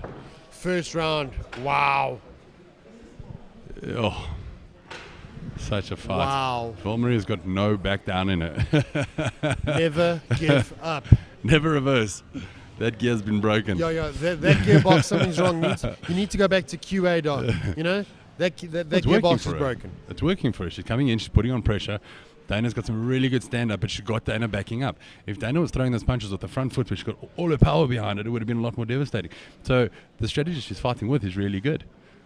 That being said, coming forward, if you come forward very heavy and you get caught, it's your pressure against the punch. So it's it's a dangerous game to play, but she's playing it well. It's got to be disheartening. You're throwing everything at this person, and this animal just keeps on coming forward. Problem is, it's not going down. It's disheartening for both of them. They're both doing it. So we had total striking workshop, isn't it? And then after a total ground workshop. I mean, amazing. Let's go. Crazy. Round number today. 2. The athletes take the center of the octagon.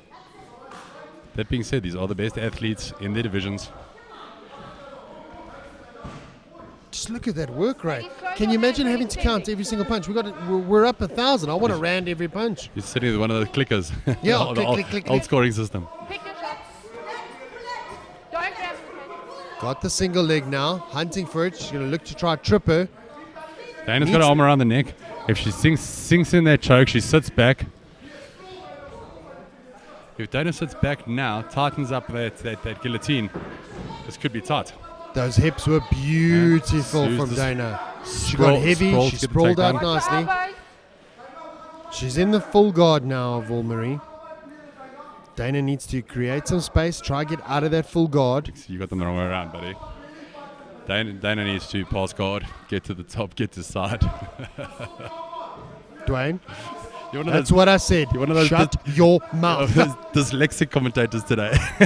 Dana needs to pass guard. Run that tape back. I want an instant replay. Marie doesn't want to be standing. I think that coming forward the whole time has burnt the gas. Marie is tired. You can see she's taking a deep breath. Dana got her back against the cage. Got to be careful not to put her neck out too far. Marie's going to try for that. Got to be careful she doesn't close it up on Volmarie heavy on her neck there. Watch the knees by the head. Dana looking to try and walk towards her, get her head out from underneath. Dana needs to box, needs to create some strikes, get her back off that cage, doesn't she? It's been such a high pace. This has got to have taken its toll on the two fighters. Both fighters looking quite heavy at the moment. The work rate's been incredible. It still is. Just because they clinched up like that doesn't mean they're not working. Dana moving now. Lands a great kick, and it's been working for her. That right overhand over the top has been working for her quite nicely. Oh. She's landing it time and time again. If she puts some venom on it and she stings it through, it's going to be... She's peppering her, isn't she? She's active. She's landing shots. It's like she's listening to us. I got a video game controller here, folks. Controlling her. Needs to get her arm there out of that. She needs to get the underhook, get her control back, get it deep, and start turning her hips out. And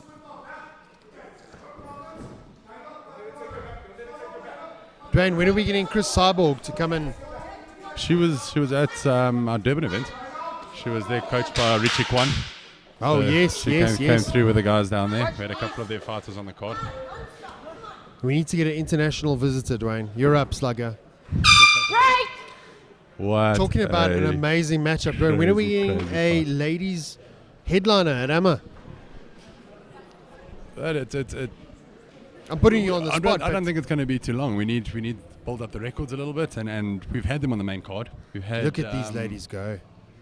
Can you imagine this fight card at a AMA? So, a lot of your top ladies are down from the Western Cape, from Natal, and the thing is, because the pools aren't as deep as the men. Jessica mentioned that earlier. It starts becoming a little bit difficult to get matches for them, so they struggle to build up their records. So what we've started doing is actually bringing up fighters from Cape, from Western Cape, from Natal, and we're trying to mix the pools.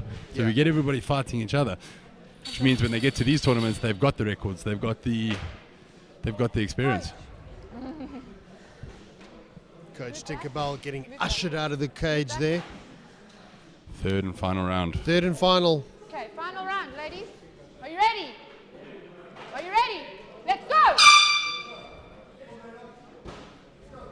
If you're watching us on social media, YouTube, we're streaming live. Please comment, like, subscribe. Give us your thoughts on the ladies. Who's your favorite fighter? You must see good fights here, bud. Dana just landed a beautiful flurry. Oh. And Volmarie coming back with that single leg. fighting it, being relentless. She's not letting it go. Now shoots in for the double. If Dana sprawls hard now, kicks her legs back, flattens out, she could be up in a good position, but she's got to get those legs away, otherwise Vilmarie's going to roll over. Vilma's got a great body lock. Pushing pressure on Dana, keeping her pinned up against the fence. Dana's great underhook. Needs to. Dana getting Watch the the mount fingers position. in the eyes. I love Tinkerbell. He's telling her just to absolutely hulk out on her. She's in an And awkward she's position. doing it. She needs to now twist, very, very awkward position. Needs to Needs to twist get around the that side. leg out there. Dana, watch your knees. Try getting to side control and rain down some ground and pound, Dana does. Dana, watch the knee by her face. This is where the rule sets become a little bit pretentious, because she's using that shin to push her down. But if that knee drops on her face, it becomes Could illegal. be stood up, isn't it? Oh, it becomes illegal. So it becomes very difficult to draw the line between the two.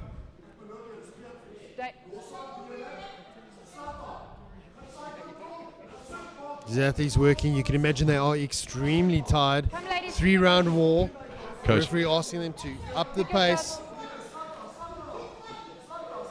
Vilmarie is Dana striking from getting the bottom. knee in the belly. I'd like to see Dana take her leg away from Take Vilma's her- head. take her Get leg. into side Straight- control. Oh, there you go. Oh, there we go. And as I say that, oh, that's calculated. That's calculated. She's got to stay heavy though, because by leaning over, she's shifting her body weight and she can get reversed.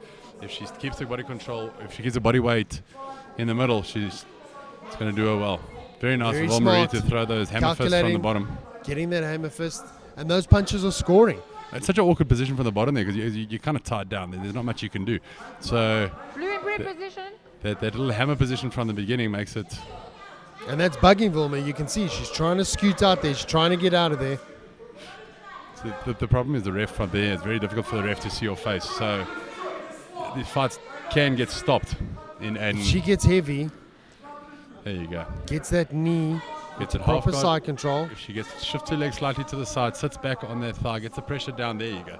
Gets the arm trapped, if she can get the leg on the side as well. Hold the wrist, not the glove.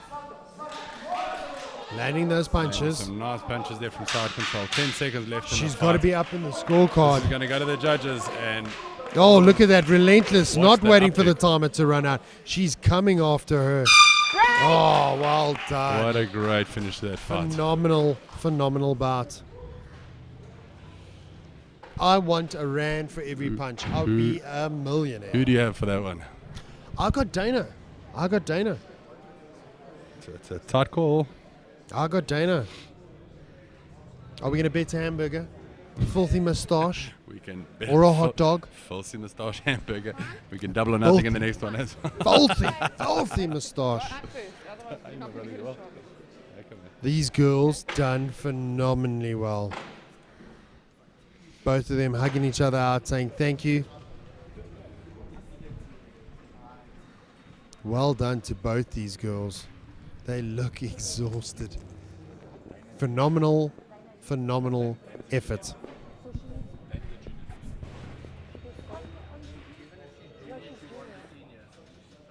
They definitely left it all out in the cage. Dana being youth, if she wins, she gets a gold and silver medal. If she loses, my apologies. Because she's a junior and she's moved up to the division. Stepped up. Because she stepped up. If she lost this fight, she gets a gold for the juniors and a silver for the seniors. If she wins this fight, she gets gold for the seniors. But again, let's speak of that experience. It's unbelievable.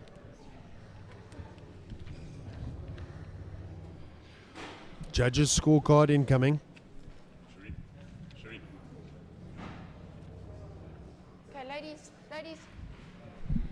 So after 3 very, very impressive rounds, we go to the judges. Judge 1 scores the fight, 27-30. Judge 2 scores the fight, 27-30. Judge 3 scores the fight, 29-28. Winner by split decision, Dana van Wyk. Well done, Dana. Well deserved. I think both these ladies done an absolute. They've done themselves a treat, Let's haven't get the they? ladies in the middle of the ring for their medals. Ladies featherweight senior division. In silver position, we have Vilmarie Alberts from KwaZulu-Natal. Well done, Vilma.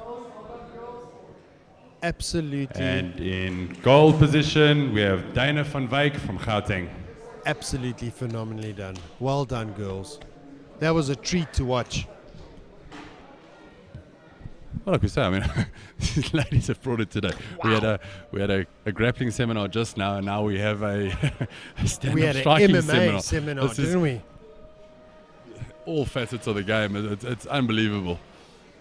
And you asked when we're going to get them on the main card. I don't see that being very long. I think Go sign them now, quickly. If you Take watch, a pen and paper, back of a serviette, make it official. if you watch his athletes, it's actually a little bit of an injustice that they aren't going to end up if they don't end up on the main card. Totally. Folks, if you're watching on social media on our YouTube platform, please comment. Tell us who your favorite fights were, favorite fighters. Let us know. We're looking, we're watching. Any negative comments, put it on the back of a 200 Rand note, slip it in, we'll gladly accept them. Dwayne's email address, Dwayne Cinnamon Meredith at gmail.com.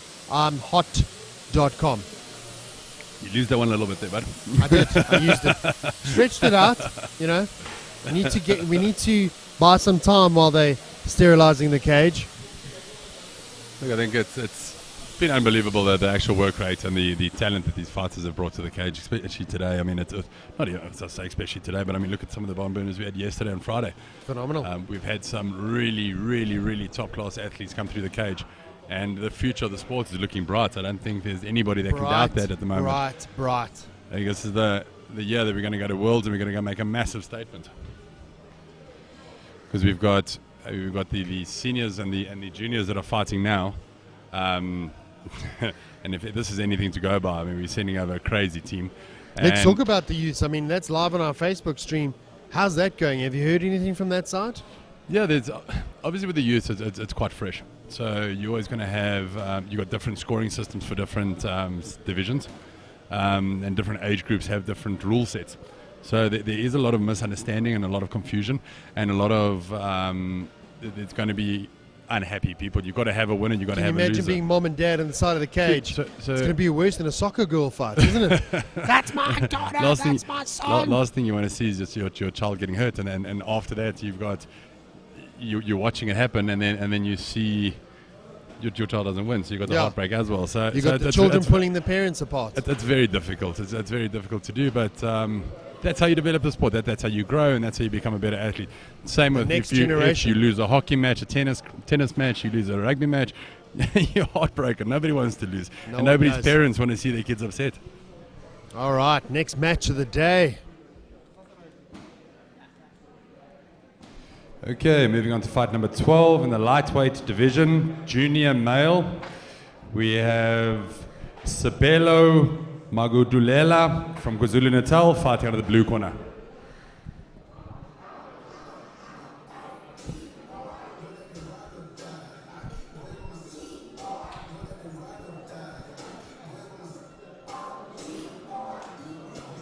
Dwayne, we spoke about it at the top of the broadcast, but these guys get their medals today.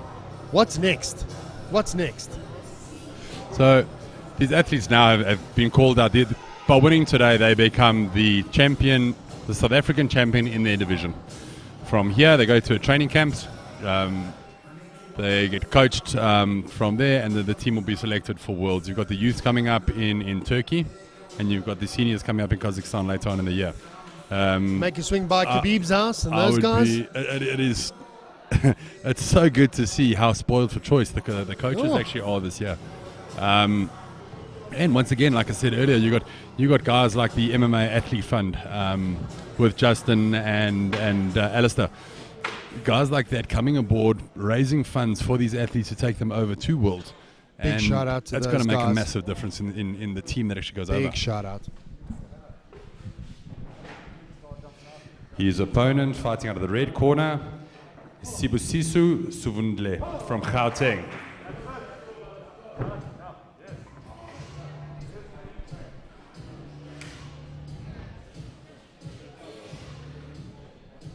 With Sibusiso coming out now in the red corner out of Gauteng, could we micro dissect it? Is there a difference between the way the guys in KwaZulu-Natal are training versus the guys in Gauteng?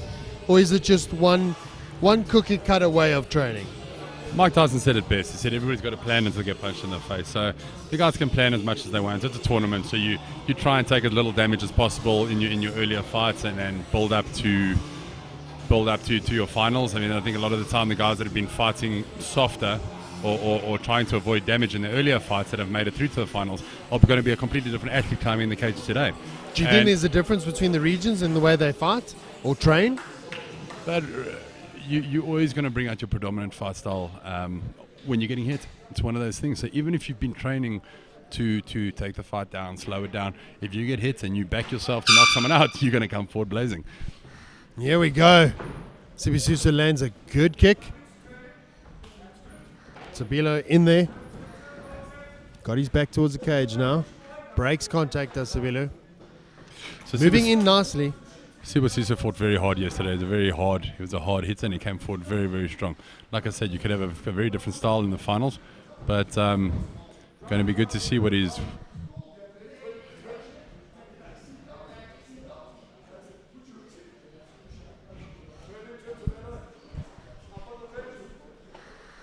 Pushing up against the cage. Very high-paced fights, lots of power. And don't turn your back. You got a killer in the cage with you.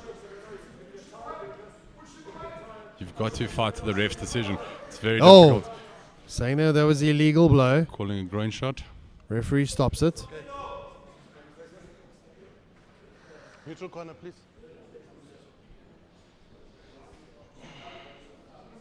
Sibusiso goes to a neutral corner. Sabelo taking his 5 minutes. He's allowed to take his time for a groin shot.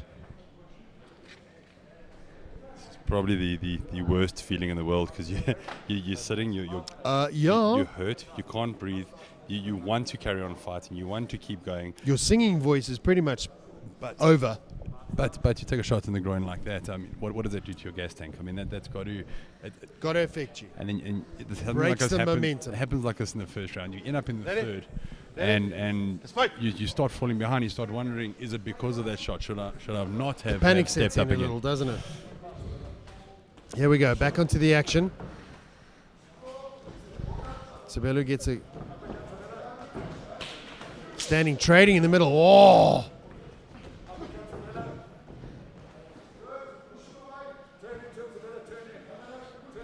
So we've seen a couple of liver shots actually drop fighters in this event so far. One thing we haven't seen very much is the old Gracie kidney kicks, where a fighter ends up flat on his back.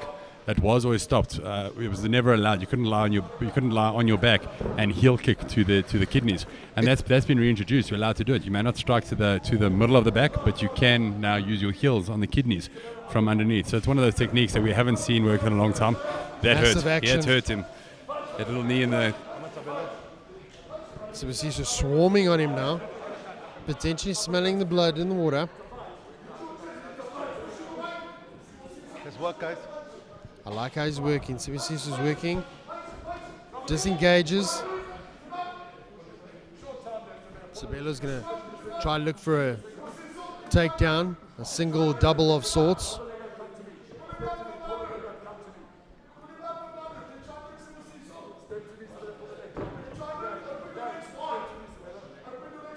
If you look at the new sort of strikes that are developing, Dwayne, in the world of MMA, I mean, a la Dustin Poirier and Conor McGregor with the calf kick. He's been hurt, sorry, we'll get back to that in a second. It's really been hurt in the stomach. If Sibusiso keeps kneeing here to the body or throws two more punches to the body, this fight is going to be over. If there's Sibusiso needs to be targeting the body. Land one or two. Muay Thai grip comes out. Firing. This is that fight or flight decision. That was, you could see him cringe after getting hit in the ribs, and he just came forward so strong after that, and he's just waiting for the round to end. That was a difficult one to score. Sabelo's ribs are not well. He's taken some strong shots to the ribs there, and he's seems to be cringing a little bit in the corner. If you watch the replay, yeah, did eat a phenomenally well-placed knee in the breadbasket. It's going to be very interesting to see if... but then came out firing. It's going to be interesting to see if Sibusiso is going to come out and target that stomach. after those knees. Be interesting to see now. He's gonna want to calm down, rethink about it, and re-engage. How does he? What's the game plan? Does he want to slow it down? Does he want to shoot for a takedown, get the fight to the ground, impose his will? If you've taken a strong, if you have, let's say, damaged a rib or whatever, intercostal muscle or whatever it is, it's very difficult to get that takedown, because if it's not a clean takedown, you end up in a wrestling situation and you need to use your core. So it all depends on how he's feeling. Ready? He also doesn't want to be Round number 2. Also doesn't want to be taking knees to those ribs. Lands a great kick there. Sibusiso trying to drag him to the bottom. Sabelo now needs to get those underhooks. Sibusiso shooting for the double, grabs him, takes him down.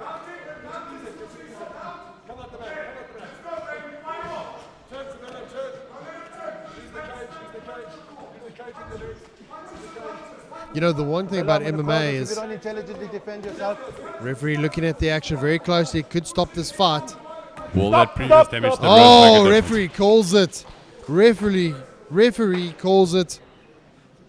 Very nice fight by both of these athletes. It was that shot to the ribs actually was definitely a telling factor. You could see he wasn't comfortable after that, but stands up, smile on his face.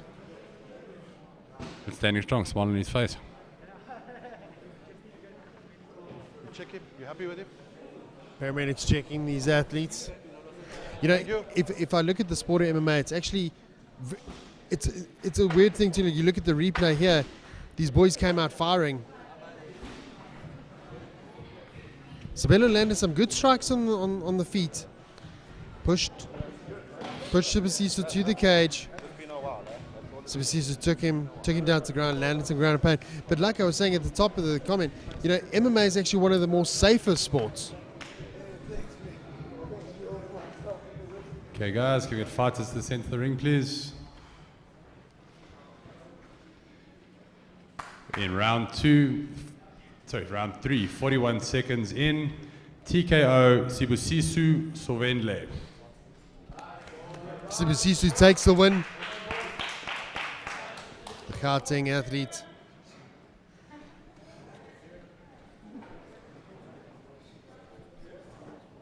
Okay. The junior lightweight male division. In silver, we have Sabelo Magondlelo from KwaZulu-Natal.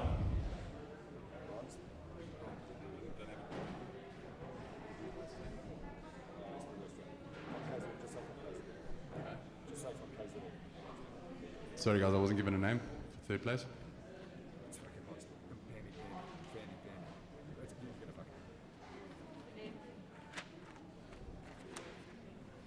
Okay guys, in third place we have Penny from KwaZulu-Natal. I'm going to shorten it because I can't pronounce it, so I apologize. Well done to these athletes. I think they deserved deserving their wins. Silver, we have Sabelo Magudulele Olela from KwaZulu-Natal. Now I'm all tied up. Thanks, guys. And in gold, we have Sibusiso Sovendle from Gauteng. Apologize for pronunciations, guys. It's been a long weekend. Well done to all these athletes. I think they deserve the wins, deserve their medals. Dwayne, at the top of the broadcast, or the top of the comment, I was saying, why is MMA so safe? And I think, you know, we get a liver kick, we stop the action. We get an eye strike, we stop the action. And it works really well. It's safe. The fighters get pulled apart. It works quite well. Bringing in our royalty again. Jessica's joining us in commentary. Jessica, welcome back. Thank you very much. We got an invoice coming. 100%. You know? Best believe.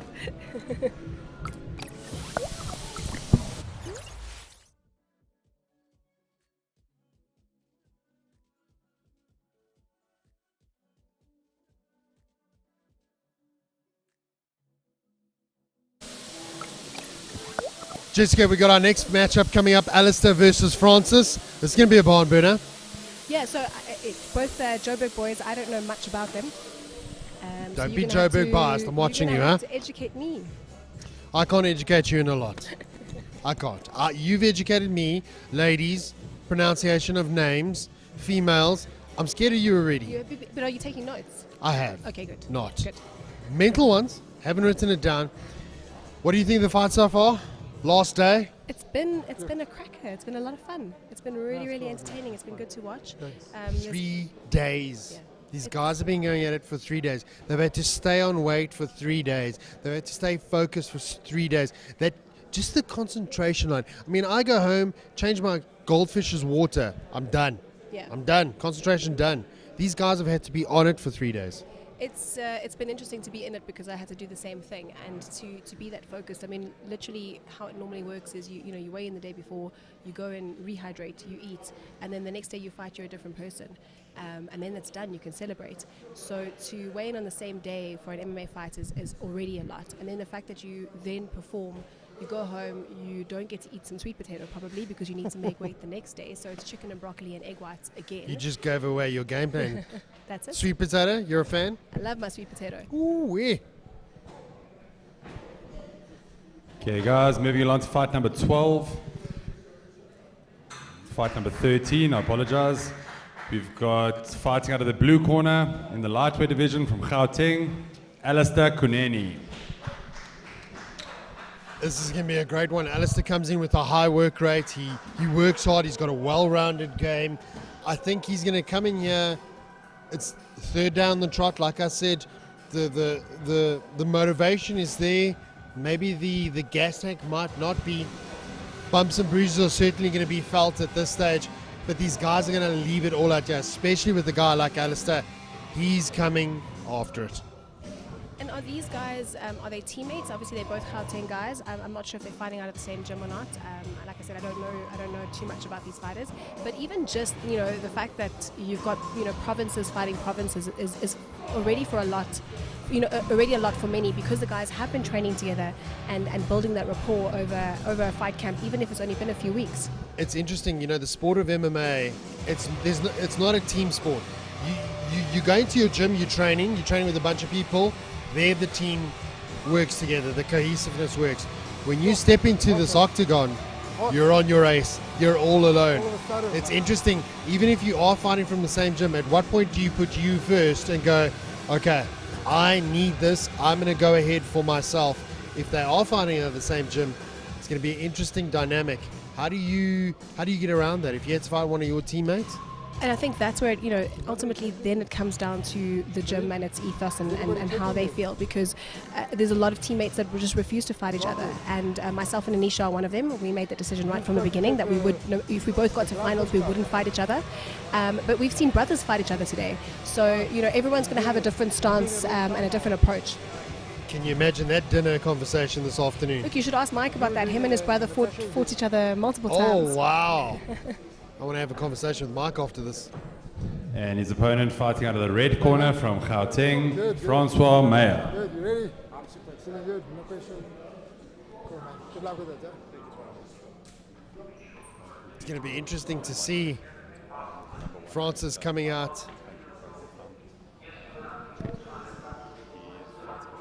The fight IQ of Francis, I think, is amazing. I had a conversation with him after his fight yesterday, and he was so calculated, so calm. He knew exactly what he wanted to do.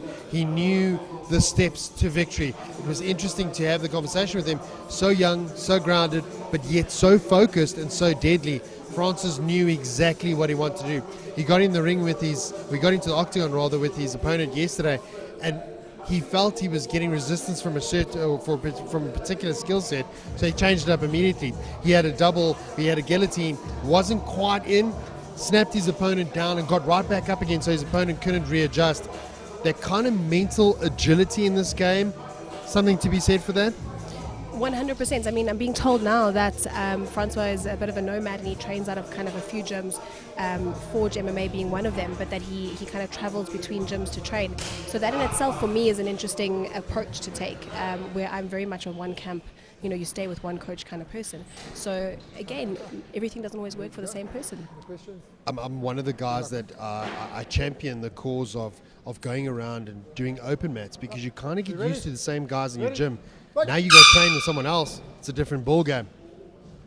Starting off, I like how Francois walks in. I like his stance. Shoots for the double, fakes the strike, shoots in for the double. Pins him up against the cage. Alistair's got his back towards the cage. He needs to start working. Create a bit of... Get an underhook. Gets the double leg, Francois does. Working nicely now. This is where Alistair's got to get busy now on his back. Super busy, but look at the control from Francois. His nickname, I'm told, is Business. The Business. I want to see him come out with a gold chain with a dollar sign on it.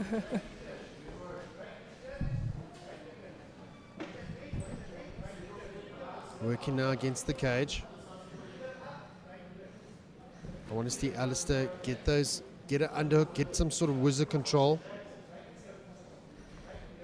Holding onto that single leg, yeah? He's fighting for it. It looks like he's going to get it. Dumps him almost on his head. But again, that experience and control. Needs to get his head out there. Alice's got a deep guillotine.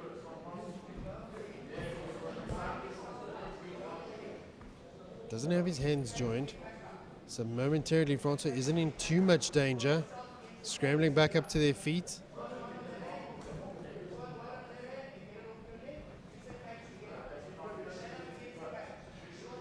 In AMA 10, Alistair defeated his opponent via KO, which is interesting. Clearly got a wide variety of skills. Francois working for that guillotine. He needs to watch out. He might work that guillotine. Look at that pressure. He's pushing his opponent into the cage, and Alistair's almost getting his neck a little too far in there. Doesn't look too stressed for that guillotine though. I wonder at what point that's going to change. And he slips out. Oh, Francois still getting heavy on that head control. Well done to Alistair. Gets out there. Standing in the middle now. Chance to reset.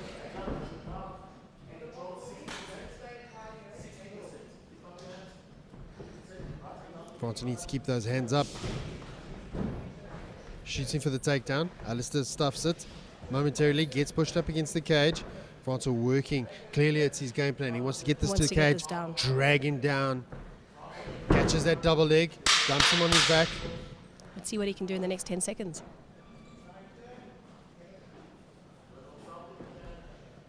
Gets that knee. Round number 1 in the bag, and that was work. That was a work rate. That was action. Francois calculated, but Alistair not phased. He's here to play. He's here to play. Jessica, what do you want to see in the fight going forward? Sure, it's going to be interesting to see. Obviously, we know that that Francois coming in with a little bit more experience, specifically in this kind of competition. So he definitely seems like the more calculated fighter at this point. I'm excited to see round 2. I think Alistair's got to come out and he's got to change his game plan up. He's got to see, okay, look, I'm not getting too much success in the grappling exchanges. Let me start striking. Let me come in. Let me work my angles. Let me work my footwork. See what I can get him to react off of. See if I can make him make a mistake and then calculate on that. Very often with these firefights, it's an ego thing, and somebody lands a shot on you and it's a bait. But 1 for 1. We want to go 1 for 1. You want to hit one back. Instead, you should be moving so that you don't find yourself on your back. I see that all the time. You see it in gyms with sparring. The guy hits you and you hear someone, he's hitting you. He's getting away from it. You're not doing anything. And that almost spars you on to try to get into a 1 for 1 war. Both athletes center of the octagon.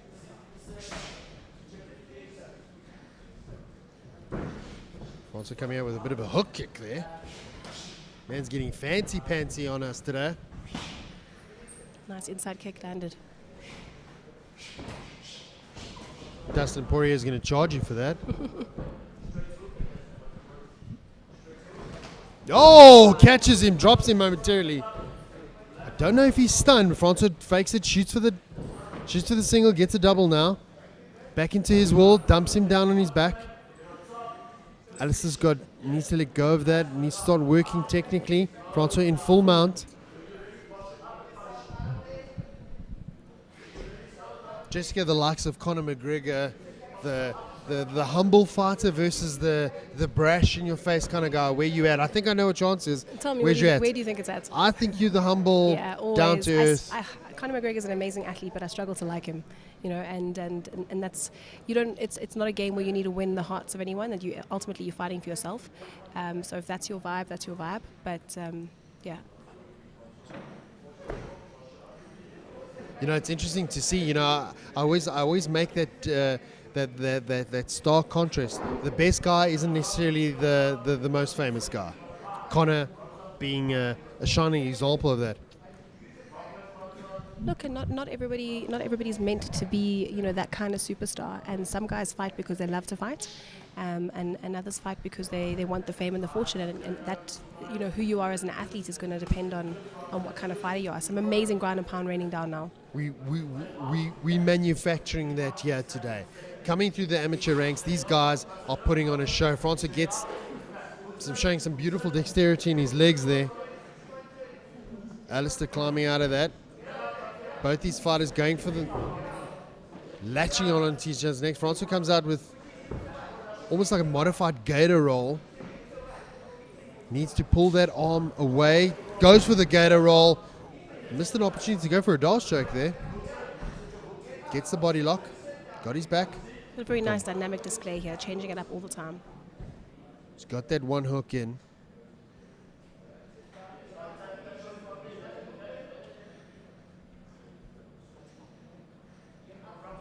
I'd like to see Francois to not commit so heavily on that arm. Step back, come lower. He's got it. Back got into a full mount now. Yeah?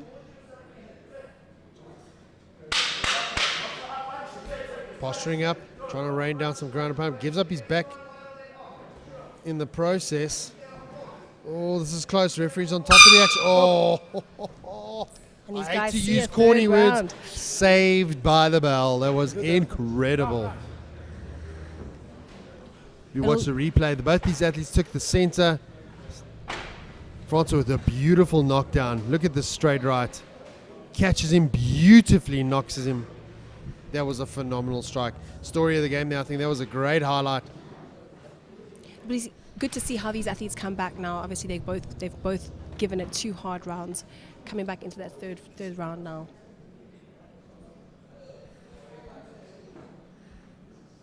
Both these athletes taking in strong words from their coaches. Jessica, interesting. When you're coaching your athletes, do you pump them up, or do you tell that? Do you ever give them that? Or you're ahead on the scorecard, or do you kind of not do that because you don't want your athlete to take the foot off the gas? Are you always pushing him? Look, I can't speak for myself. I don't really coach athletes in terms of competition. That's Mike's job. But he's very good at letting an athlete know where they're at and what they need to do next in order to win the fight. Alistair lands. Both these athletes are loving the kicks, aren't they? Francois' hands a bit low. Alistair still working. Misses a gorgeous hook. Spinning back heel. These guys are looking to finish. Solid intentions thrown by and all of that.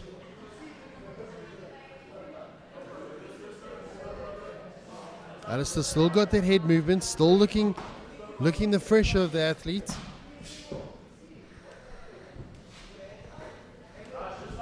Francois looking a little heavy on his feet now. Still walking Alistair down. Like he's looking for that takedown, I think, and I think Alistair's wise to it now in the third round, trying to keep moving the whole time. He's on his bicycle.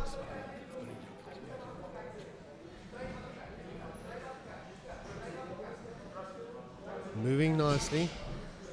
Oh, Francois with everything behind that, huh? Facts that from Qatar. Catches him, pushes him up against the cage. Alistair needs to get an underhook, work for some sort of wizard control. Francois needs to get close to him, drag, maybe give up the attempt at a double leg, work for a single. It takes less energy.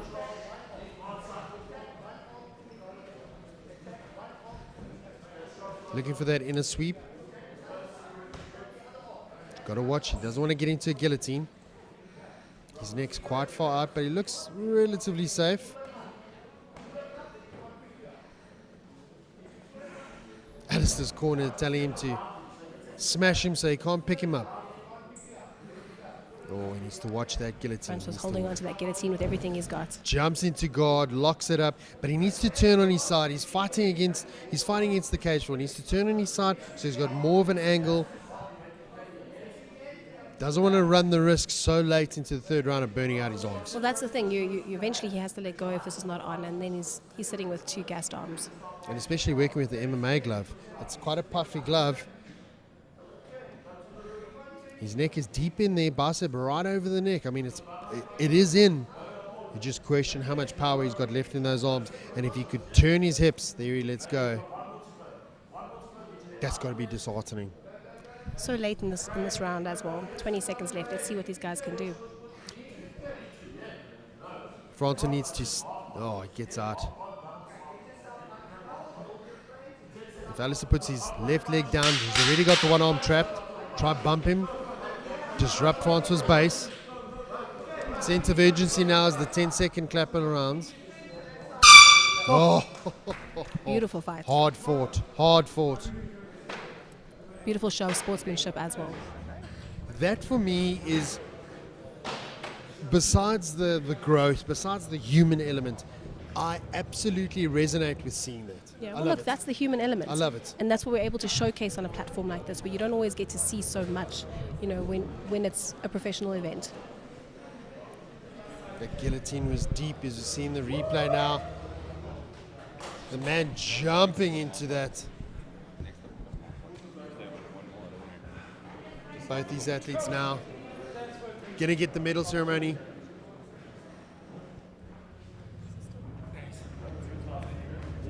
Both these athletes done phenomenally well.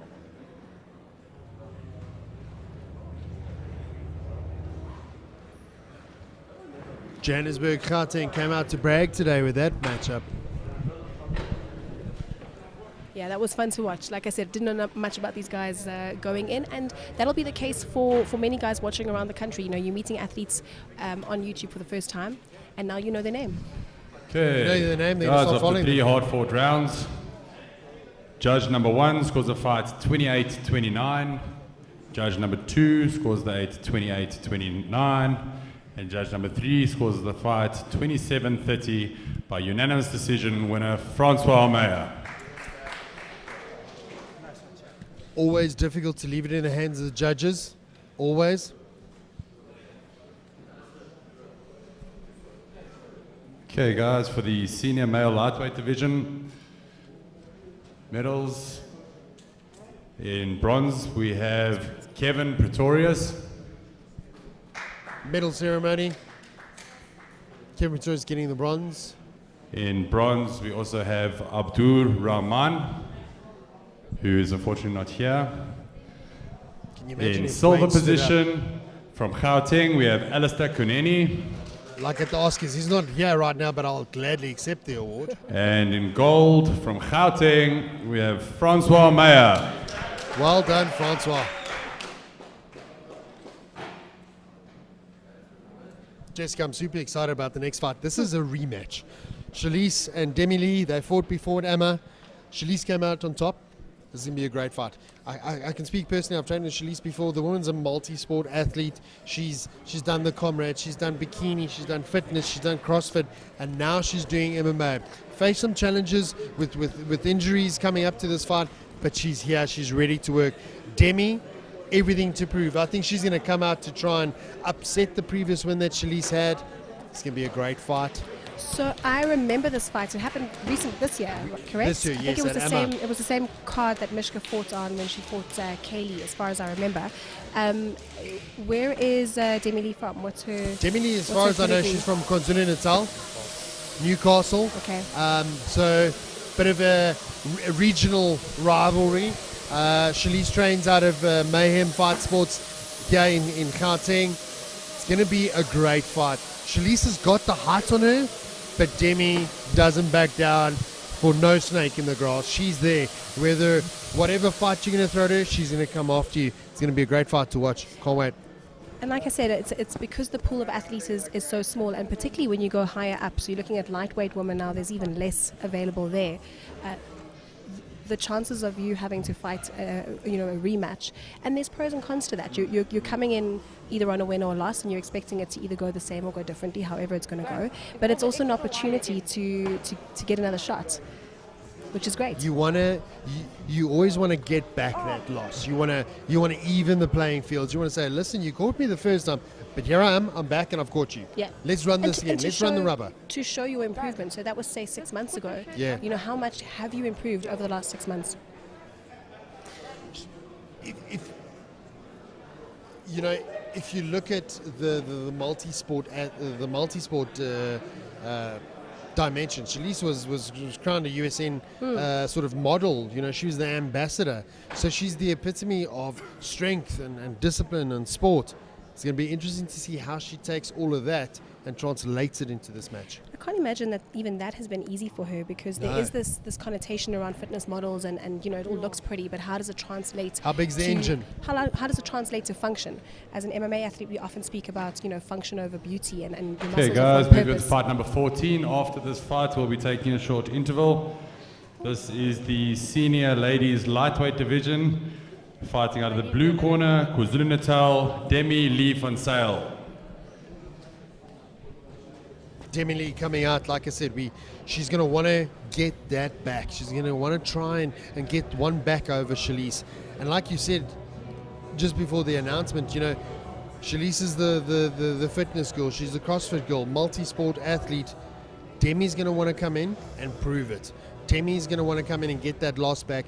And Shalise is going to want to prove, have I developed form over function or function over form? Yeah. We want to see, we want to run it back. And she's going to put all those skills on display. It's going to be great. Demi Lee is focused, she's strong, and she can take a punch. She can take a punch. Yeah, I'm excited to see these ladies throw down. Like I said, I don't know much about either athlete, and that's exciting for me. So when you're in your bubble in Cape Town, your Cape Town fighters. So it's really cool to come out here and get her to put opponent faces fighting to out of it. the red corner, Shalise Hubner from Gauteng. If Marvel's looking to cast the next She-Hulk, I'll be her agent. I'll sign that bonus. Captain America, Yokes pull out. I think we need a She-Hulk. Shalise is right here. Hit me up. I'll be the manager. You're just making money where you can today. I'm trying, man. I've got a hustle, side hustle. I mean, that's a fact, right? I've got to pay you, though, because you billing me for the when you're in the sport phenomenal announcements. When you're in the sport of MMA, you ain't making money with that, so you got to find other ways. I get that. But talk to me about that, Jessica. We've just gone through COVID. That must have been devastating for the local MMA gyms. Never mind the country. Yeah. What did that do for? What did that do from a microorganism? Yeah. If you look at Cape Town, what did that do for your business? Businesses suffered all over. We all took a massive knock, and ultimately it was the businesses that were industrious enough and able to switch and pivot to being online that were the ones that ultimately stayed and were able to open. But we saw many gyms close. We're very grateful to still be open. Many, and we're here at the amateur championships. What a blessing! Two ladies about to get us underway. Blue, are you ready? Do not Red, are you blink. ready? Let's go! Here we go, running it back. Demi Lee taking the side. She's coming out with a push kick. Lands it again. Watch your knee. Demi Lee raining those punches. Demi Lee quick to jump onto that back. Quick to jump on that back. Demi Lee's got both hooks in. She's got the standing rear naked choke. Wow. Wow. Wow. Do not blink. I'm blown away. I'm not even Unreal. I have no words yet. I mean, what was the count on that? She climbed Shalise like a tree, got that rear naked, standing rear naked choke, took her down. Phenomenally well done. A hard decision to make in that moment, right? Do I stay on the back standing or do I fall down? and risk, having everything open up. Amazing finish. I think Demi Lee did everything she had to do. You have a case to be made there. Did she let go of that choke prematurely? Who knows? But again, the sportsmanship is something to be spoken of over here. Demi Lee felt her opponent was out. Center of the ring. Winner in round 1, 25 seconds in, rear naked choke, Demi Lee van Zyl. Well done to Demi Lee. She looks elated, and like you said, this is a rematch, and she came in to prove that leveled the playing field, didn't she? She changed in the last couple of months. Okay, medals for the ladies senior lightweight. In bronze position, we have Londiwe Hadebe. Well done. That was phenomenal. So happy for Londiwe as I watched her match yesterday.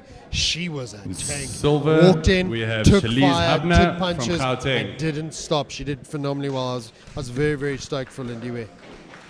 No, that was a great fight to watch. So Demi Lee fought yesterday. And gold, and yes, Demi Lee van Zyl from KwaZulu-Natal. So coming off that loss, being able to avenge that loss, these ladies are going to have to run it back a third time. Rubber match. Dwayne, you listening? I'm watching you. Okay guys, this is going to be the interval now, probably about 15 minutes. We'll get the fights up and running soon. Jessica, thank you so much. It was an absolute pleasure having you on board, and listen, good luck with everything down in Slaapstad. I hope it's great. And thank you very much. Listen, I wish you all the best, PFA. It's been the best weekend. It's been cool to get to know everybody. It's been nice to be part of the commentary desk. So thanks, guys. Thank you so much. With that, we'll take a break. We'll see you shortly.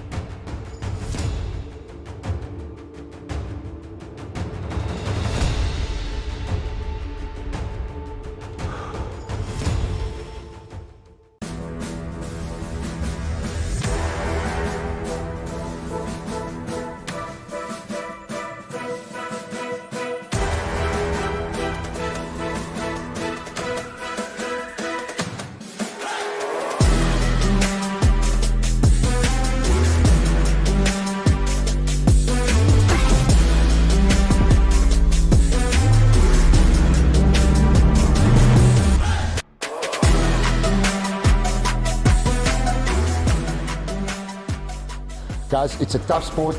I know you weight cut every day, but it is worth it to, at the end of the day, on that Sunday, have your hand raised, put on the green and gold, and represent your country at the World Champs.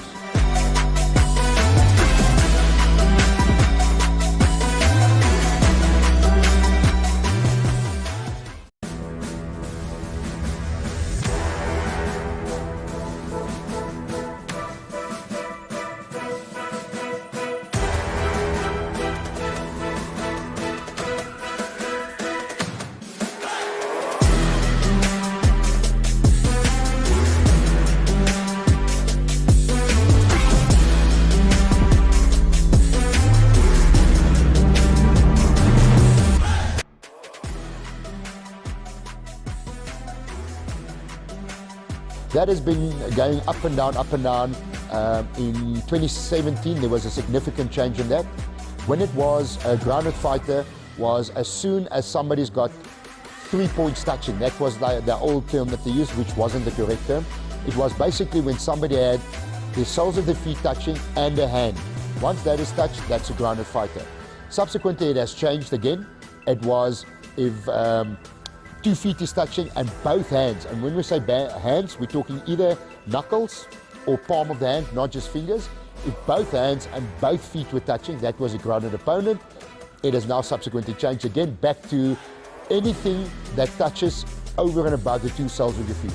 So if your 2 soles of your feet are touching and anything else is touching, except the fingertips, when it's a hand, it has to be palm or knuckles. If that touches, then you're a grounded fighter.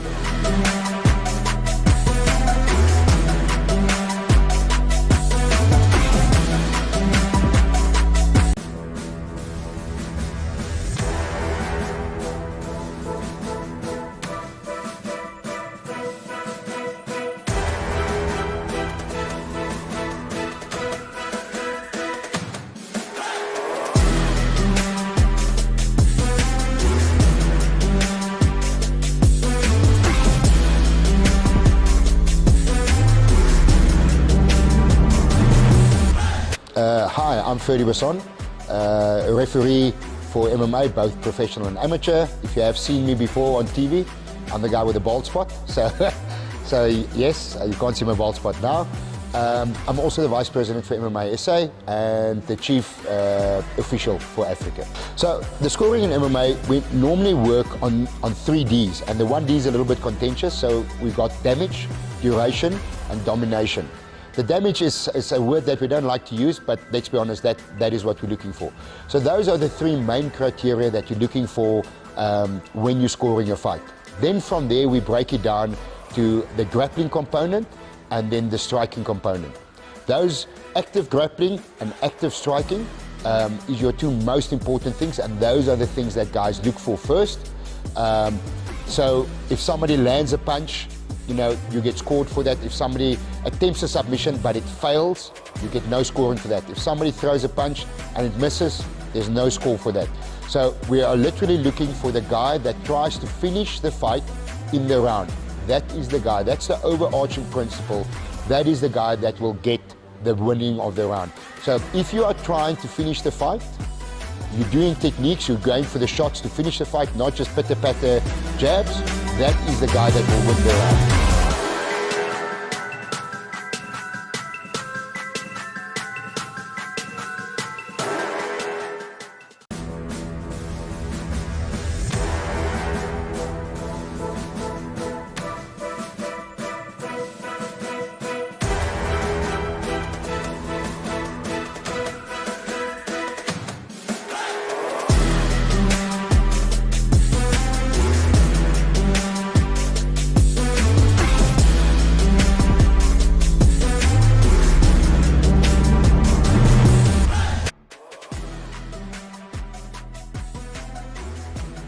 You have to find your why. Why are you doing this? This is not a fun sport.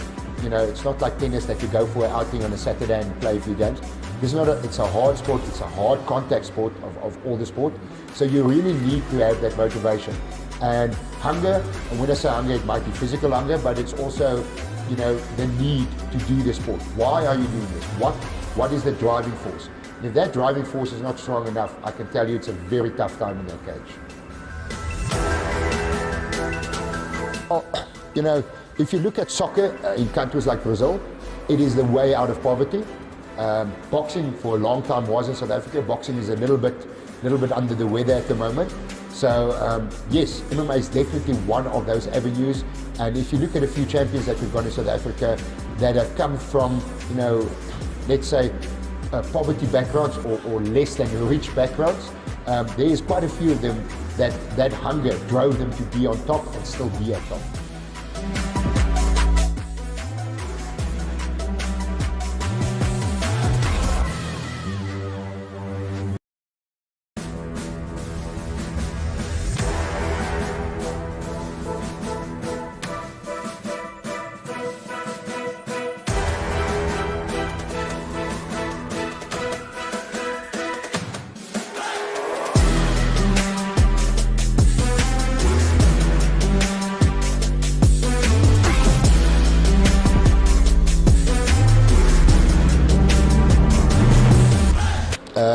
I'm Ferdy Basson, a referee for MMA, both professional and amateur.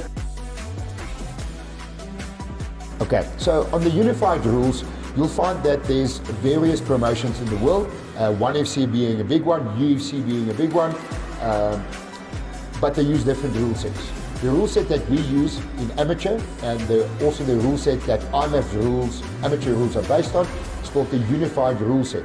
This is administrated and came into being by the ABC, which is the American Boxing Commissions.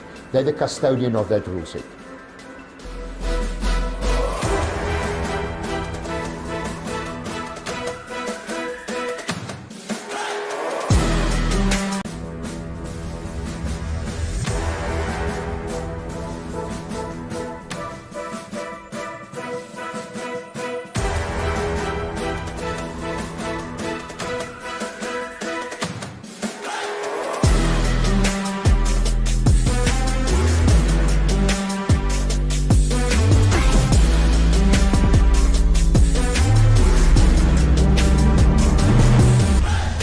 Hi, I'm Ferdy Basson, a referee for MMA, both professional and amateur. So there's quite a few files, but the ones that I want to touch on, and that's most of the time misinterpreted, is back of the head. Let's talk about back of the head. In boxing, some of the other combat sports, any shot behind the ear is called back of the head, and that will be a foul. In MMA, not so much. MMA, we try and protect the spine and the upper part of the skull where there's no protection. So it's literally from the crown of the head down to the nape of the neck, and then all the way to the coccyx at the bottom. So we try and protect the spine, so the whole area of the spine, and then of the top part of the brain and the top part of the spine. That is behind their head shots in MMA. So a lot of the times the guys are complaining that the shot landed just behind the ear. And they're saying, yeah, it's behind the ear shot. The way the referees rule on it, if the punch, if the glove touches the ear, then it is still a good shot. So in other words, if I can show you, if I turn, that shot is still a good shot. There it starts getting contentious, but as soon as it's there, even this area that still makes contact with my hand is still a good punch.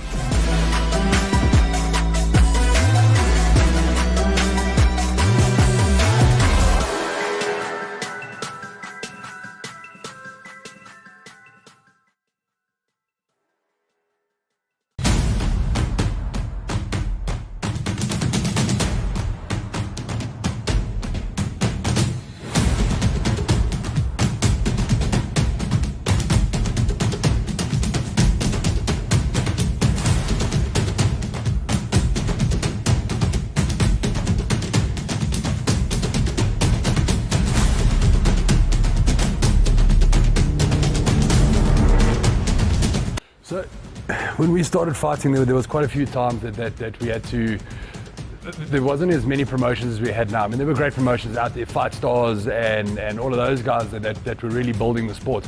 But there were a lot of other little promotions that you warmed up under a carport with a blanket around the carport, and you threw a flat hand for the first round because you couldn't throw a punch because you're scared you're going to break your hand. And that's how we had a couple of our first fights.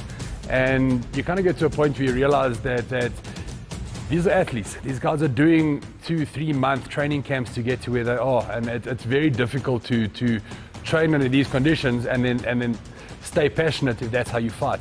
So we decided we wanted to open a promotion for the fighters and treat the fighters the way that we wanted to be treated, and that's pretty much where it came from.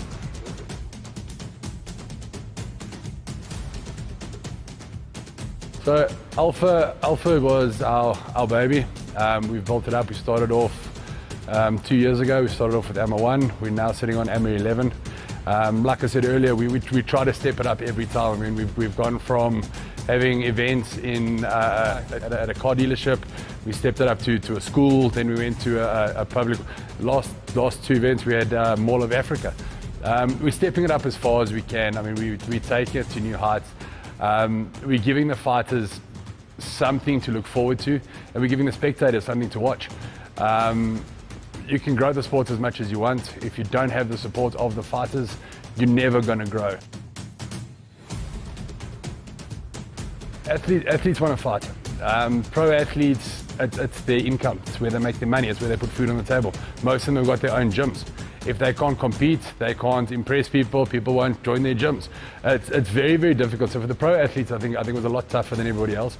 The amateur athletes, our phones rang off the hook. Everybody asking us, when can they get involved? When can we reopen? And all the rest. I think the toughest thing to do was when we hosted the first event. Because we had to do COVID testing, we had to do all the rest. There is only so much finance available. So we had to select only the best. Where all our other events, we've built up at least 5 or 6 debutante fights and then built it up from there. Whereas there we couldn't do it. As soon as we did the Mall of Africa event, I mean, it cost just that much money that we had to put the best of the best in the cage. And they had to be impressive.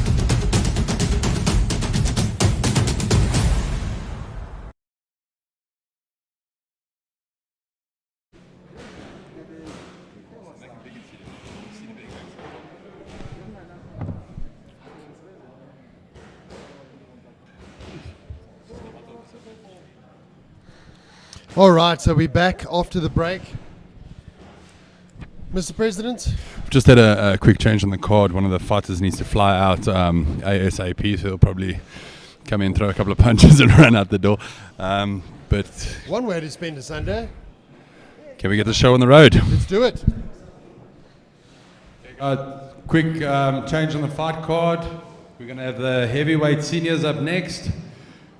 Fighting out of the blue corner from KwaZulu-Natal, Andile Madladla.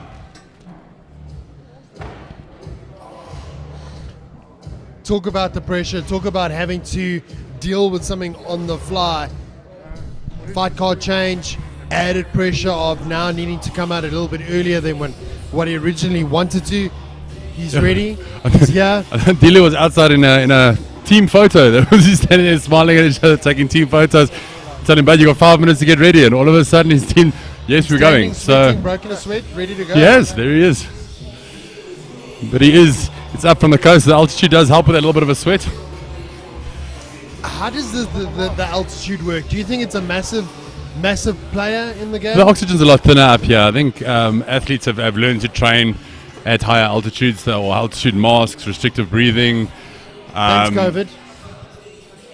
It actually didn't even think of that. Well played. They actually flew up with masks on, so yeah, does help quite a bit. But it's always going to play a role. You're not in front of your home crowd. You're not in front of any crowd at the moment, unless you take the streamers into contention, and then you've got a lot of guys down from Natal anyway. It's going to be a show of the heavyweights. I think a lot of people tune in to see the heavyweights. If you are watching on our social media, YouTube, we're live.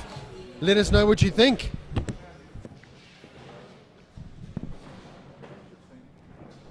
And his opponent fighting out of the red corner from the Eastern Cape, Wayne Stradom.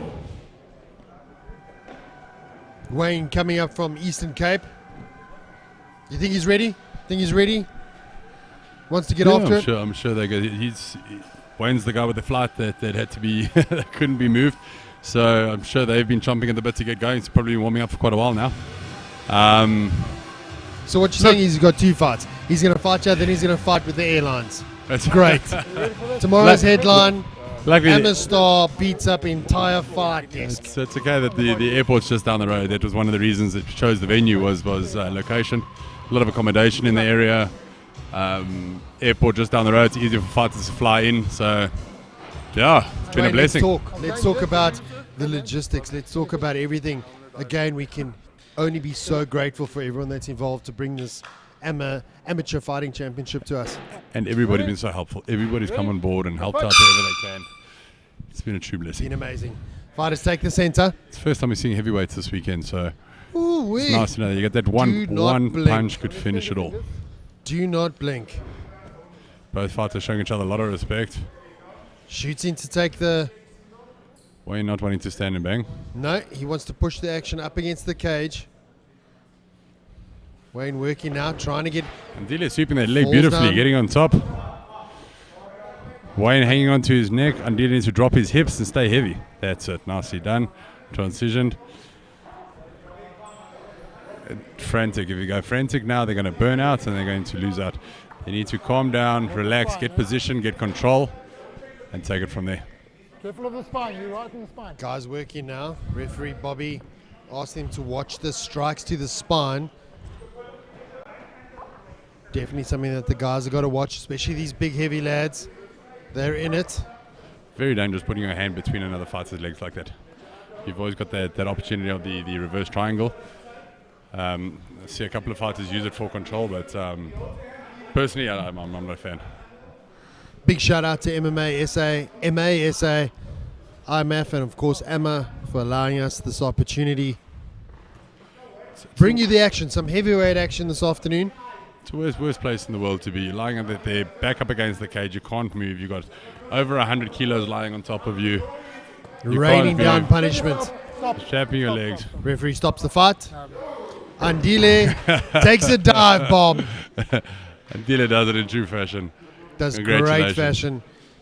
That's the thing with the heavyweight fighters. You know, you have to be aware of. You don't want to allow this to go in the hands of the judge, and you don't want to allow it to get into the hand of the referee. He's not going to give you a long time to react. Heavyweights don't normally make it that far. They want. Speaking from when we were fighting back then, I mean, you want to finish in the first round. You don't want to come back out the second round. No, you don't. not with the 100 kilos smashing down on top of you. It's a lot of body weight to carry around. I'm not talking about that. I'm talking about carrying your own body weight. Delay, rain down punishment. Bobby saw enough, pulled the fight, called the fight off, and he takes a phenomenal dive. Can we get the fighters to center the ring, please? That's his celebration dive. Okay. We have a winner, round 1, time 1 minute 34 seconds by TKO, Andile Mdladla. Well done, Andile. And the medals for the senior heavyweights. Medals for the senior heavyweights now. Silver, we have Wayne Stradom from the Eastern Cape. Gold, we have Andile Mdladla from KwaZulu-Natal. Gets his gold medal, and Andile does. Mr. Wayne Stradom has got his silver placing. So well done to both these athletes. These are the big boys. And Wayne gets to go home early. Bonus. You make your fight, Wayne.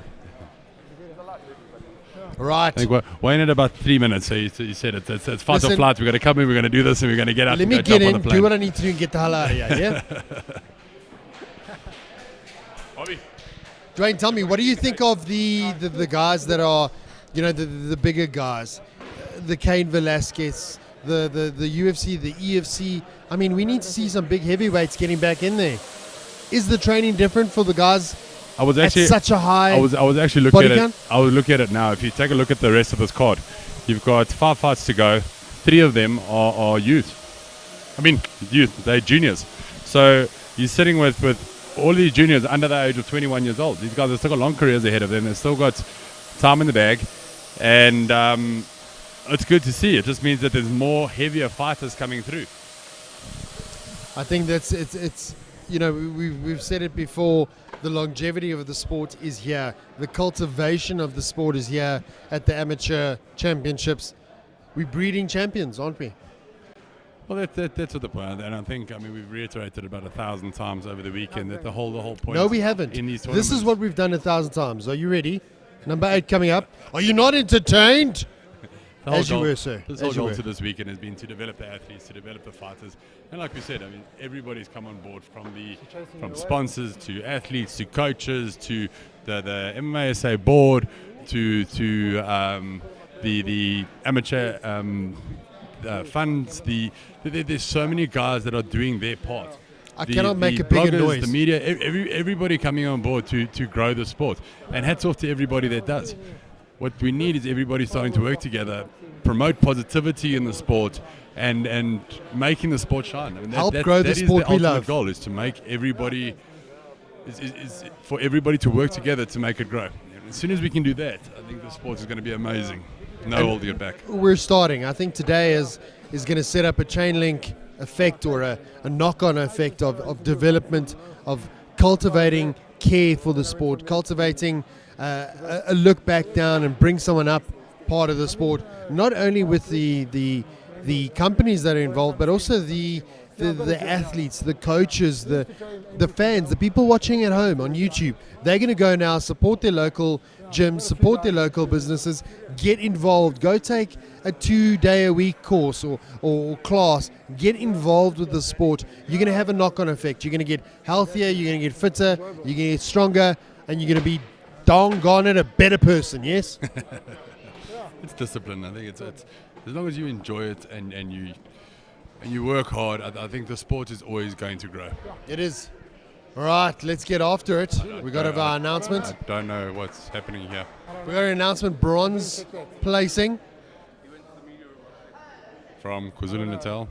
From KwaZulu-Natal, we have no... Bit of a spanner in the works, folks, but we do have a medal placing. 30% giving everyone hell. I don't know. I wasn't told what to say there. Think out of the box, damn it. Think. Moving on to our next fights.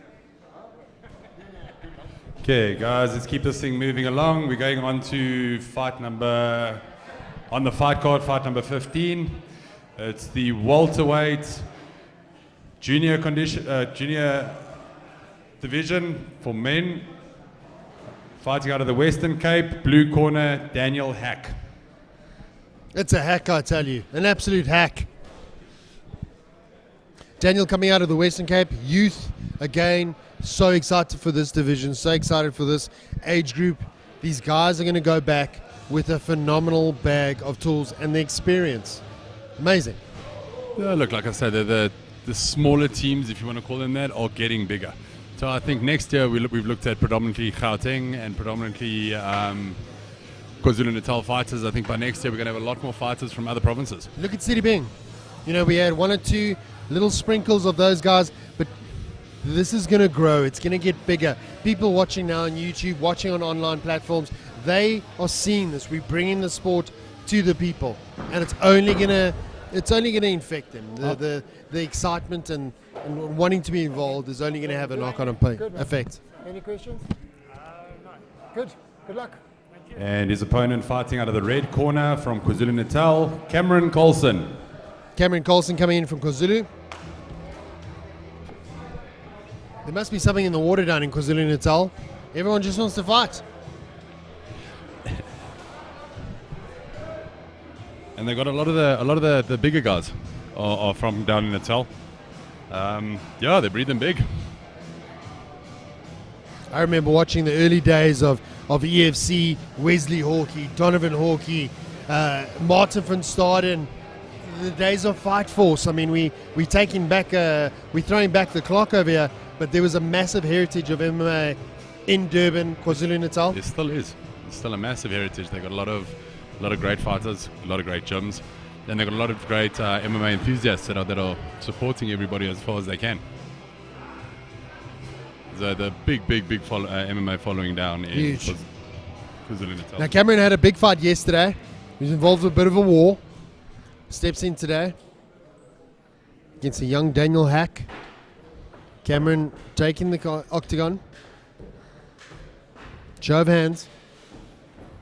Okay. Good. Any questions? All right. Good luck, man. Here we go. Got to keep in mind that these are juniors, both under the age of 21 years old. And this is your up and coming talent in the country. Daniel comes in tries to close that distance on Cameron. Daniel landing quite a nice right there. Nice little combination on the way through. Cameron looks composed, doesn't he? Some nice movements. He's landing nicely. Oh, very nice. Catches him beautifully. With the left hook. Beautiful punch. Switched him off. Well done. Someone pinch me. This is juniors, amateurs. This is crazy. You got to keep in mind these guys are getting heavier. They're it's getting bigger. Unreal. And that one punch powers come in.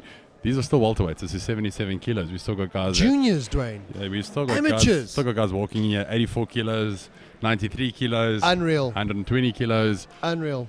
We got a junior here that had to cut down from 134 down to 120 to make the heavyweight division. I want a refund. I'm calling my dad now. What did he do wrong? The man the man,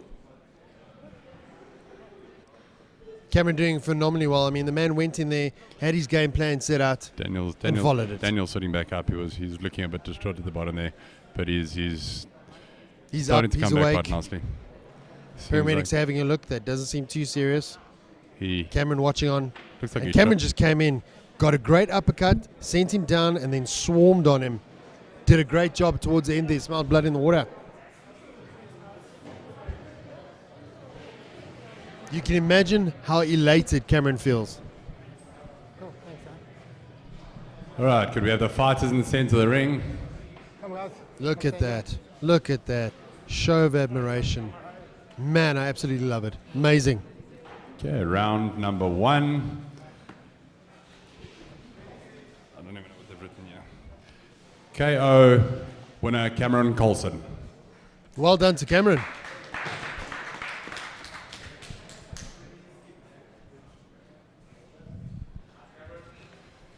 Okay, so we just found out that that was Duke Jackson that just got his medal with 30%.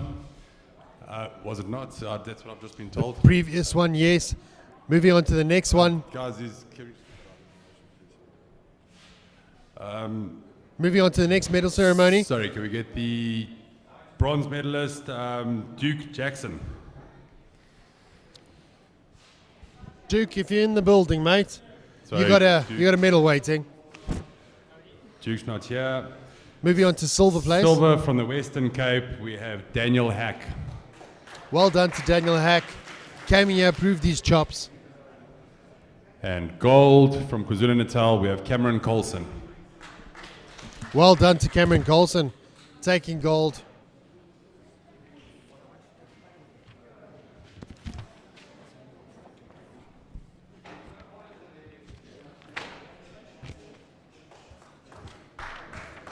Well done. These boys left it all on the line, and they did phenomenally well. Look at that. A show of sportsmanship. No, you go out first. No, you do. This is what we're doing, ladies and gentlemen. We are breeding future champions. We're breeding great men and women to go out there and start leading our society. Phenomenal effort. Phenomenal effort. Moving into the later part of the schedule, I am so pumped for the next fight. It's Leslie Jacqueline and Peace Ngubani. It's going to be a cracker. Can't wait. Leslie Jacqueline had a war yesterday. Peace is one of those, I mean, he's part of the furniture here, but does so well under pressure. Backwards, forwards, ground, standing. The man's a monster, and it's going to be great to see what Leslie brings to the matchup. I think he's a great setup for Peace. They're definitely going to bring it out of each other.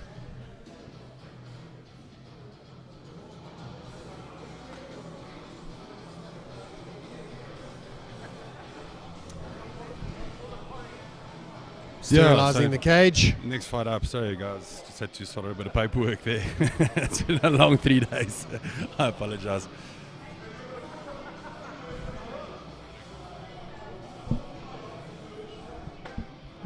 We're just sterilizing the cage, and then we're going to call up the next fighter shortly.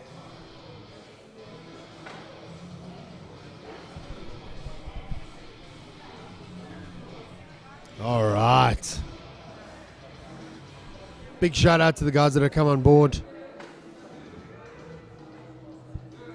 MMASA, MASA, IMAF, and AMA. We're finished with the cage, and we're going to call out our next fighters.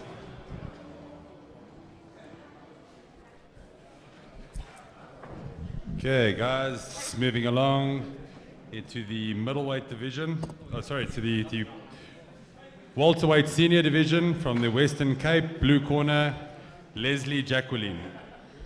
Leslie had a war yesterday, showed massive courage, showed huge maturity in his matchup.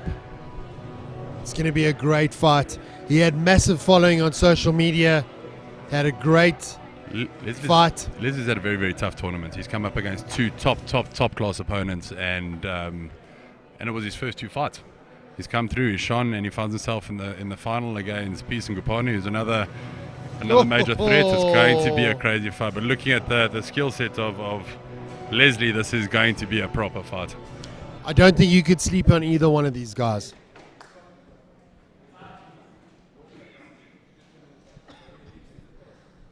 And his opponent fighting out the red corner from Gauteng, Peace Ngupane. Peace comes in now, and Peace is well-rounded.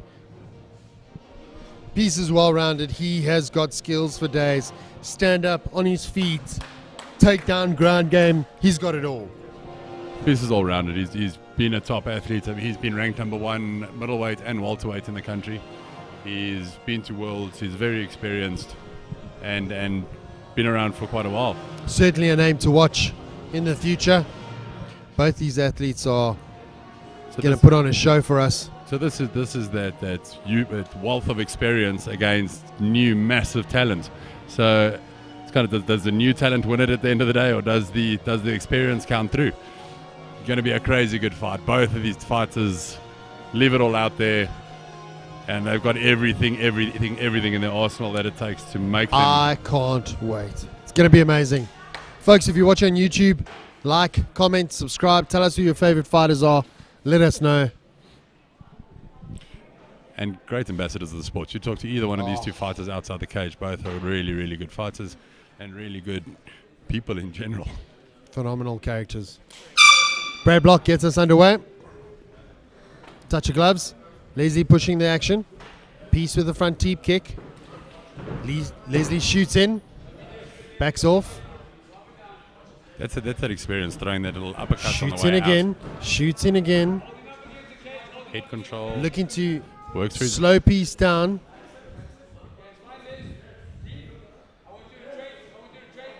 I think both these athletes are going to try and finish this fight quickly. They've both been competing for 3 days. It'll be interesting to see the tactics they employ. And they also know that the person across the cage from them is a proper threat in every way, shape, and form. So you don't want to be sitting around and taking chances. Most you want to get in there, get it over, Most definitely. put that gold around your neck. Working nicely.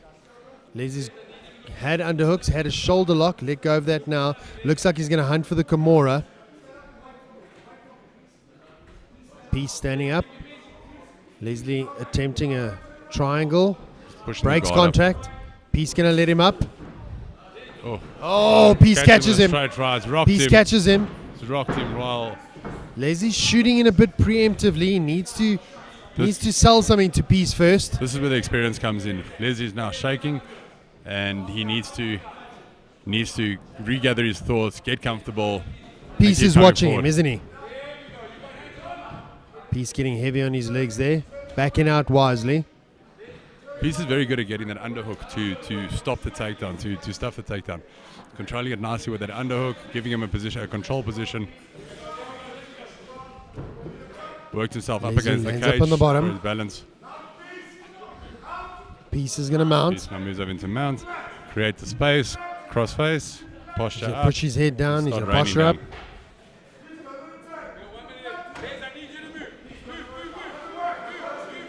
Leslie's corner. Peace imploring him to move. To rain it down. Cannot sit there. Cannot sit there. Referee's right on top of the action. You can't just turtle up. If you're Brad not gonna Block move, is I'm not gonna going to let stop this this go. fight. If he doesn't stop the fight, it's going to be. Brad Block If he doesn't give him right on something top back, of the it's going to be action. stopped. Fight's over. And the fight's over. Fight's over. Well done to Brad Block. What a Stopping tournament! the fight. What a tournament for Leslie! What a tournament! Congratulations to Peace for coming back And you can see it means the world to him. Look at that. He's in the middle. Reality setting in. He is the champ. The Great. amateur champ. It's setting in. It's got to be overwhelming to feel. If you look at the replay, Peace dictated. The moment he got on top, started dictating proceedings. By ground and pound. Well done, Peace. This is definitely Heavy ground and pound. definitely a fight you're going to see again in the future. You've Oh, got yes. up-and-coming athletes Oh, against yes. against the veteran of the game, and these guys are still at amateurs. Peace is blazing a path for himself, isn't he?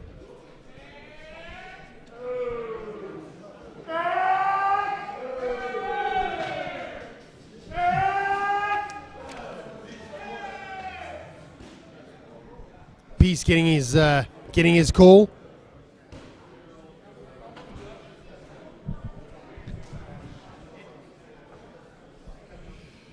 Okay, guys, let's announce the winner of that fight. In the welterweight senior males, round 1, time 2 minutes and 18 seconds. Winner by TKO, Peace Ngupane. Well done to Peace. He's had a phenomenal tournament, well-deserved winner. And let's take nothing away from Leslie. I think he's shown his chops. He's one of those guys, you got to keep an eye on him. He's going to be an up-and-coming talent. Okay. We're going to see him around for many years still. Let's get the guys to the center for the medals. In bronze position, we have Shaul Adams with the bronze medal. Peace posturing to the Prez over here. Just reminding him it's been 3 times, Prez. Come on now. Also with bronze, Cyril Duplessis. Oh, well done to Sorrel. That guy had a war. Look at that face, man. Gorgeous. In silver position, we have Leslie Jacqueline from the Western Cape. Oh, well done. Leslie had a stonk of a tournament as well. Super impressed. But look at that lineup. I mean, you could not be wrong to pick any one of those. And in gold from Gauteng, Peace X Ngupane. Well done, Peace. Well done.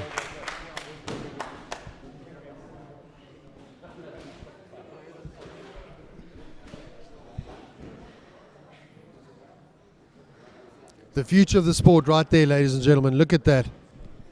That is some ultimate athletes in there. Ooh-wee. Look at that.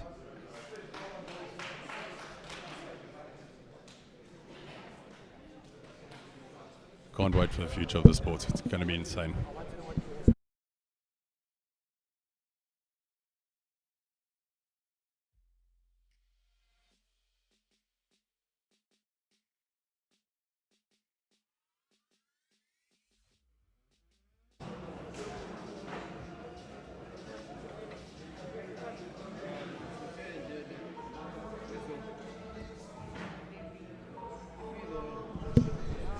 Back at the action, folks. We just had our presentation for the medals. Wow, what a night of action!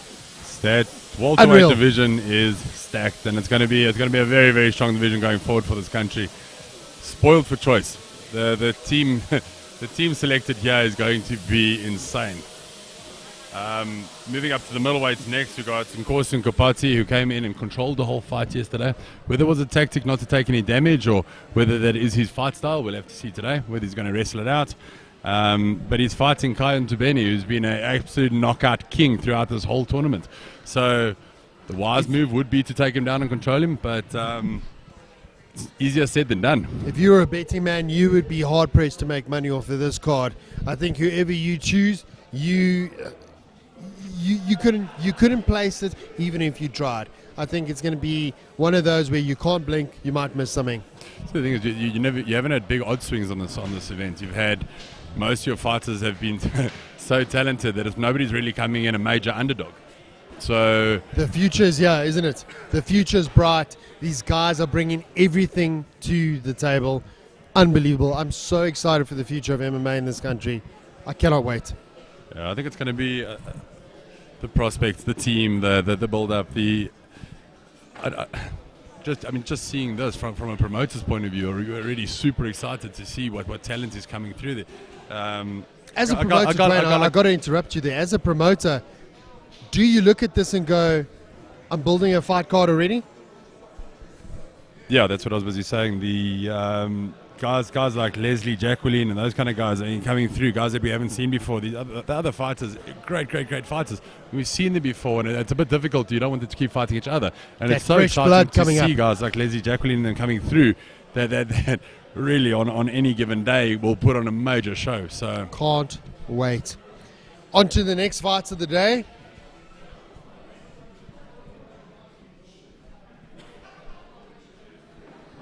We've got, who do we have? We've got Nkosi. Next fight, we've got Kaya. Nkosi Nkopati against Kai Ntubela. The two fighters out of KwaZulu-Natal.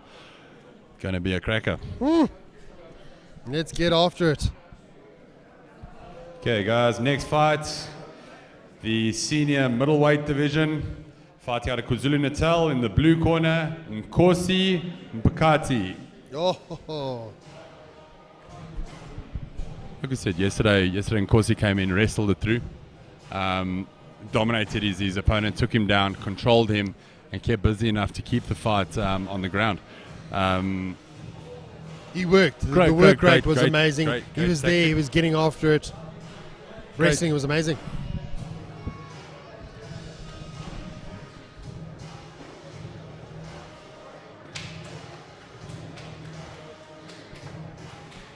Of course, he steps into the octagon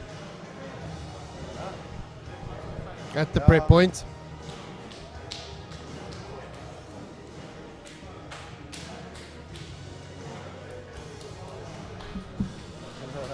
Dwayne, tell me, why do the guys do that? Why do they slap them and try to rile them up? What's the idea? A bit of riling the guy up, also desensitizing the area. I mean, if you walk in there and your skin's soft and it's cold and it's not, hasn't been properly worked over,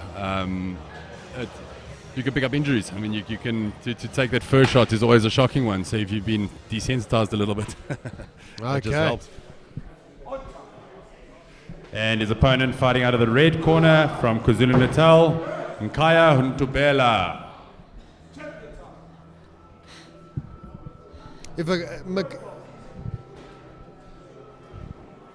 If Kaya watched the fights yesterday, what's his game plan? Does he come to wrestle? Does he come to strike? No, he's definitely not going to wrestle today. He's going to strike. He came out. He's absolutely knockout king. You've got Corsi, who's got very, very good wrestling, very good ground control, takes you down, smothers it out and works from there. And Kaya wants to be on his feet and he wants to be hitting your head into the next dimension. Look at that smile. Ready to go. That's his game. So this is going to be a battle of wills. And Kaya's going to want to keep it standing, and Nkosi's going to want to get it down to the ground and control it. Very interesting to see. I might be completely wrong, but that's the way I've got this fight seen. We haven't had the greatest track record, have we? We've called some of them wrong. But this is what makes this sport so exciting, because you just don't know where it's going to land. These guys, both great big units, they're going to get after it. Do not blink. After this, we've got the youth or the junior light heavy and heavyweight fights. So two more big boys or four more big boys coming to the cage. Athletes take the corner.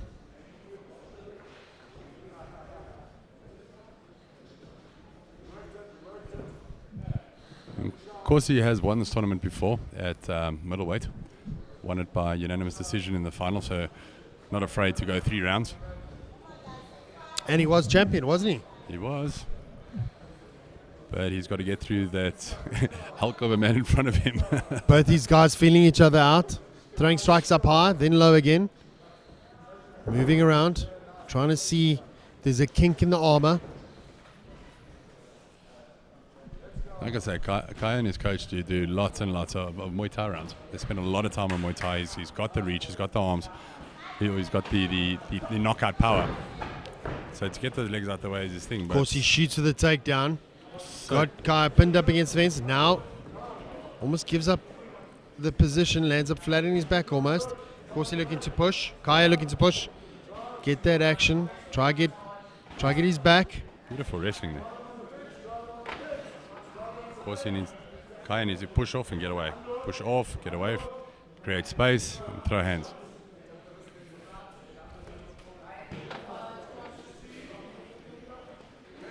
Kaya's got him pinned up against the fence. Looking to work now. He's got his arm trapped. He looks quite comfortable there. I don't know if he's waiting for his chance to get grabbing the leg. Looks Shoots a single, but then a ball to the last moment. Back at the center now. Both men sizing each other up still. Going to take a bit of a bump in the eye there. Corsi looking. Corsi also hasn't been afraid to throw. Nice little head movement there, getting it out the way. Seasoned fighter. He's been Kai's definitely got the reach on him. I'd like to see him try and expose that. Maybe hunt Nkosi down. So another one of the situations where you're fighting a teammate. So you've been together the whole week. You've been traveling together. You want to go out there. You want to win the fight. You want to eat his head off. But it's also. Oh, there we go. And Corsi counters that, slips it to the right, gets a nice hook. Well, if there is an on I'd switch, like to that see would Kaya be do it. some of the same. So about to say, if there is an on switch, that would be Kaya's on switch. He's now ready to go. Realize we're not friends in the cage. Need to get this going. You can imagine these two guys are spending the time together as teammates. They've sparred each other a good couple of times. Going to be difficult to find a kink in the armor, isn't it? 10 seconds. 10 seconds, round number 1. It's also that you travel down here together on the bus. You've spent the whole week together. You guys have all been staying together. You've been spending, and now you got to climb in a Round cage. number 1. Like I said, you climb in a cage. You got to hug it out, and you got to beat each other to pieces. Yeah, you got to, with the bus ride down here and with the tournament progressing the way it did, at some point you got to look at each other and go, hey man, tomorrow me and you are dancing, but let's make it a good one. Oh, and after the next 2 rounds, we could be best friends again. But when the cage door closes, we're not friends. We got to get after the business, don't we? It's always a very, very tough thing to do. Take the emotion out of the Coaches fight. Dallas and William, respective corners, giving their fighters some coaching. I mean, the lineage, William and Dallas, I mean, you got years and years of experience between these two guys. Thank you, coach. Thank you. Yeah, Thank and you. they work together. They're partners. They now opposition. Back in Corsi. Can only breed friendship, doesn't it? Ready? Ready? Let's fight. Round number 2. This is when they need to switch over and go. We're not friends. Let's make this count. Let's throw hands. Let's give it a go.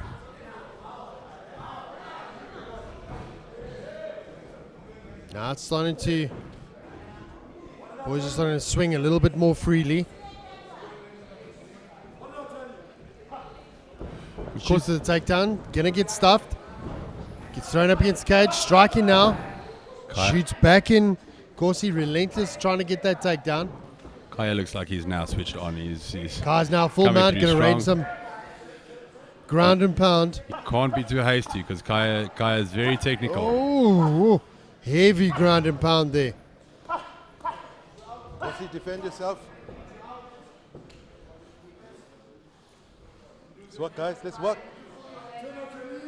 Referee asking him to work after a brief flurry in action. Kaya can get that hand loose. You can carry on raining. Very, very clever on Corsi to control that, buy himself a little bit of time and move it around. Kaya raining some ground and pound from the side now, almost in the full mount position again.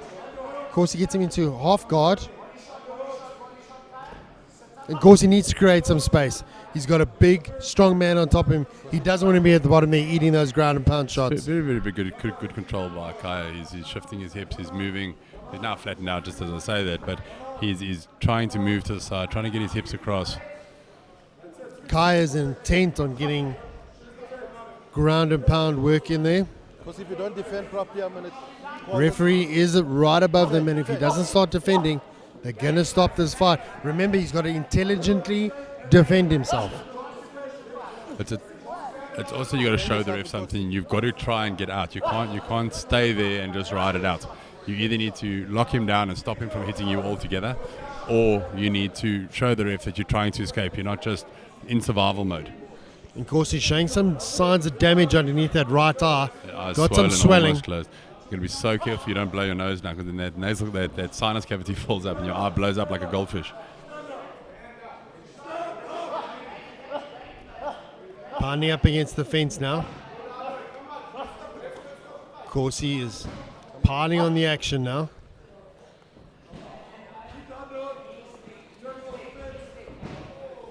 Kaya pushing away. 26 seconds to go. These fighters are now Kaya looks- standing. How much damage Looks has... gassed, mouth is wide open. How much damage has Nkosi taken? Kaya looks the fresher of the two fighters. Catches him coming in. Of course, he shoots for a takedown. 8 seconds to go. He's going to get to the break to recover. Gives him 1 minute. 1 minute to get up and go again. Kaya really switched on in the second round. It took him that first round to switch on properly. Just to settle the nerves. But he switched on properly. We've now got Kaya looks like he's very much in the driving seat in this. If I'm a betting man, I'm going to go with Kaya. we've seen fights where we were really backing the one fighter, expecting him to run the rest of the fight, and he gets clipped within a couple of seconds I've of got the to next. put a disclaimer in here. This is not financial advice, folks. Don't follow me for financial advice. Please don't follow Mike for financial advice. Never. Bad idea. So the third last fight of the tournament, it's been great. He's sitting 3 days in, and we haven't had a fight yet that's been completely disappointing. Not one. Thank you, Coach. Not one fight that's been disappointed. Step back, please. We needed to charge. We need to get some crowds in here and make. We were made some loot, Dwayne. Come on, I'll split it with you. 60-40. You take 40. If we could Ready? If we Let's could fight. get crowds in, trust me, we would have been in a much bigger venue. We would have had a lot of people sitting around. Round number 3 of this wall. Big shout Oh, out to of course he comes for steaming out of his corner. Kaya wise to Zach, moves away, circles off, fires a 1-2. He's finding success with that jab. If you look at Nkosi's swelling right eye, he's found some success on the strikes. did that damage when he was on the ground. Now he's looking to capitalize on that. He's going to try and circle to his right. Capitalize on that swelling. Oh! Catches him solidly. Okay, break. Who's is that? Yours. 1 second. And let's fight. That's the danger. They cannot break like that without the ref stopping you need the the ref fight. to stop it. You can't pick it up and stop it. Of course, he let him off the hook there. Kaya pushing the action straight up to the cage now. Got a minute 55 to work. It's all down to who wants the gold more now. Kaya working, Let's work, gentlemen. pinning the guy up against the cage. Of course, he is trapped. Needs to work. Says that was a low blow. Time. Referee's going to call it. Go to neutral corners. Send fighters to neutral corners. Give him his time to recover. Take your time. Is this a tactical move, Dwayne? I mean, do you... Oh, we could see the replay. Let's take You a see look. it and you almost ask yourself, from a tactical point of view, does he recover? Well, he's jumped straight back in there. He hasn't taken. He could have taken the 5 minutes, recovered, Could and have. come back out. So the thing is, the more you recover, the more your opponent's recovering. Oh, That's true. Catches him there now. beautifully with a oh. And Causey is now upset. Oh, beautiful. Hit me in the Beautiful jewels, now I'm going to overhand punch right. you. These two are now going toe to toe. The switch on is there now. Now these boys For are both of hunting. these guys. Standing in the middle and trading. Landing hard. It's becoming a dogfight. This is what you want to see from the big guys. First time in the tournament we've seen Kaya backing up. By Kaya being opened up slightly under his right eye. His reverse gear does work. Just needed to get someone to engage it. Also got to understand that both these fighters, even pushing forward, Both of them are tired, but both of them are leaving nothing out. you also Both don't want of to them are drop. You trying don't want to to drop lay your down. hands and walk into any of these punches because these punches are coming through hard and fast. And they are landing with bad intent. Second time in this tournament that a fight has stopped without the ref saying stop. Fighters have got to watch for that. You're putting yourself in considerable danger, not defending yourself at all times. Oh, Kaya lands a monstrous Very nice. straight right. Counter there by Nkosi. Kaya circling back now, hands by the waist.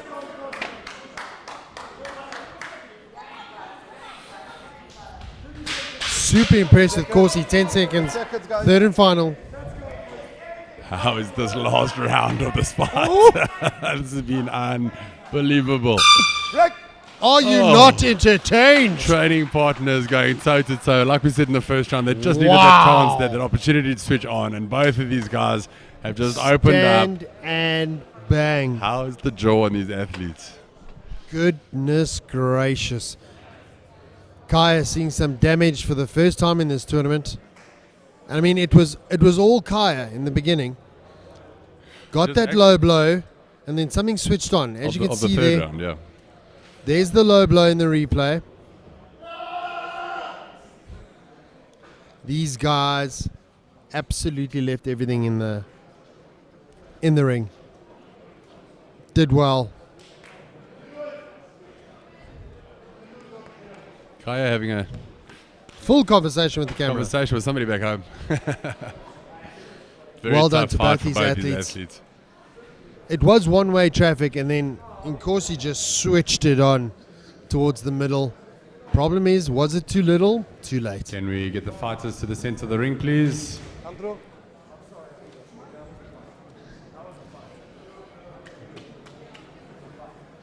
In the senior men's middleweight division, we go to a decision. Judge 1 scores the fight 27-30. Judge 2, 27-30. Judge 3, 27-30. Winner by unanimous decision, Kaya Ntubela. Well done to Kaya. I think that was a great fight. And well, take nothing away from Nkosi. I think it was a phenomenal fight. Great performance from him. Okay, moving straight on to the medals. Middleweight bronze. Middleweight bronze, we have Tony Killian. Tony the Magic Man. And Esteban van der Berg. Is Esteban here? Okay, Esteban's unfortunately not here. In silver, we have Nkosi Nkapati. Well from done to KwaZulu-Natal. Nkosi. These guys did phenomenally well. Great effort on these athletes' behalf. And gold goes to Kaya Ntobela from KwaZulu-Natal. That was a war, Dwayne. That was the men's middleweight seniors. An absolute war. That was a cracker of a fight. That last round was everything you could have hoped for in a fight. It would have been amazing to see that come out from the People first round. tune in to see for that kind of fight. It would have been great to see that from the first round. But like I said, you're coming out here as teammates. You've got to find your feet, and all it takes is that one hard punch just to find your feet. Just and to actually switch on the realize. lights. Oh, I'm in a fight. Now I'm going to fight. Well done. Well done to both those athletes.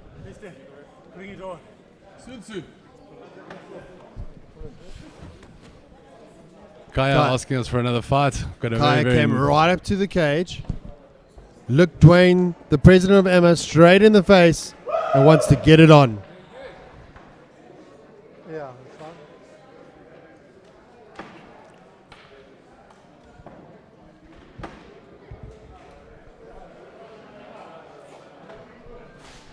Just waiting for the guys to sanitize the cage, and then we can go into the junior men's light heavyweight division.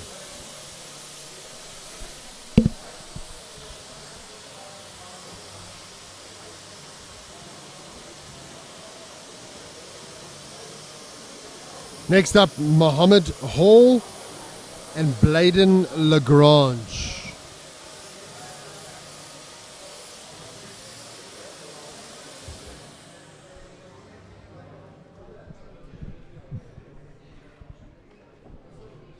So we've got 2 provinces left, or 3 provinces left. We've got KwaZulu-Natal, Sedibeng, and Gauteng. I don't know how Sedibeng doesn't fall under Gauteng. I don't know how they.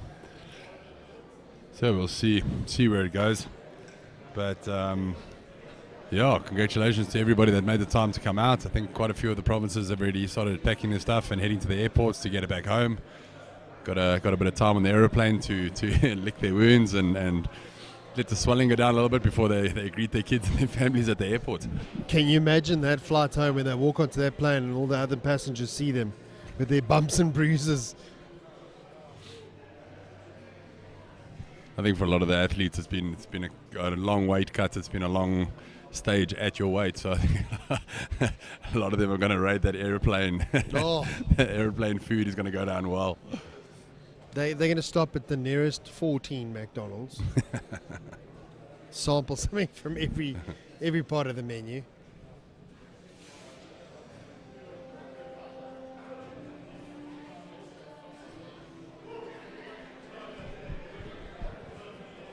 Dwayne, talk to me. I mean, these guys have left everything on the line now.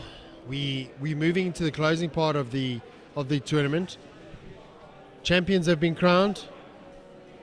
What's next? Do these guys continue this kind of momentum going through for the trip overseas? Well, every fighter that one's come over to the cage and looked at me and said, bring it on. So I don't know. Hopefully they're not asking me for a fight. I'm too old for this. But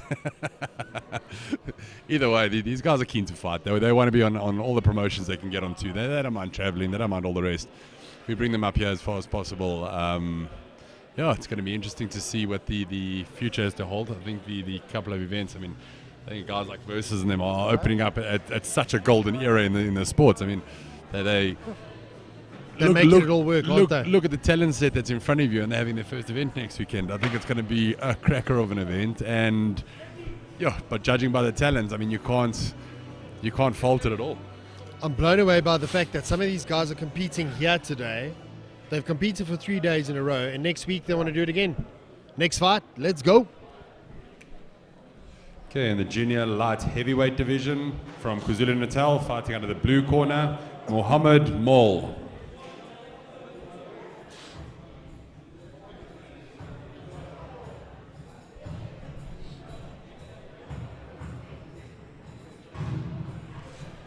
The juniors have actually been really impressive, seeing that these guys they've shown a lot of experience, and they haven't been allowed to fight seniors or fight at the senior rules for very long. Some of these fighters are in the youth juniors are only 18 years old, so they've only just stepped up from the youth, and to show that kind of experience at such a young age is amazing. Yeah, we speak about the juniors and having to step up their game. Not figuratively in the sense, but having to step up and maybe face someone that's a senior in this environment, in this setup, is massive. Well, look, if you look at promotions and stuff like that, any fighter over 18 is up for the challenge. Obviously, they won't have the biggest records or anything yet, but some of them are just shining talents. And there's no shortage of talent. And his opponent, fighting out of Sedibeng, Bladen Lagrange in the red corner. Defend yourself at all times, obey my calls at all times. When I say stop, you stop. When I say break, you break. Thanks. Have a good fight.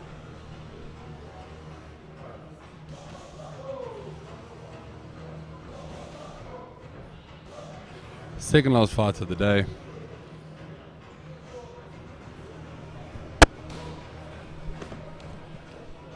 I think it's time that these guys blow this cage up a little bit. We've got two big boys coming in. They're going to be swinging big hands, moving around. Great experience for these two fighters. Don't know if walking out with a white fight shirt is smart. That's the idea. He wants it to be white, so if blood stays in there, it's been worn, battle worn, battle tested. In these heavier divisions, that's generally the case. Okay, defend yourself at all times, obey my calls at all times. When I say stop, you stop. Say break, you break. So have a clean fight.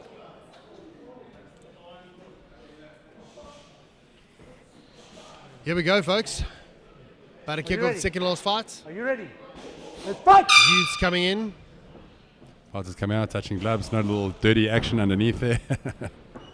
Wanting to work. Oh, big overhand coming there from Mohammed. Bladen needs to keep his head down. Can't fight with his head on a broomstick. No. Bladen's trying to work that arm and trying to get that guillotine set up. Mohammed pushing for the action. It'd be wise to flare him to the right, so he can get to the side. And he does that. Takes all the pressure off that guillotine. Now he needs to get that left arm out, get it underneath the back of his head, start dropping that shoulder into the neck, start working for that Van Vlue. Knee into the ribs. Bladen needs to let go of that guillotine. He doesn't want to blow out his arms. Blowing his arm because there's no pressure there, and it's uncomfortable, but you're not going to win a fight like that.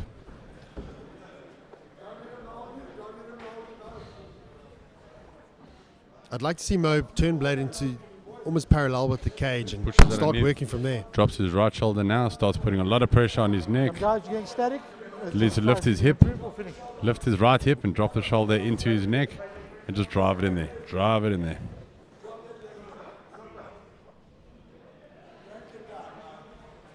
Oh, goes for the mount. Got to get careful with his arms off to the side like that. Oh, powers out of that guillotine. Looking to put Bladen's head down, work the ground and pound. Bladen turning, risking giving up his back there, turn back in. Take yourself at the bottom. Defend yourself on the Such a bottom. difficult situation. If you roll, you give up your back. If you don't roll, you keep taking punches. What's the best of less Nick evils, Savides huh? isn't going to let this go much longer. If he doesn't start defending himself intelligently, this fight's going to be stopped. Referee's on top of the action, about to stop. Needs to work. Defend yourself. Okay. And Good stoppage there by Nick Savides.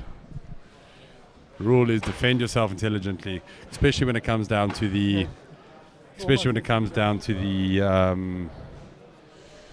light heavies. the pushing of action, and that was the story of And the this juniors. matchup.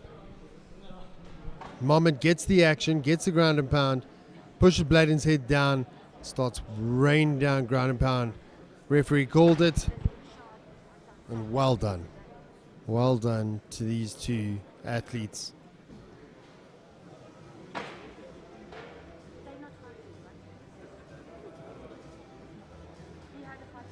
Stand by for the official announcement. Mohammed is ecstatic. Absolutely ecstatic. For the final decision. And the winner of this fight in round 1, time 1 minute 51 seconds by TKO, Muhammad Maul from KZN. Well done, Mohammed.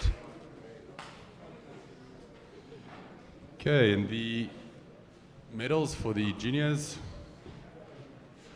junior light heavyweight division. In bronze position, we have Quinton Malquena. Quinton not here. Silver, we have Bladen Lagrange from Citibank. Well done, Bladen.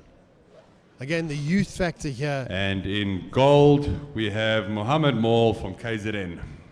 The youth factor here is just amazing. These guys are going to go back with a mountain of experience.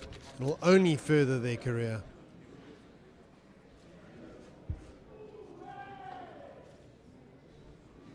Well done to both these lads. Well done. Absolute treat to see these guys working and to see the youth come in, compete at the amateur levels, grow the sport. Next up, Hannes Mulder versus Alex van Staden. And that will be the final match of our tournament. And it's been a blessing, folks, and been an absolute blessing, a treat and a privilege to see the growth of the sport, to see the new blood, to see the talent on display in the amateur ranks in South Africa. And we are truly witnessing the growth and development of our future stars of the sport. Yeah, I think it's been a massive success. I mean, it doesn't matter where, when, or how we did this tournament. The star of the show has been the fighters, and that's what it's always supposed to be. I mean, it's all about the fighters. That's why everybody's here. And like I said, they've come out to shine. They've come out and done their job, and it's been amazing. They've done a phenomenal job. I think, going forward, it's only a treat going forward to see what is next for these athletes, for all the champions, for all the guys that didn't make it. Maybe they fell a bit short right now. They've done a phenomenal job. Can't wait to see what's next. I think you also got to look at a tournament like this. You got to look at the moving parts in the background. You've got guys like Sons of Hygiene come in, scrubbing down the mats. They jumped on. We got one phone call and just said, "Listen, guys, would you quote?" And they said, "Well, look, we'd love to come on board." So they've had guys here all day scrubbing toilets, scrubbing warm-up mats, scrubbing cages. It's not just the front of house stuff that you see. There's so much going on in the background. We've had a number of volunteers that have come through on their own accord, come through to help out. All the officials, we've got officials from other provinces that have come up just to come and assist. On their own dime. On their own dime. You've got all the coaches, you've got all the athletes, you've got all the sponsors, the athletes' personal sponsors. On that note, guys, with the show of talent at this event, I think a lot of these athletes should be getting endorsements. They should be getting a definite recognition from people out there. Please, guys, if you do have something to spare or you do want to come on board and get a brand ambassador, these are the future of the sport and these are the best guys to use. Take them when they're young, help them groom and build them up to be the next superstars. You apply your company logo here, as they say. Okay, guys, the last fight of the tournament. Okay, from the junior heavyweight division, fighting out of Gauteng in the blue corner, Hannes Muller.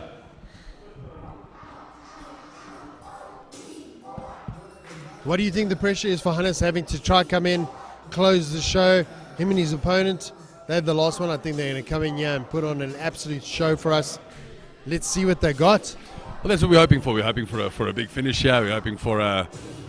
Yeah, you got to cap it off properly. That's why you normally have your title fights. Send and us on our way. You normally have your titles and all of this at the end of the day to show a... Yeah, to finish it off on a high note. And we're hoping that these two bring it. Heavyweight fights are always good to watch, always interesting, and let's see what these guys have to bring. I mean, looking at Hannes now, I mean, what is his age? Do we have his age? Actually, not 100% certain. I know Alex's opponent has cut down from... He was supposed to fight open super heavyweights. He was up at about 134 kilos. And had to cut down to 120. 2 days ago, we were still looking at about a kilo over. Big unit of a man. Had to make weight exactly this morning, otherwise wouldn't have been allowed to fight, and he's pulled it off. So, big, strong boys walking in the cage. I'm going to go throw it down. Ready to put it all on the line for gold. You look at heavyweight fight, people want to see that one big knockout punch. Heavyweight gold. Big, strong boys. Ready to get after it. And his opponent, fighting out of Sedibeng from the red corner, Alex van Staden.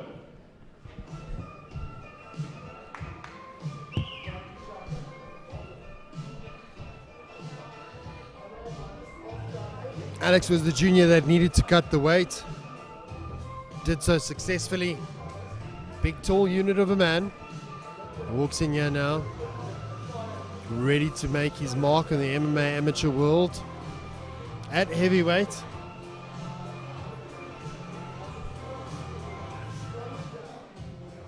I want to know what they feed this man, and I want all of it. How's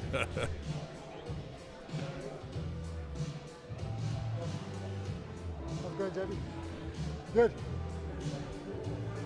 This is when you look for your sponsors, and the first thing you look for afterwards is a restaurant close by, and you hope they endorse it because that bill's going to be massive. 14 kilos to catch up. Big heavyweight, ready to rock and roll. Hi, man. You got any questions? No, just keep it clean.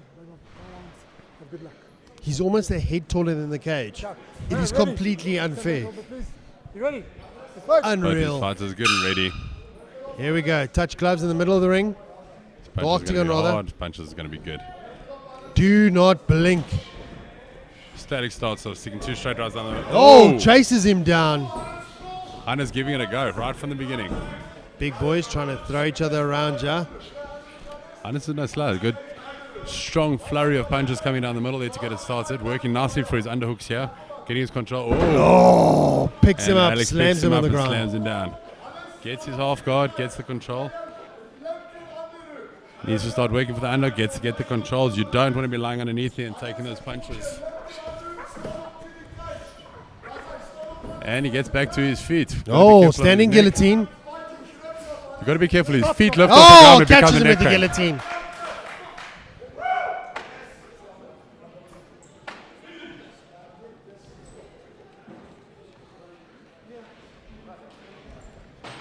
Wow. Speechless.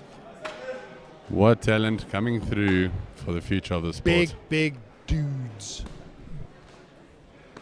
Do you ever watch the movie Tropic Thunder? I'm just a dude playing a dude disguised as another dude. In this case, it's two big dudes getting after it. Unbelievable. Well done.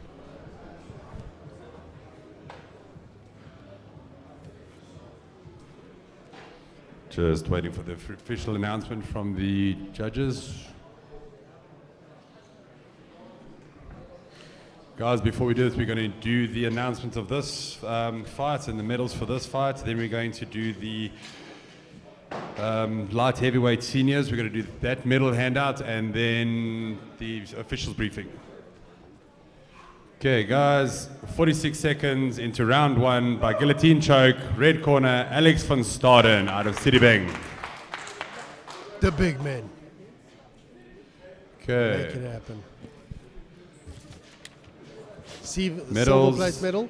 In silver, we have Hannes Muller from Gauteng. Well done, Hannes. And in gold, we have Alex van Staden, Citibank. Well done to Alex van Staden.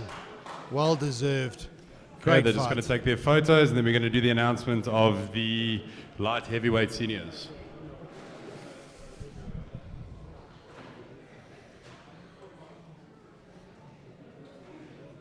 Unbelievable to think that these guys are still the juniors in their weight divisions. Well deserved. Well done. Both these athletes done phenomenal. Guys, can we ask the officials not to leave in about 5 minutes? We meet here by the commentators table, please, all the officials. But before we do that, can we get the light heavyweights in the middle of the cage, please?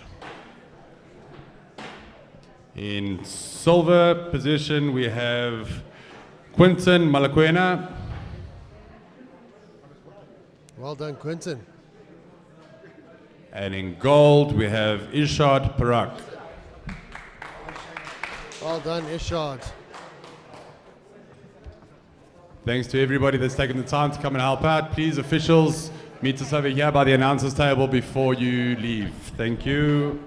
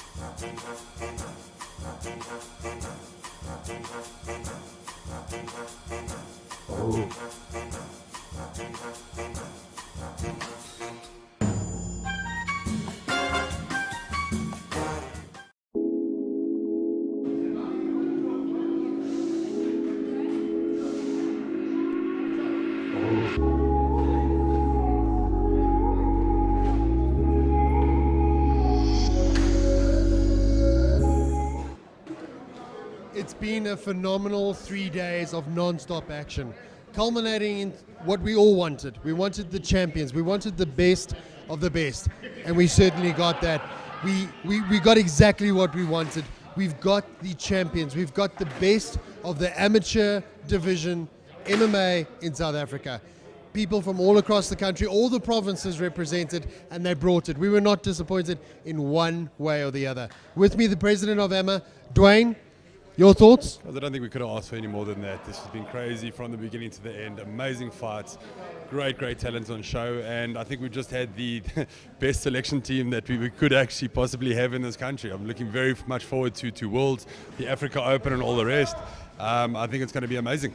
I can't wait. I'm super excited for the future of South African MMA.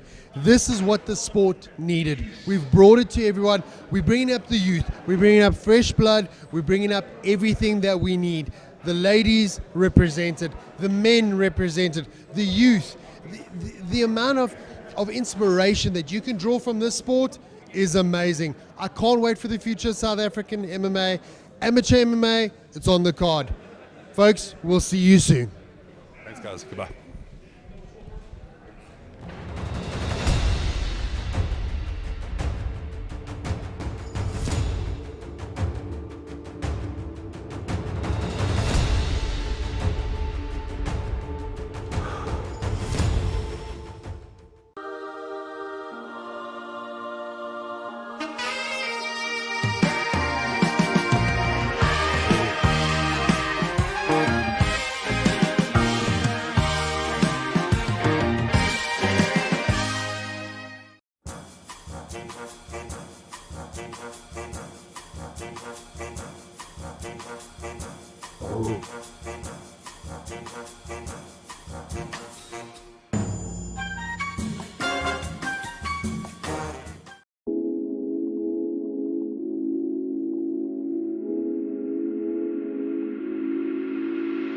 Oh.